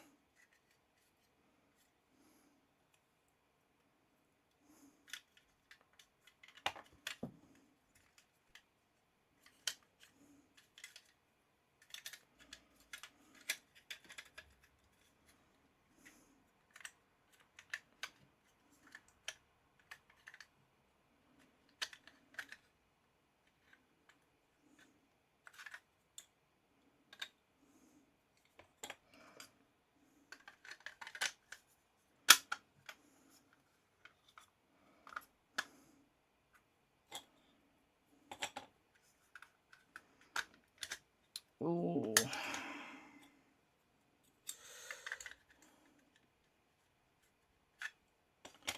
That is tough. Because it's a major part of the kit bash that cockpit is in there. Of the diorama, rather, not just the kit bash, the whole diorama. Let's see if I can manipulate this to work in our favor so we can have everything that we want. If I bend this right down, feed it through, because I can cut off a bunch of that, that's not a problem.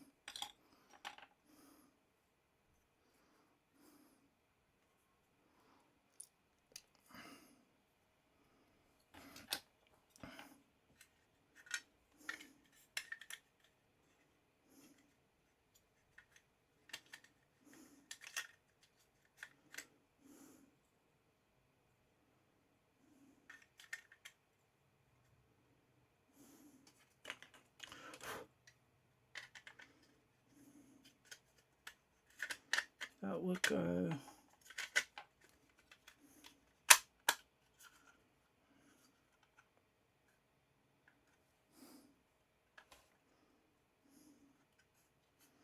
Yeah, so that has to be in like that.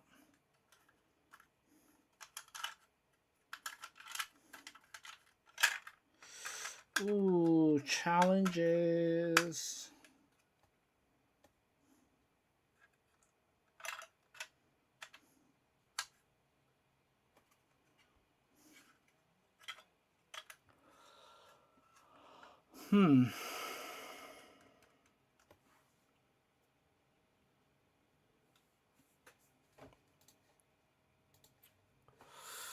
Interesting.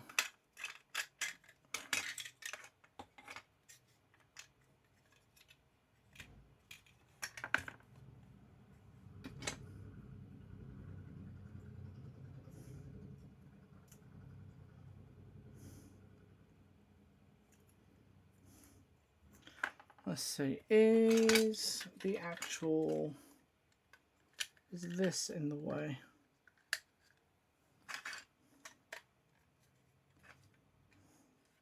There, we put that there, this goes in here. I'm guessing it's supposed to sit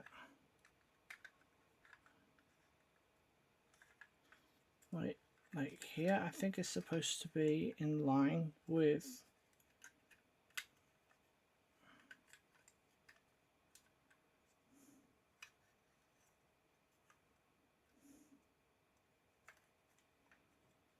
with that. Let me see.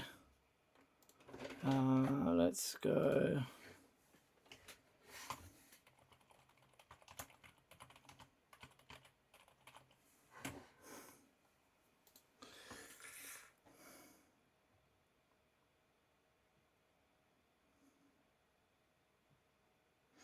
Okay, so effectively it's supposed to just sit where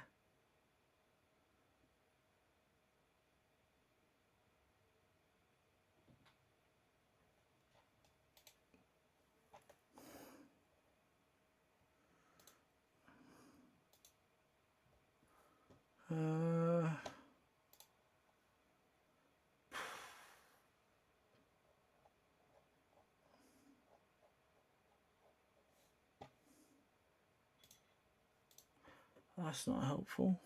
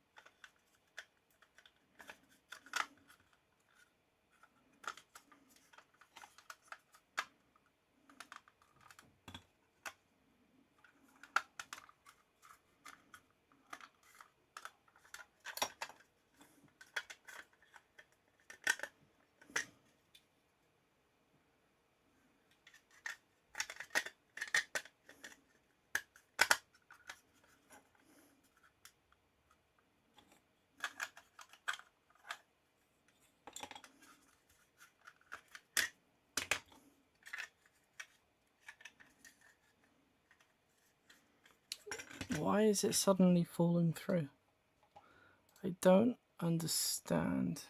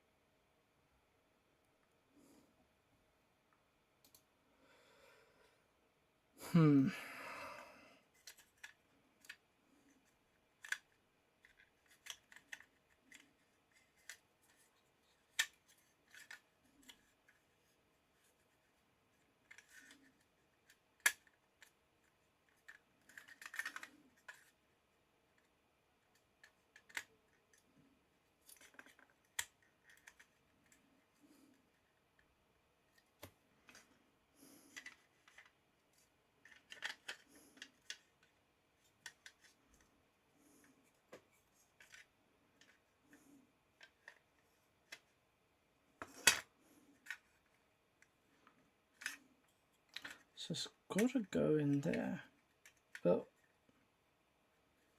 there's nothing to hold it.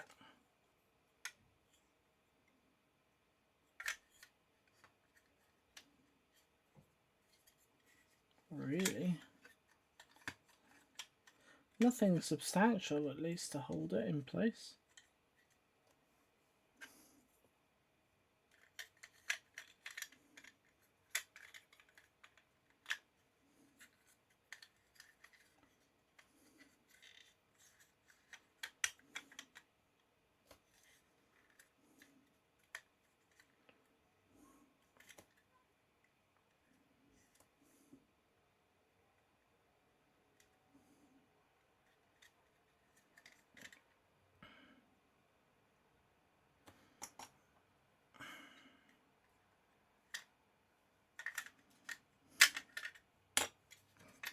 Okay.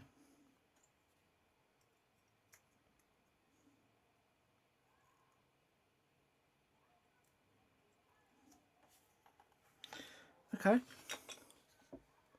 Let's try this. First of all, we're going to go here. Then I want to get my drill. I'm going to drill through this whole thing. Or at least try to. Yeah, there we go. Get between those cables.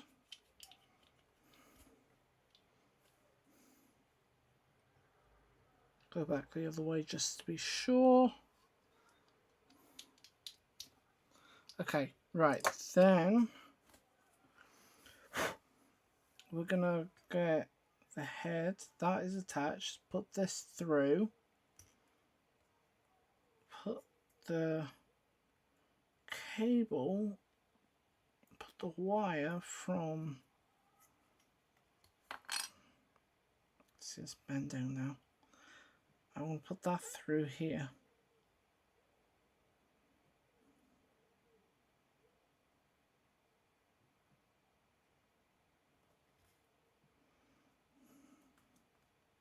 It's not working. It's not working.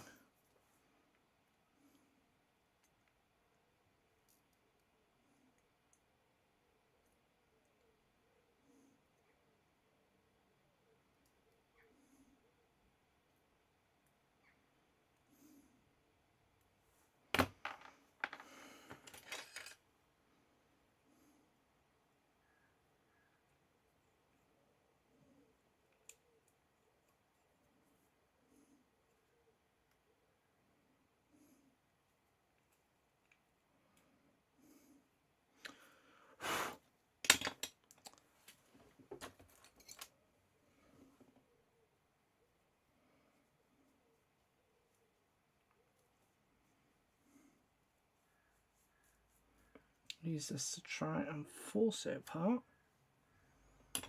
Then we'll try again. So this goes in here.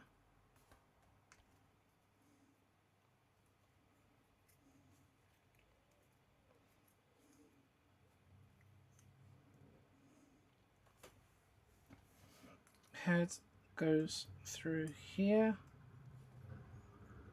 into the hole, comes out the other side. That is all one piece. Head attaches here, like so. Add additional cabling to it, and hopefully this will sit in here, he says, allowing me to tilt the head where I want it to be, and this should go in here without too many issues. It'll need some internal support, but that should fit in there. And then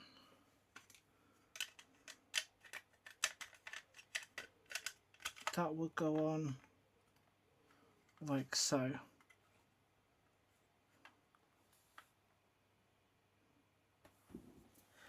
Oh, what a pain in the backside.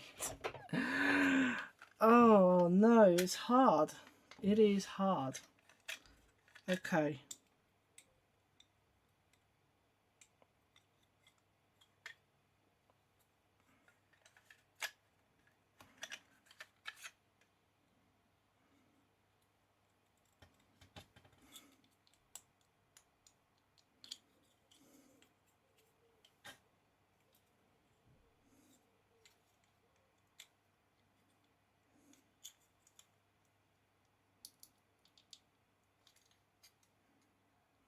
Curious now. I want to see if I can get this thing apart, because I want to modify the guy inside as well.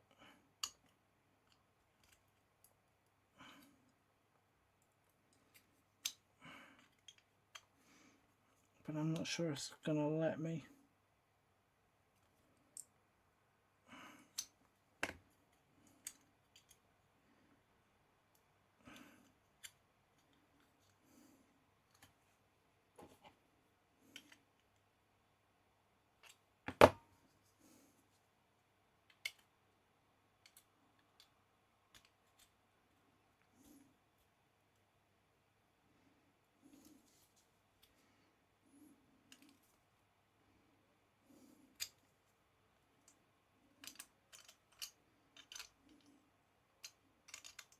Is it just... Oh, yes! He's free!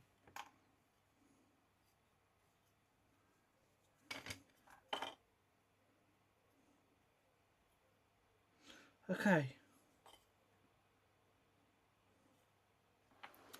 Okay, he's free. Good.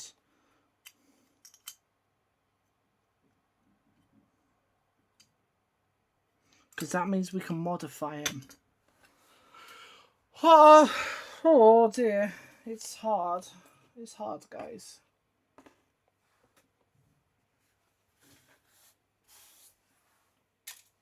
How long have I spent trying to work out the most basic thing? Too long. Far, far too long. Okay. And I've undone work that I will have to redo as well.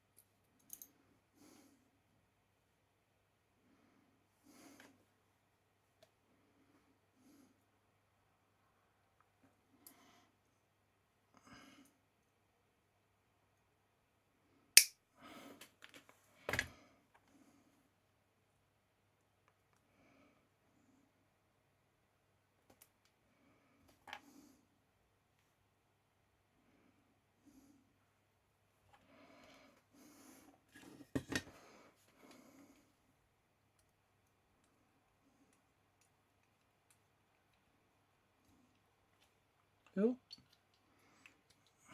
Don't mean to go that far. Do you know what? The whole thing's coming off. Whole thing's coming off. Okay.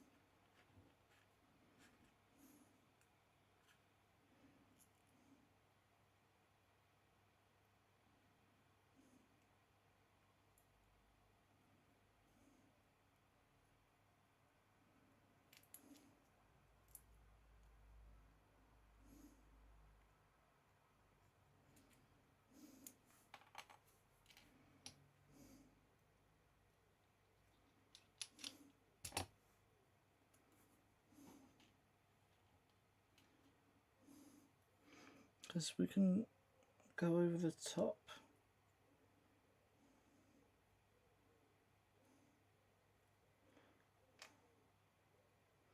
And we can just smooth out the excess.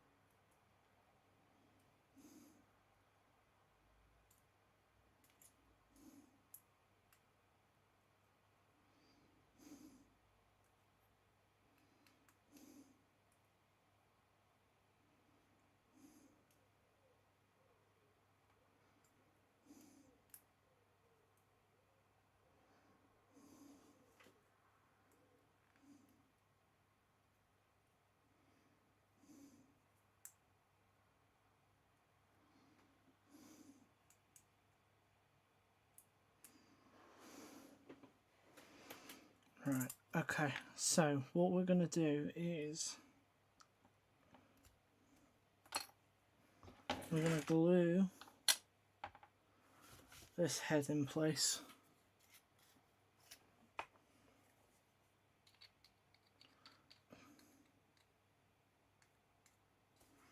Okay, make sure my cable's back in as far as it will go, because once this is in, that's it. Make sure we put the head in the right way around.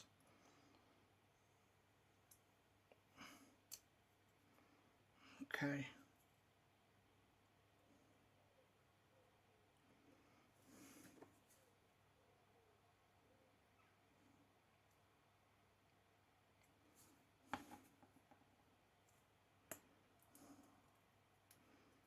Head is in. Add our slight tilt.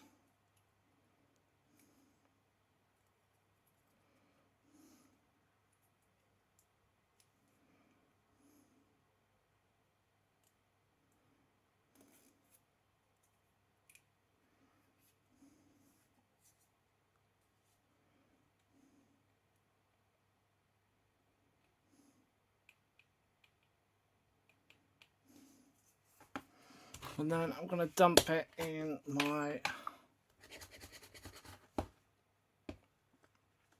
my baking powder. Just going to let it sit there for a minute.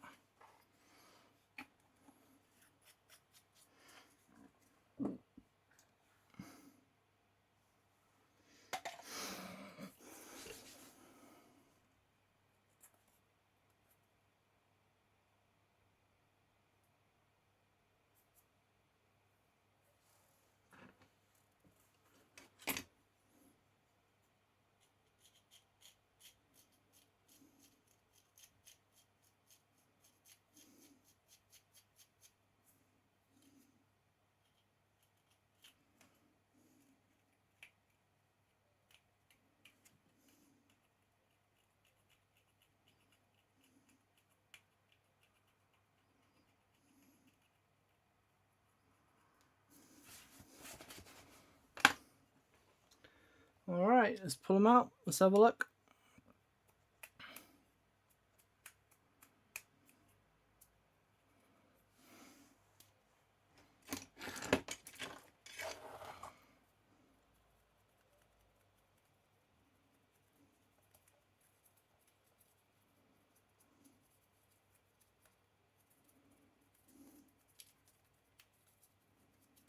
Yeah, I'll just throw it back in, why not?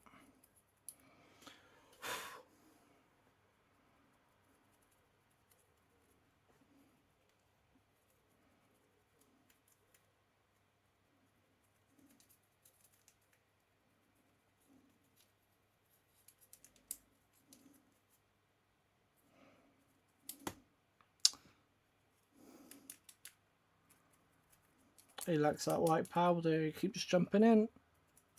He's addicted. Alright, let's take it away before he jumps back in a fourth time.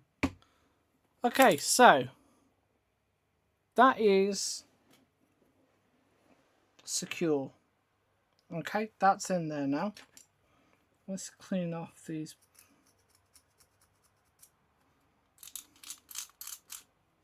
contact points. Give me one of my files.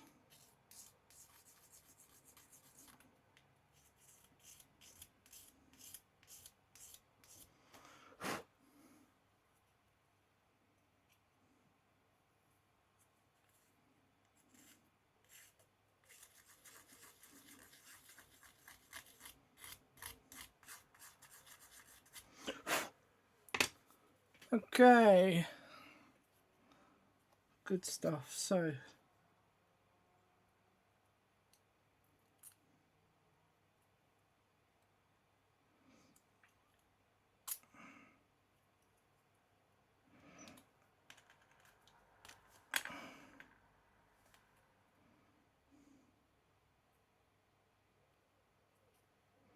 now I think it's just a case of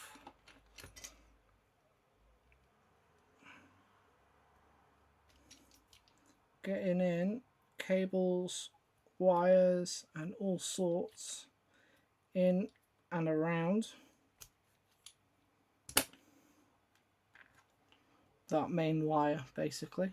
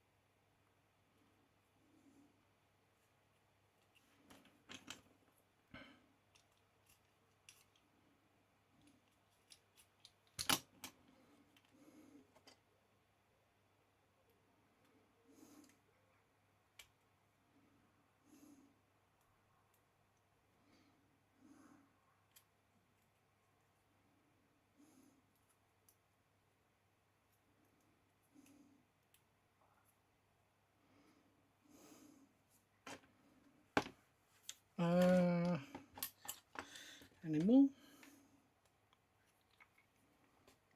We've got, what else have we got? We've got these other cables from earlier.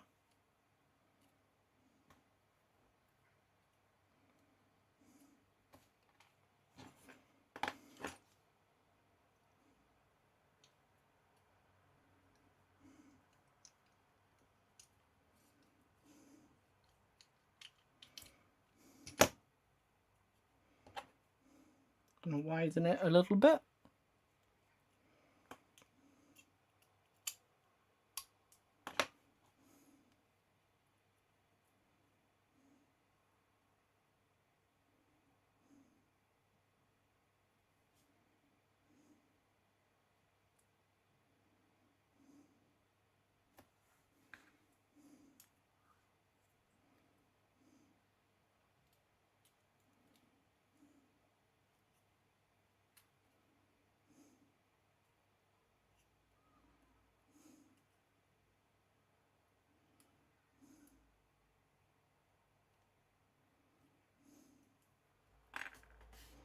That's a bit short.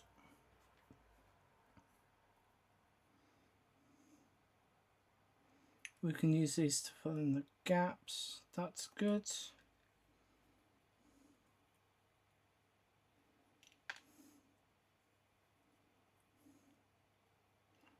we'll go like this, this.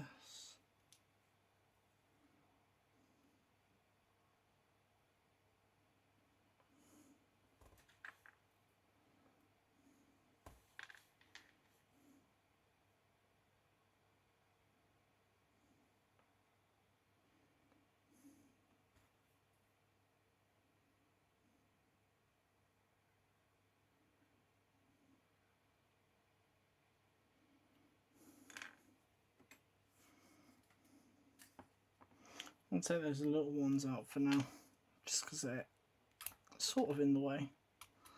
Let's start with the big ones first.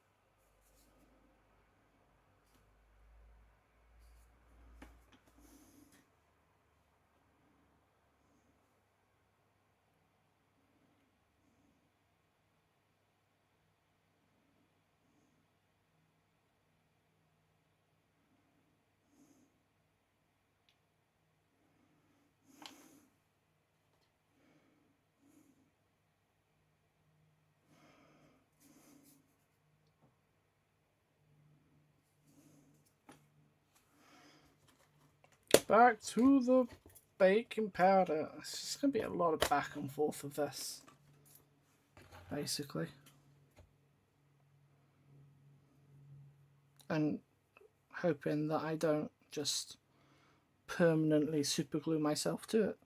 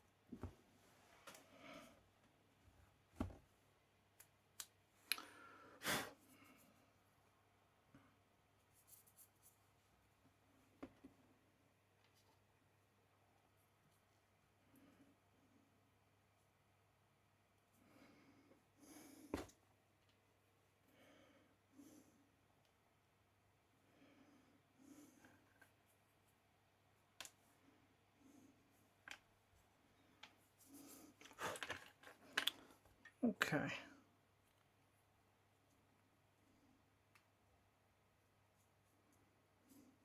Oh, so this one doesn't actually need to be on there, so that's great.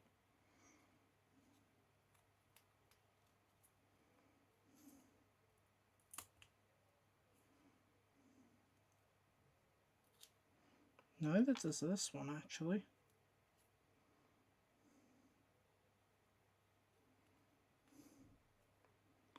Okay.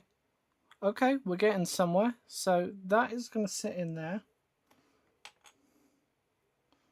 Let's just reinforce it a little bit.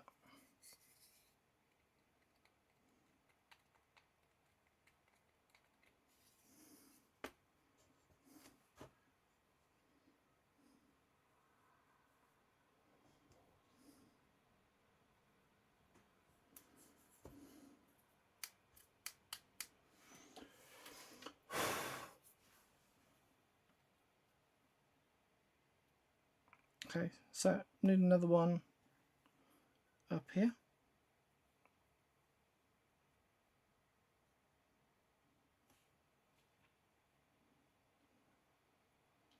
Thinking I could get these ones up the top.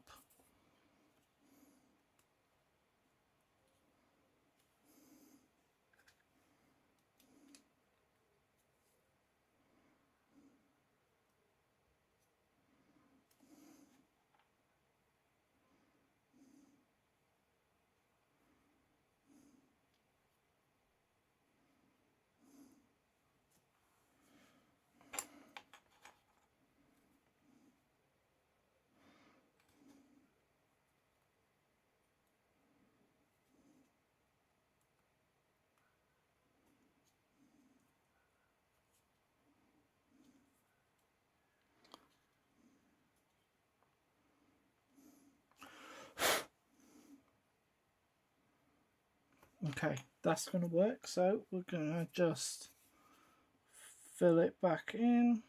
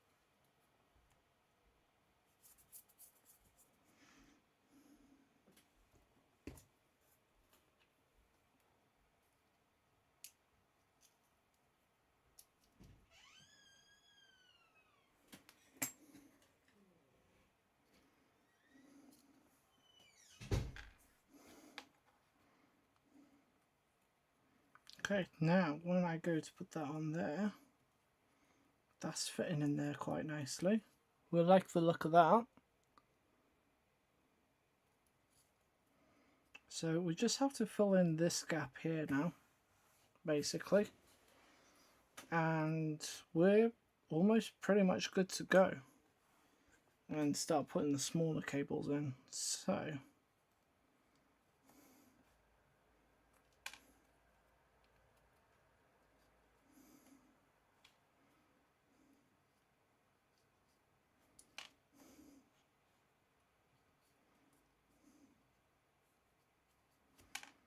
I mean, we could feed small cables in and around it as well. So I'll scrape some of this excess off.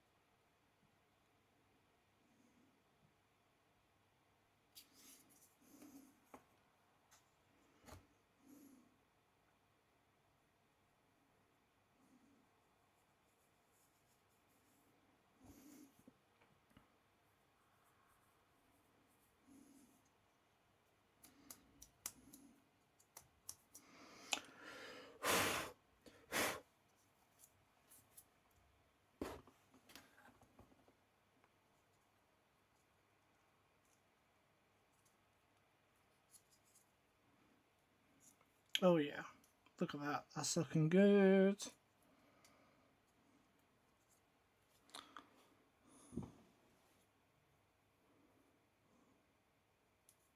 So now I think it's just adding in those small wires now. The little ones.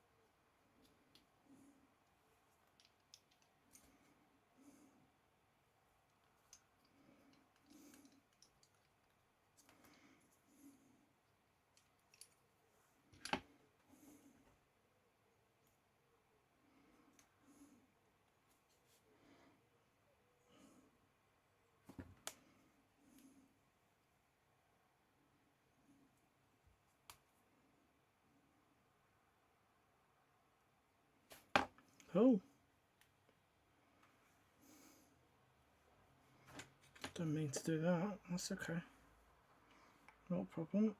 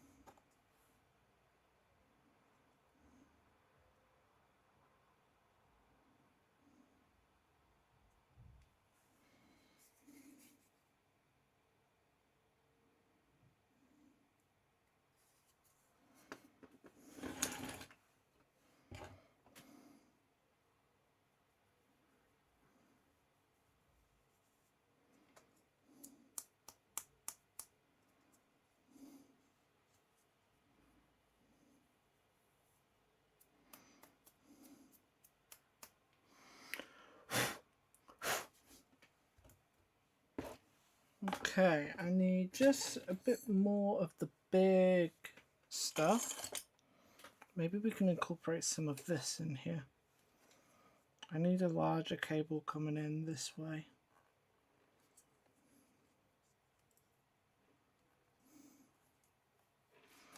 I would prefer, though, to feed it through.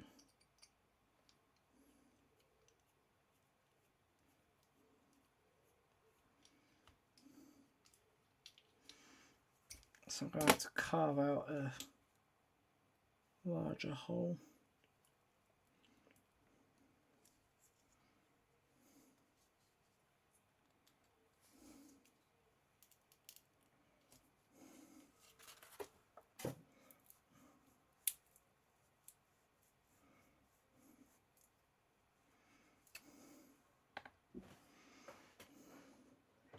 I dropped the cable.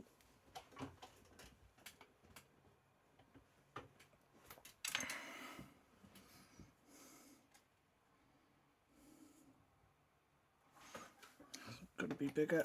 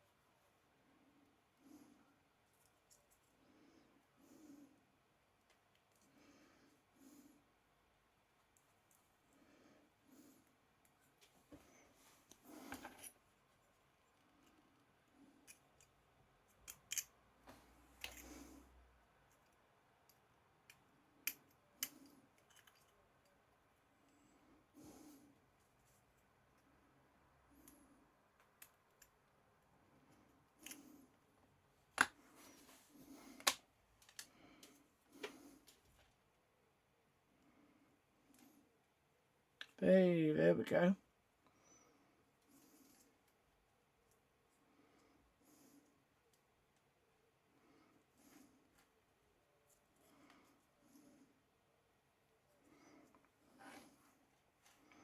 And then if I have that come onto here.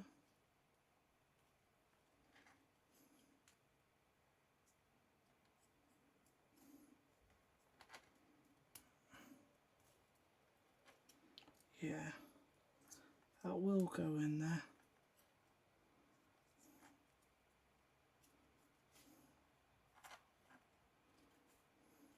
If it's lined up right, it will, there we go in there. That's good.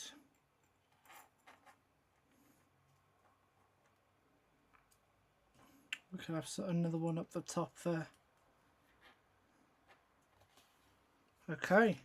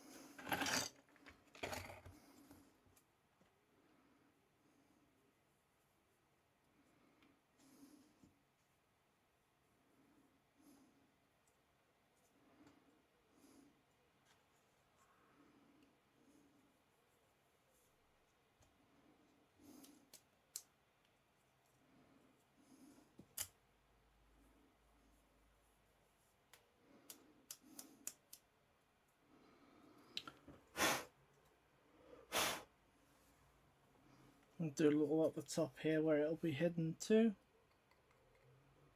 just to make sure that's secure.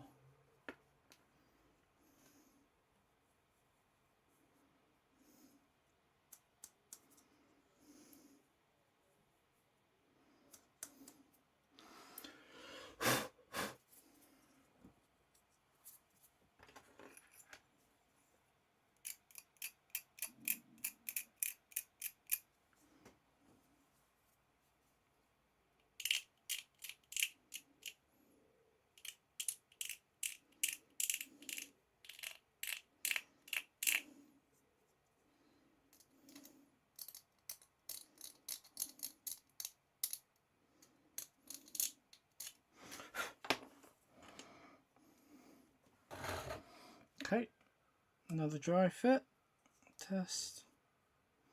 Line up the eyeballs. Look at that. That looks nice. That looks nice.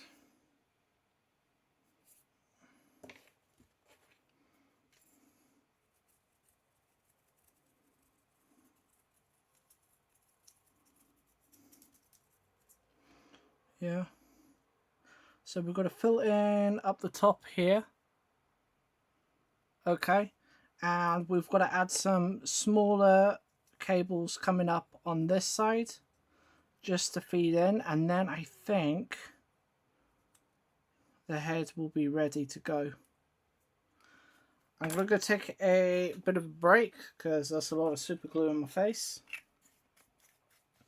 Okay, so go grab yourselves a drink, grab a snack or whatever. Do what you got to do. If you're enjoying the stream, like the stream for me, share it if you like. Ask questions in chat. I will answer them when I come back. And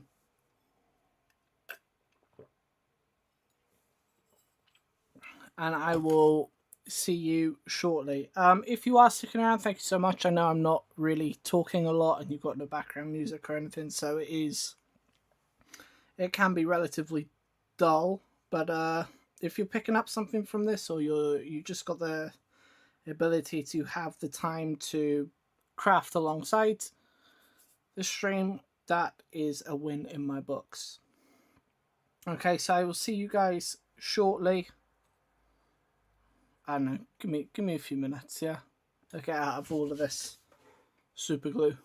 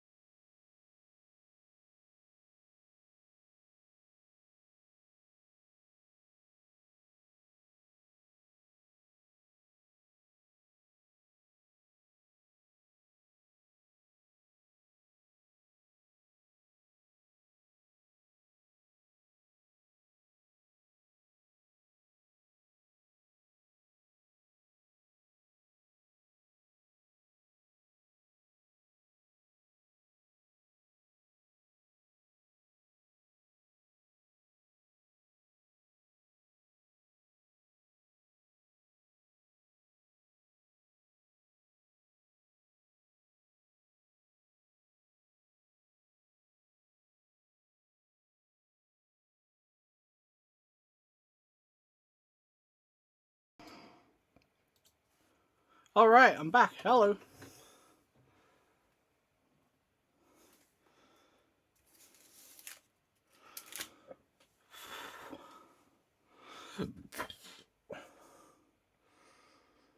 Oh, okay, so things are going quite well for us right now. Alright, I'm back. Hello. Excellent, that's working.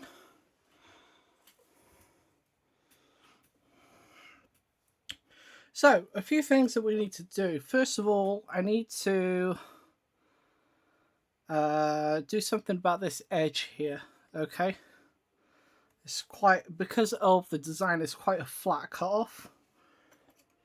And I don't really want that.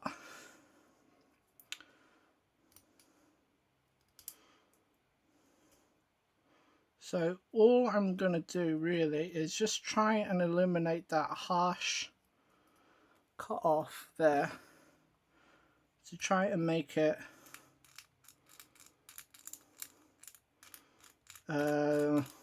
seamless, essentially.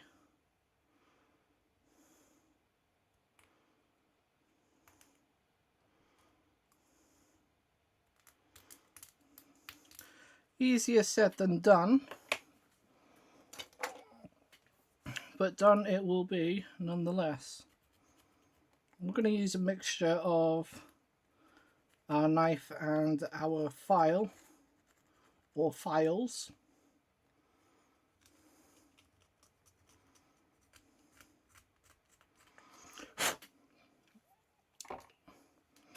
To make this work.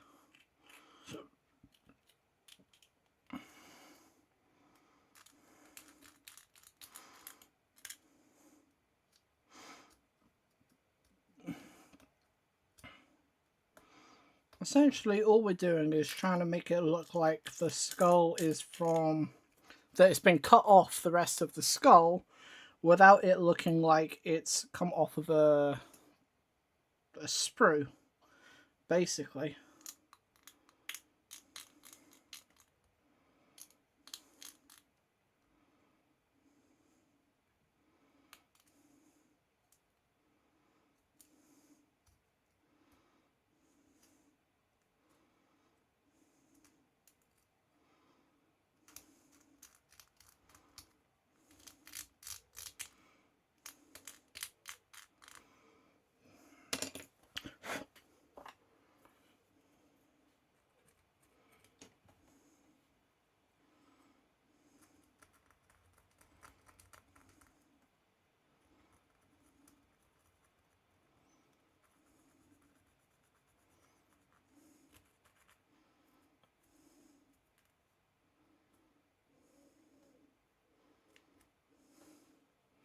That's not so bad.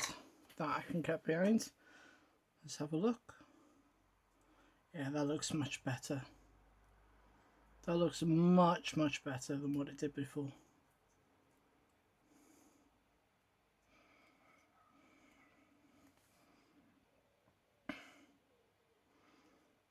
Still got those lenses showing through, so our main priority is this top part here.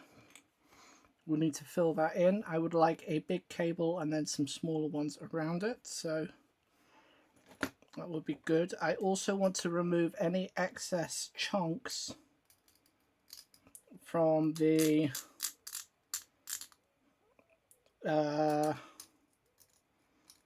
super glue and bicarbonate of soda mix, or baking powder mix. Okay, this will give us more of the cables to paint as cables for the ones that are exposed. It's just that initially you need them to seal into place.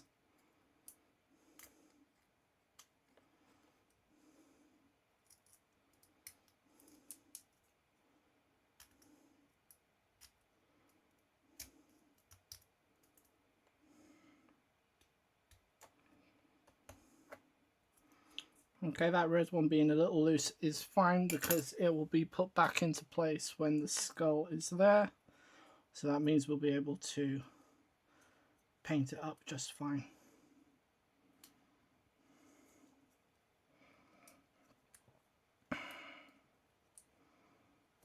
Okay, so next up, what have we got next? Let's see.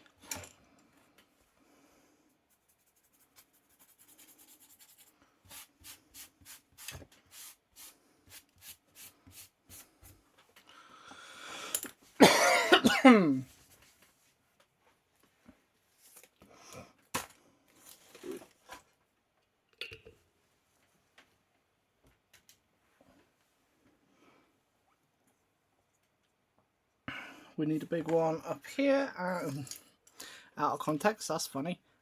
We want a big cable up the top here.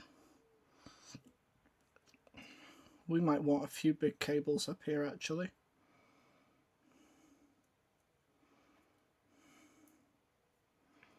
Yes, we do.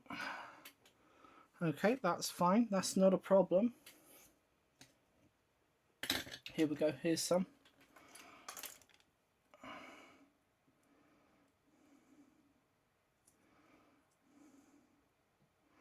So if I put that in there, is that going to affect? At this stage, this is what we need to be doing. We need to make sure that the cables aren't going to be getting in the way of the attachment process.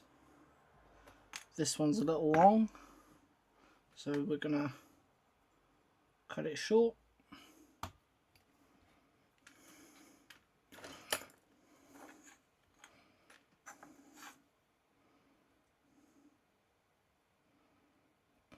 There we go. That's a bit better, so that's more in line with what we had before. I'm going to wedge that one in here as well. And I want them to sort of overlap a little bit.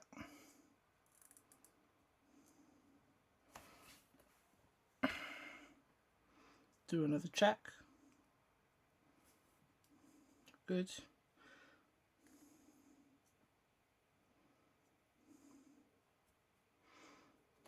Now, the other thing that I'm going to do with these holes actually is I'm going to have smaller cables coming out and then going back around and feeding back into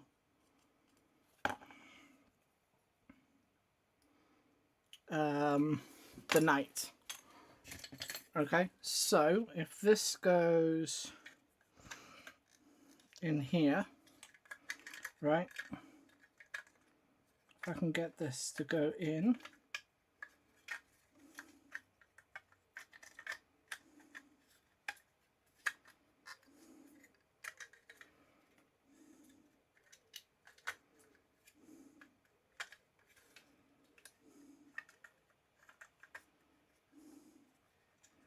like so.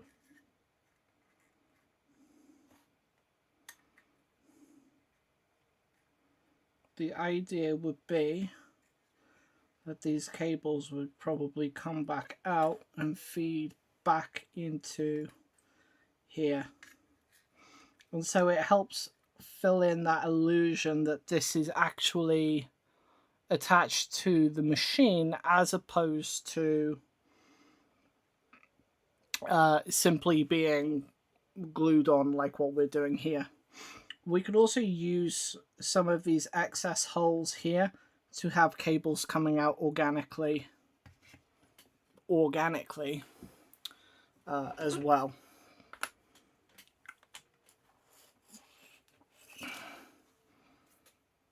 So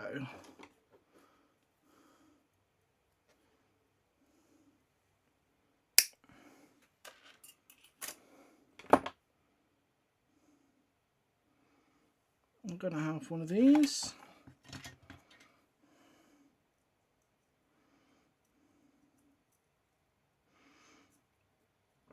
I might take that one that I wedged out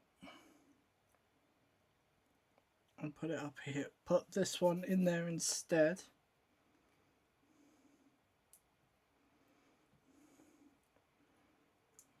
for the sake of variety. Just means I've got to carve out another hole for it, like we did this first one. I also need to trim this down so it's not in the way of the cockpit later.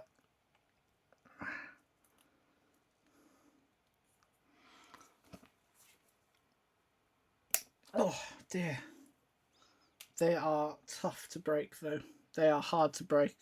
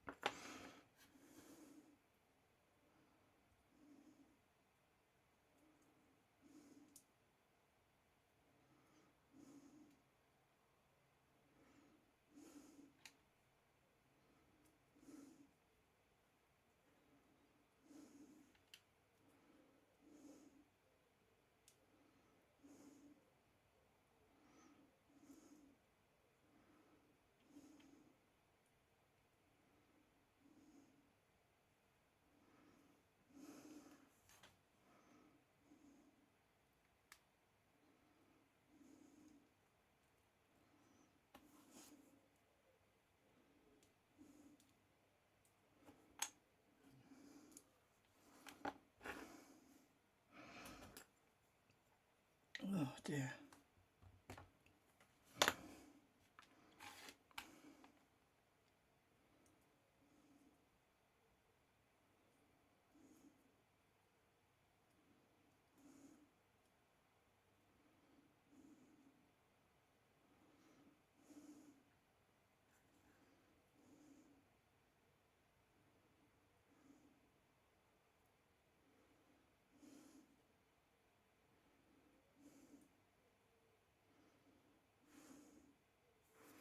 And doing this is also giving depth for the miniature.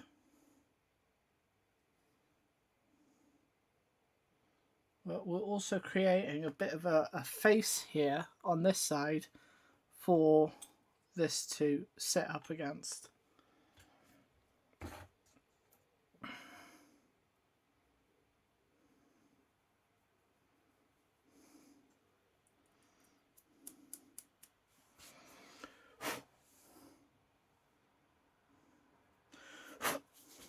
Yeah, because it doesn't matter how gunky this front few millimeters get.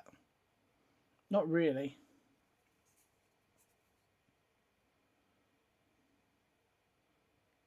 Yeah, because it's going to get hidden.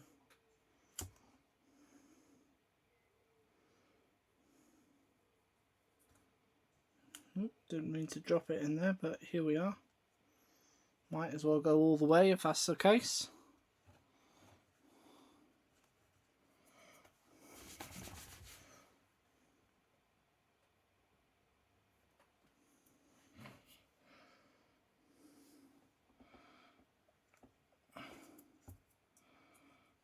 And we're just gonna tap and brush the excess off.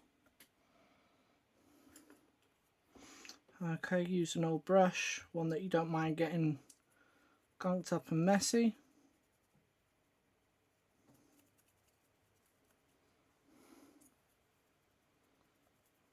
Yeah, and try to get those important details that you want to see nice and clear.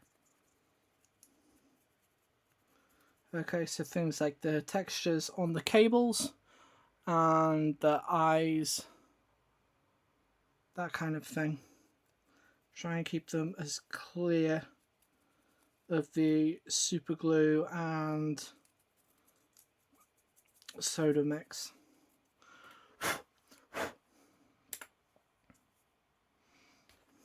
Yeah, that means you've got to go back in with the crafting knife to remove bits. That's fine. Don't be afraid of that, okay?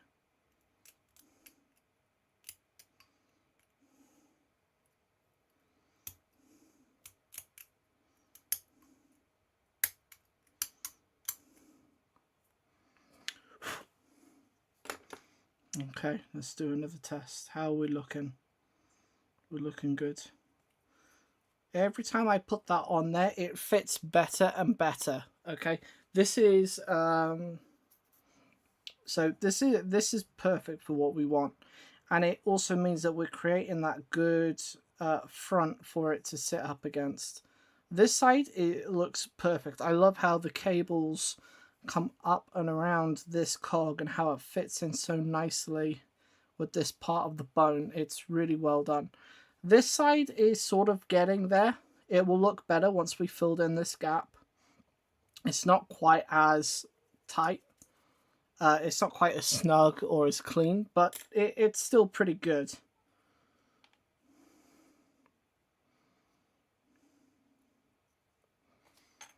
Okay, so I want some small cables. So I'm going to take this wire. So this isn't from the really fat wire. This one is from the mouse. So you can see it's got the 3 or 4 elements to it. And I'm just going to cut it open.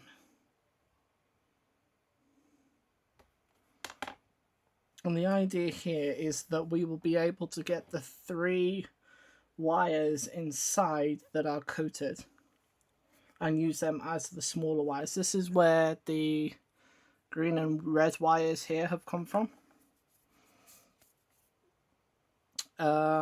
Here's my tool.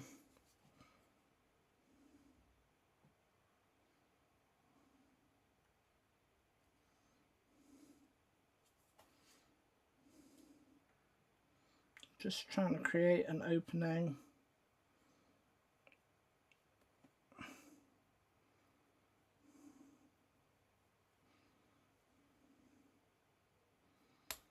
Like that. And you will see what we have are 3 parts. If we've got that casing, we could use that for something else if we wanted to, no problem. It's covered in this sort of foil. Yeah, and you have 4 main elements. You've got your green, your white, and your red parts, which are the bits that we want. And there's also a bunch of, if you can see that, really thin bits of wire, which is what the foil is there for, basically. And you could use that for all kinds of little things, kind of like the when I did the hair for the Necron, you could use them for that. But they're a bit small for me to use. I don't need them right now, and I haven't got a place to put them, so I'm just going to get rid of them. There'll be plenty of opportunity to get more of that at a later date. It's easy to get, so I'm not worried about it. I just want these smaller cables.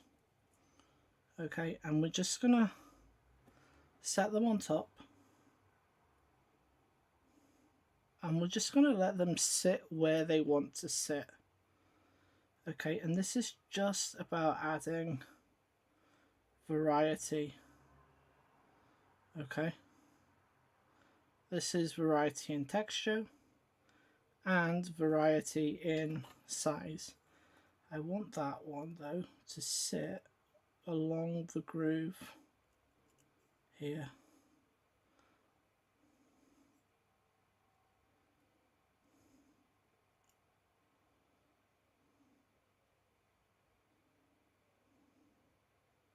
Yeah, I don't want them to look like they're part of the same thing.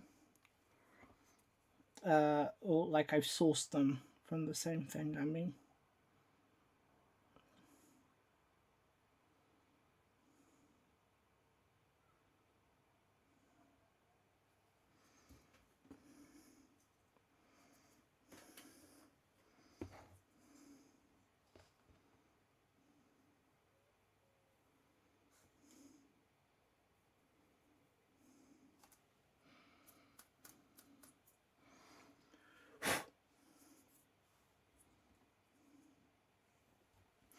And they're just going to sit there nicely like that.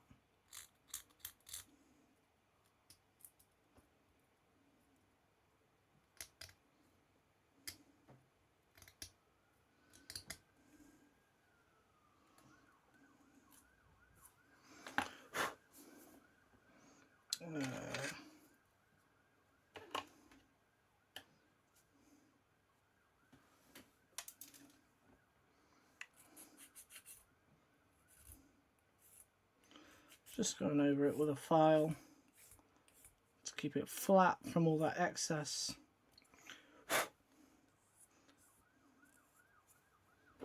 There we go. Now we've got to build up this side. So, I'm not sure I can get another fat wire in here. I'm not sure that's a good move. It's a bit of a tight squeeze at this point.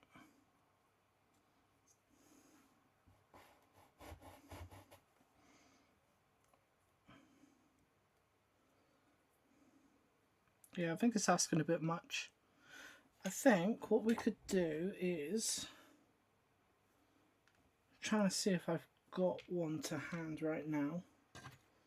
If I've got one of those wires from the fat cable, I could strip it down for the brass, for the copper rod that's inside. What else have I got? I've got some guitar string here. We're definitely going to use some of that because it needs to be longer than these two parts. So we can add some of this in, definitely. Probably add in a good amount of that actually.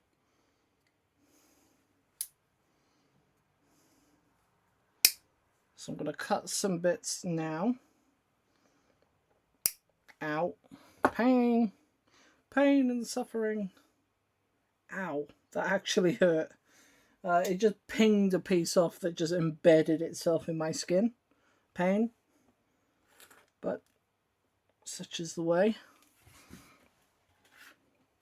I'll save that big piece for later.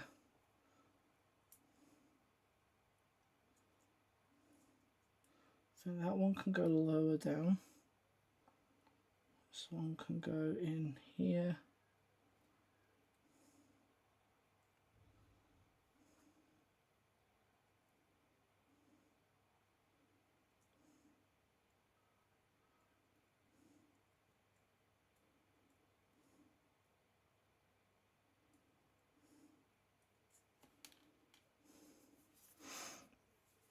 Let's see if I can get a pilot hole in here for one of the longer ones, and then the others can sort of sit around it.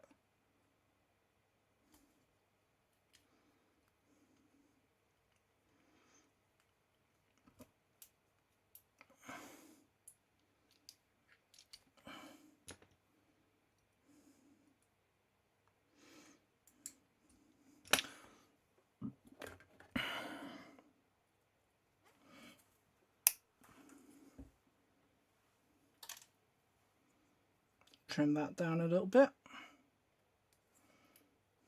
I'm not going to stay there, that's fine. I'll take this longer one, feed it through.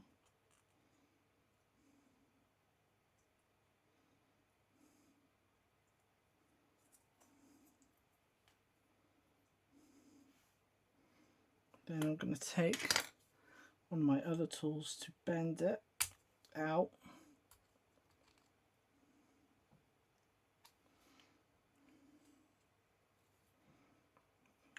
And sort of anchors it in place a little bit. It'll also give us something to glue.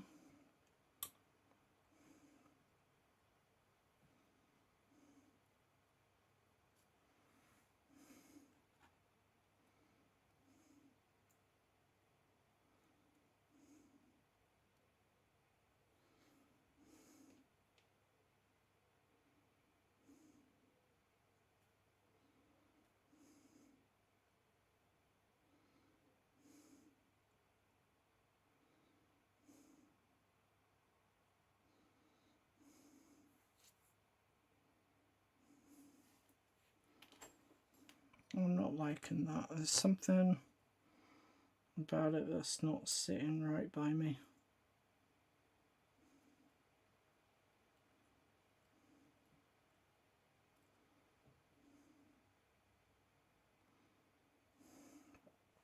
What if I try and overlap them a little bit?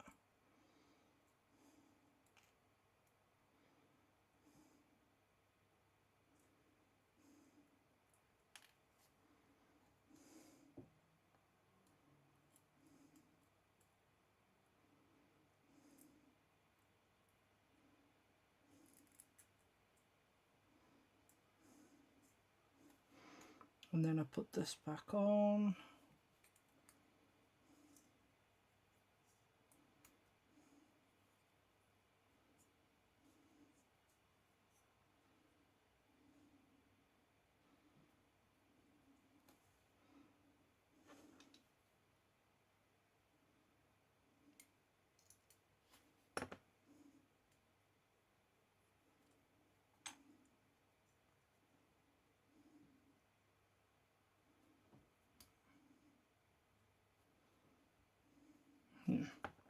We'll try and just warp them a little bit.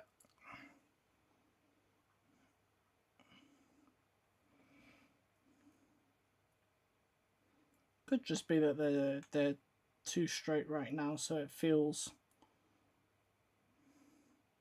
weird. I'm going to commit to those two.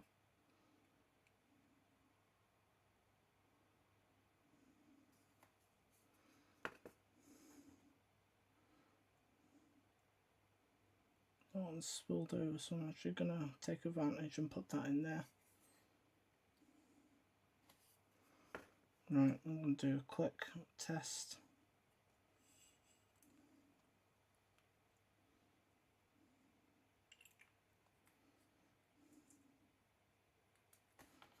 Yeah.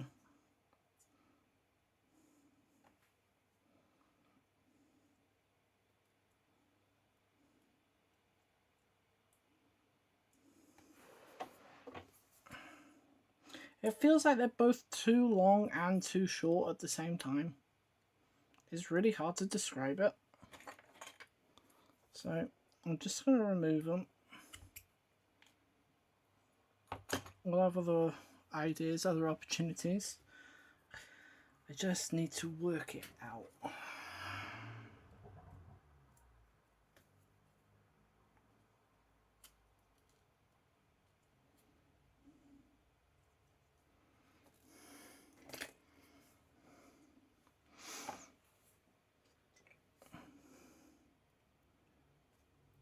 I'm going to try some of these.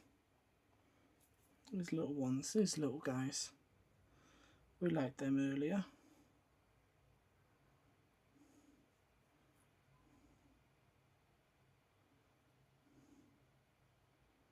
Put that in there. Where? There's the red one.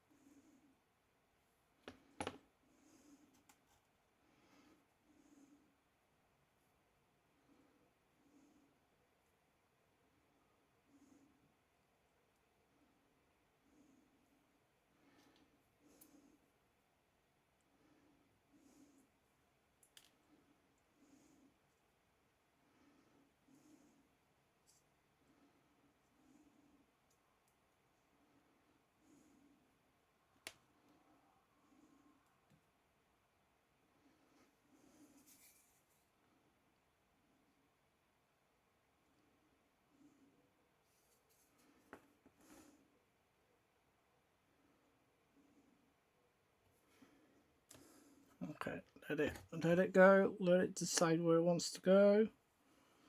Let it choose, and then we'll see. Oh, that one didn't even want to stay there.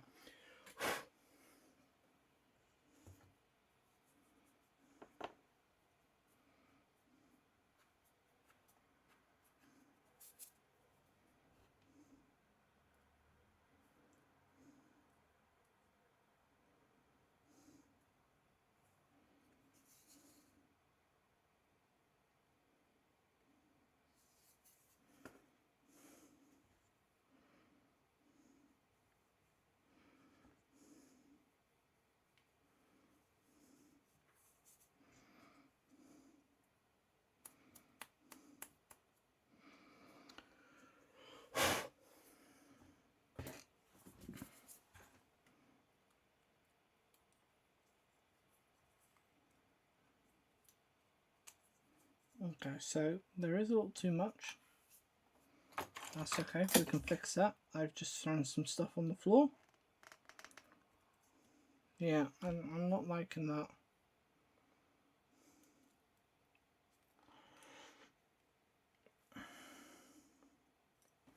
I'm not liking any of that. I just don't know why I'm so opposed to what is going on this side. I don't understand it.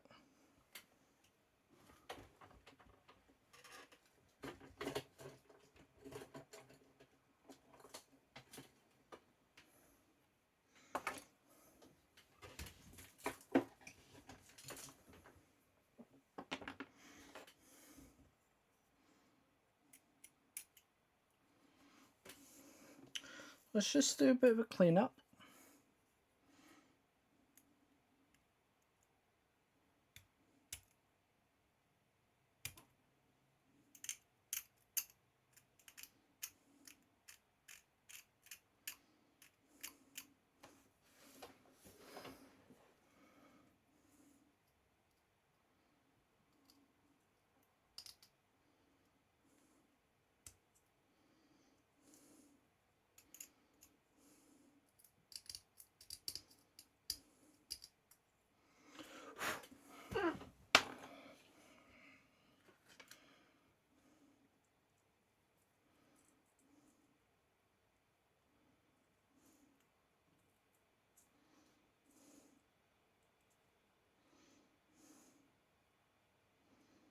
Too big one.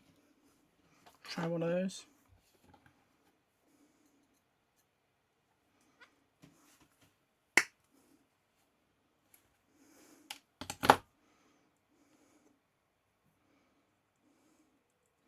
So I'll put that one in there. And then, yeah, that works. I like that. That's okay.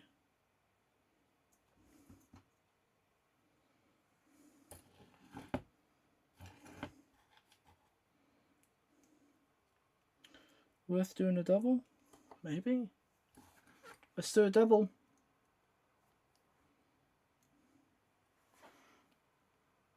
Oh, yeah. There's a double.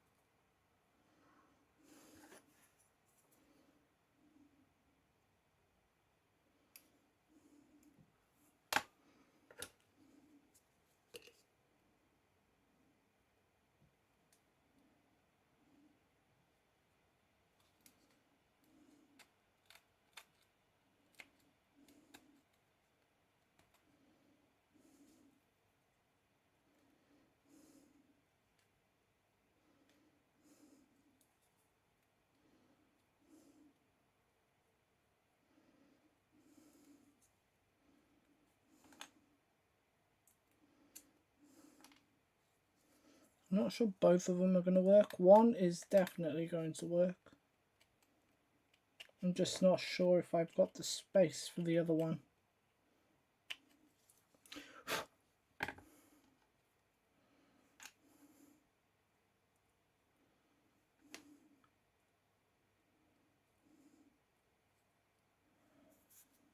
What if I try it this way?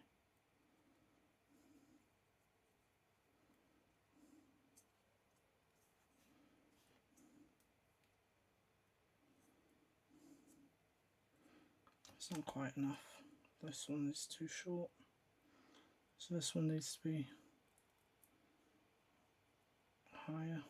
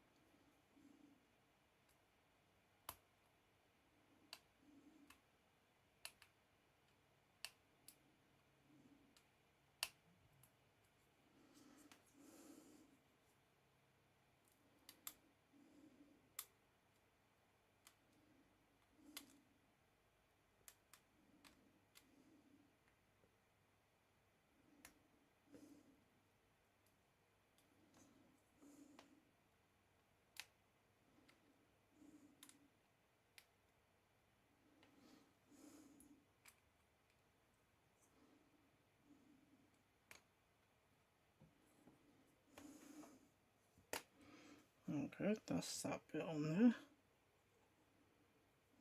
That's that secured.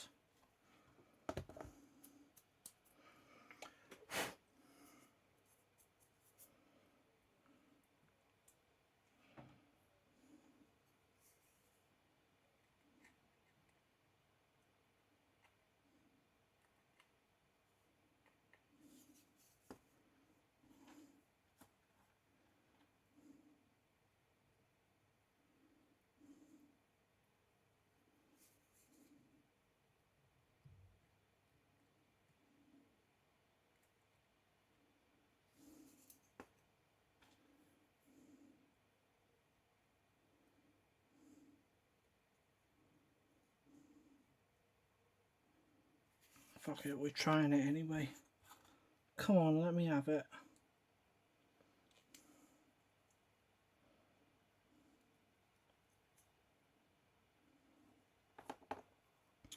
What is it? Is it just this edge? Is this all that it is? You just want a bit taken off of there. So I can do that. This we can do.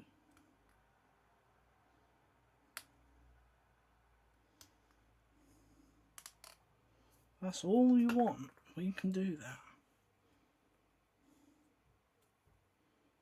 Come on, let me have it.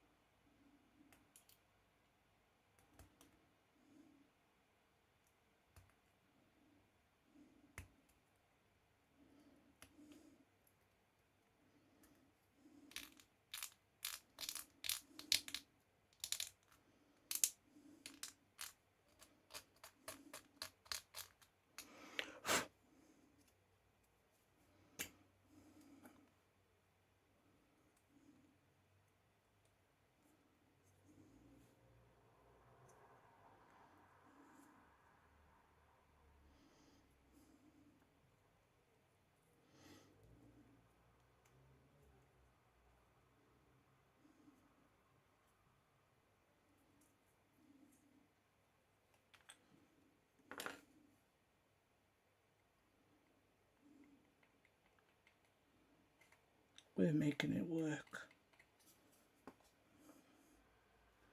I'm going to take these bits up here. I'm going to sit them in there. those bits that didn't want to go.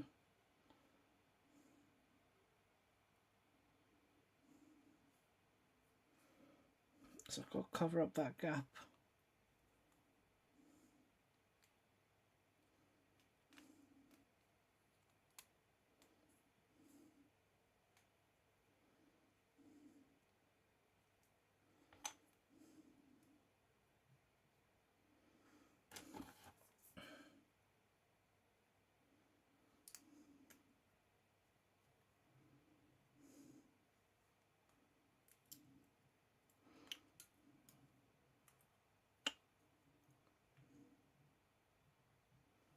Didn't want to do that, didn't want to cut that off, but oh well, here we are.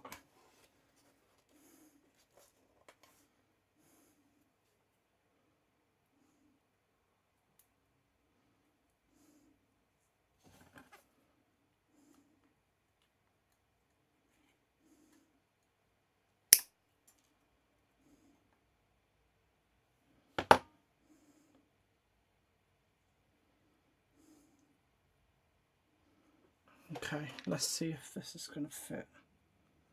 Come on. It's basically there.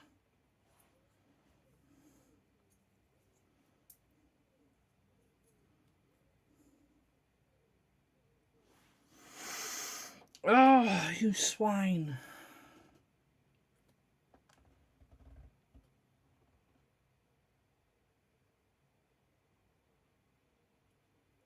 It's right there.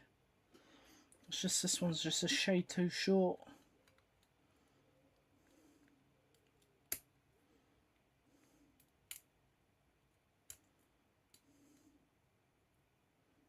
Come on, just come out a little bit. Don't need to be switched, just come out and a few millimeters. Then try again. See, I do that, but it won't.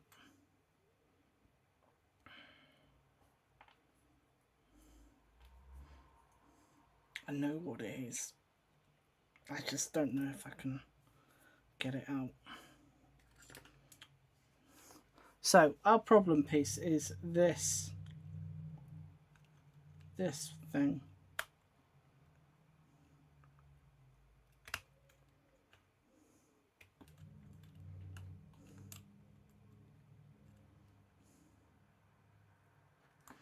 Now I have to be careful gouging this out, because if I slip, this pick is going right into my hand. And I don't particularly want that to happen, because that would bloody hurt. But if I can just get... There we go. That will do. I don't need the whole thing to come out. Now you bend. You bend. Get in there.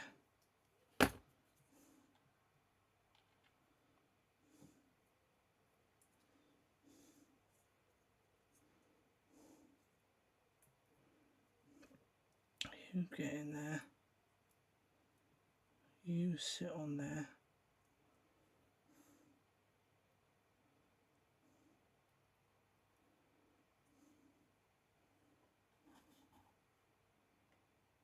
These can get in. Plug that hole.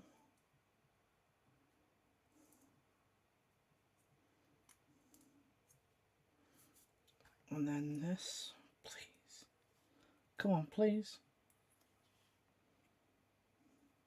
That's a good fit this side.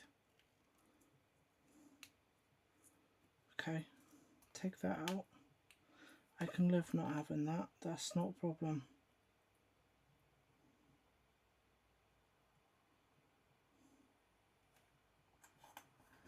That's not a problem, I can manage without those. Put this in here.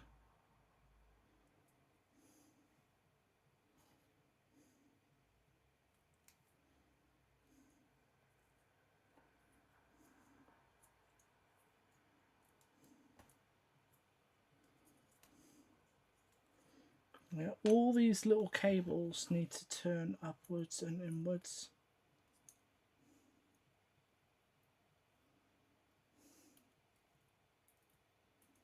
Basically.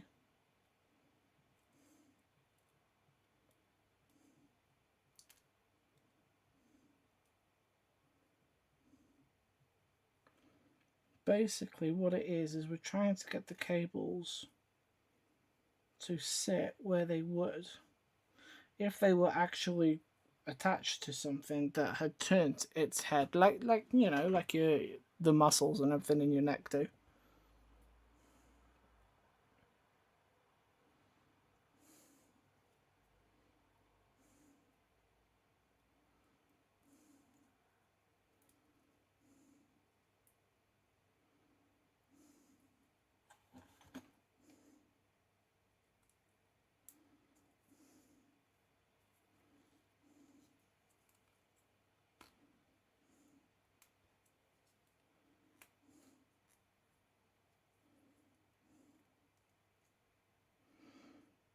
Yeah, I should have more cable along the top as well.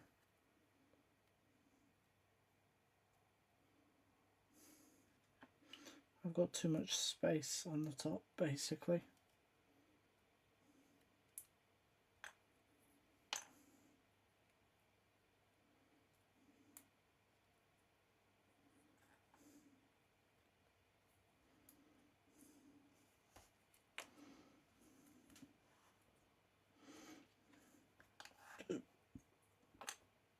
But it doesn't like doing that, so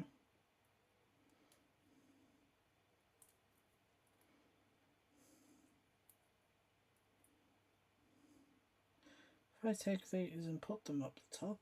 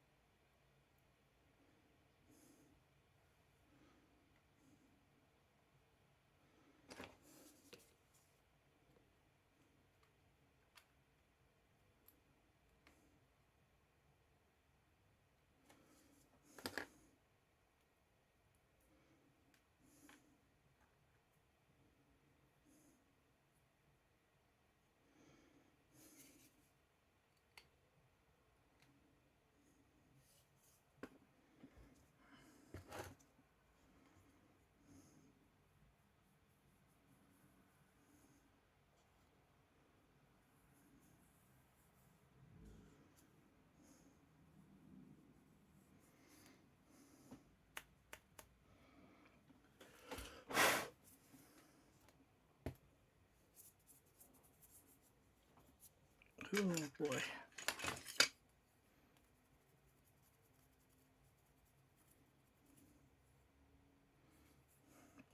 Okay. Alright, let's have another look.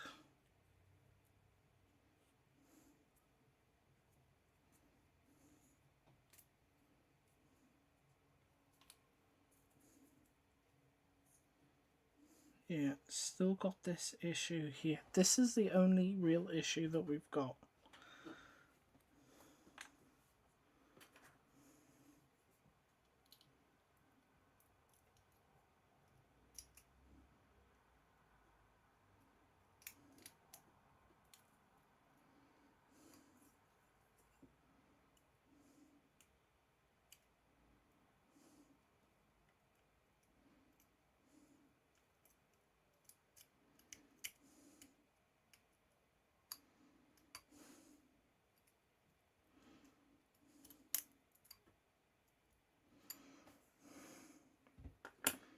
And these ones are too big. I need smaller things to put in there.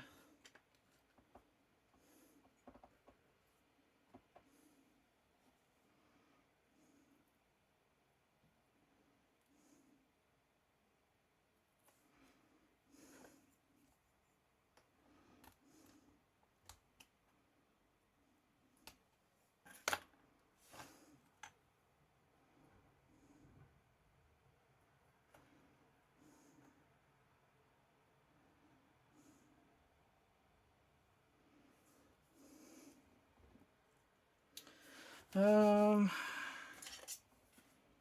think some more guitar cable would be good.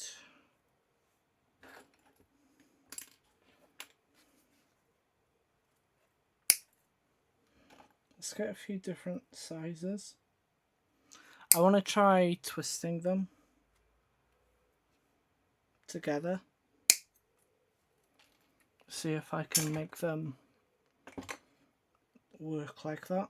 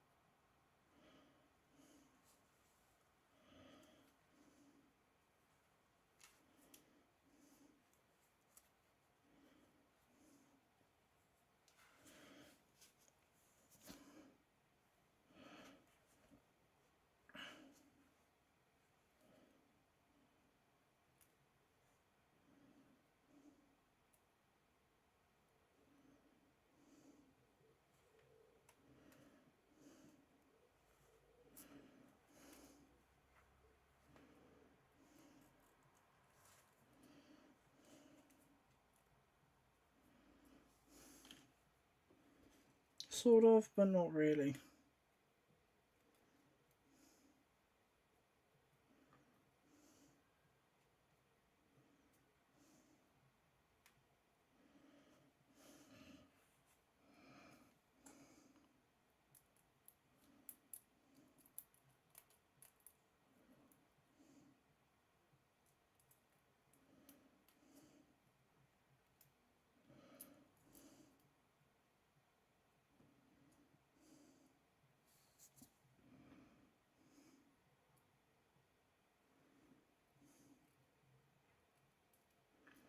Yeah, it's not really going to work.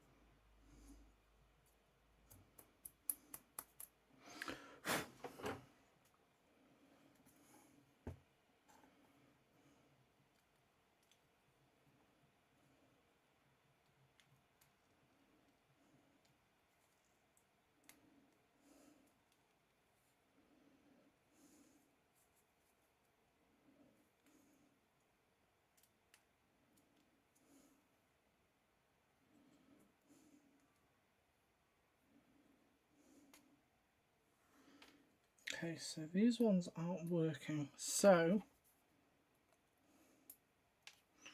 we're going to go the other way. We're going to go around the other way. This.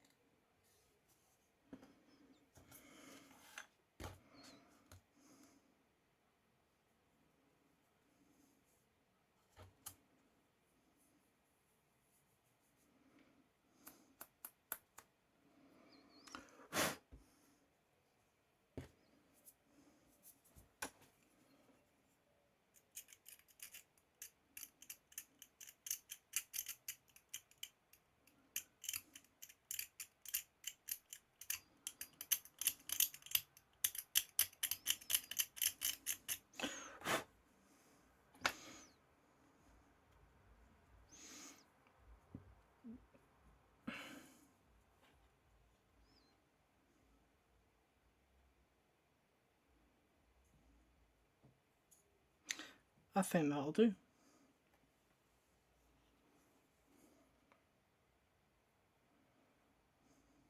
I know what I said, but I changed my mind. I think that will do. Just got to get a few.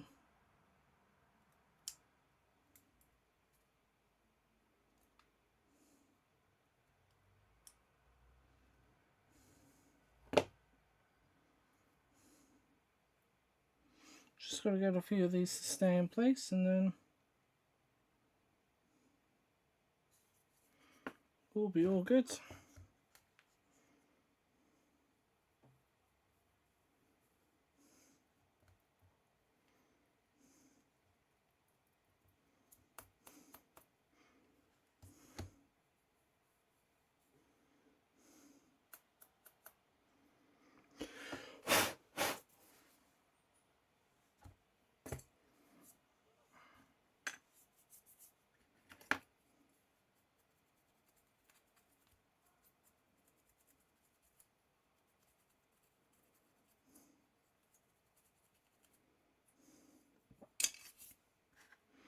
There we go, and then we can put that on there nicely.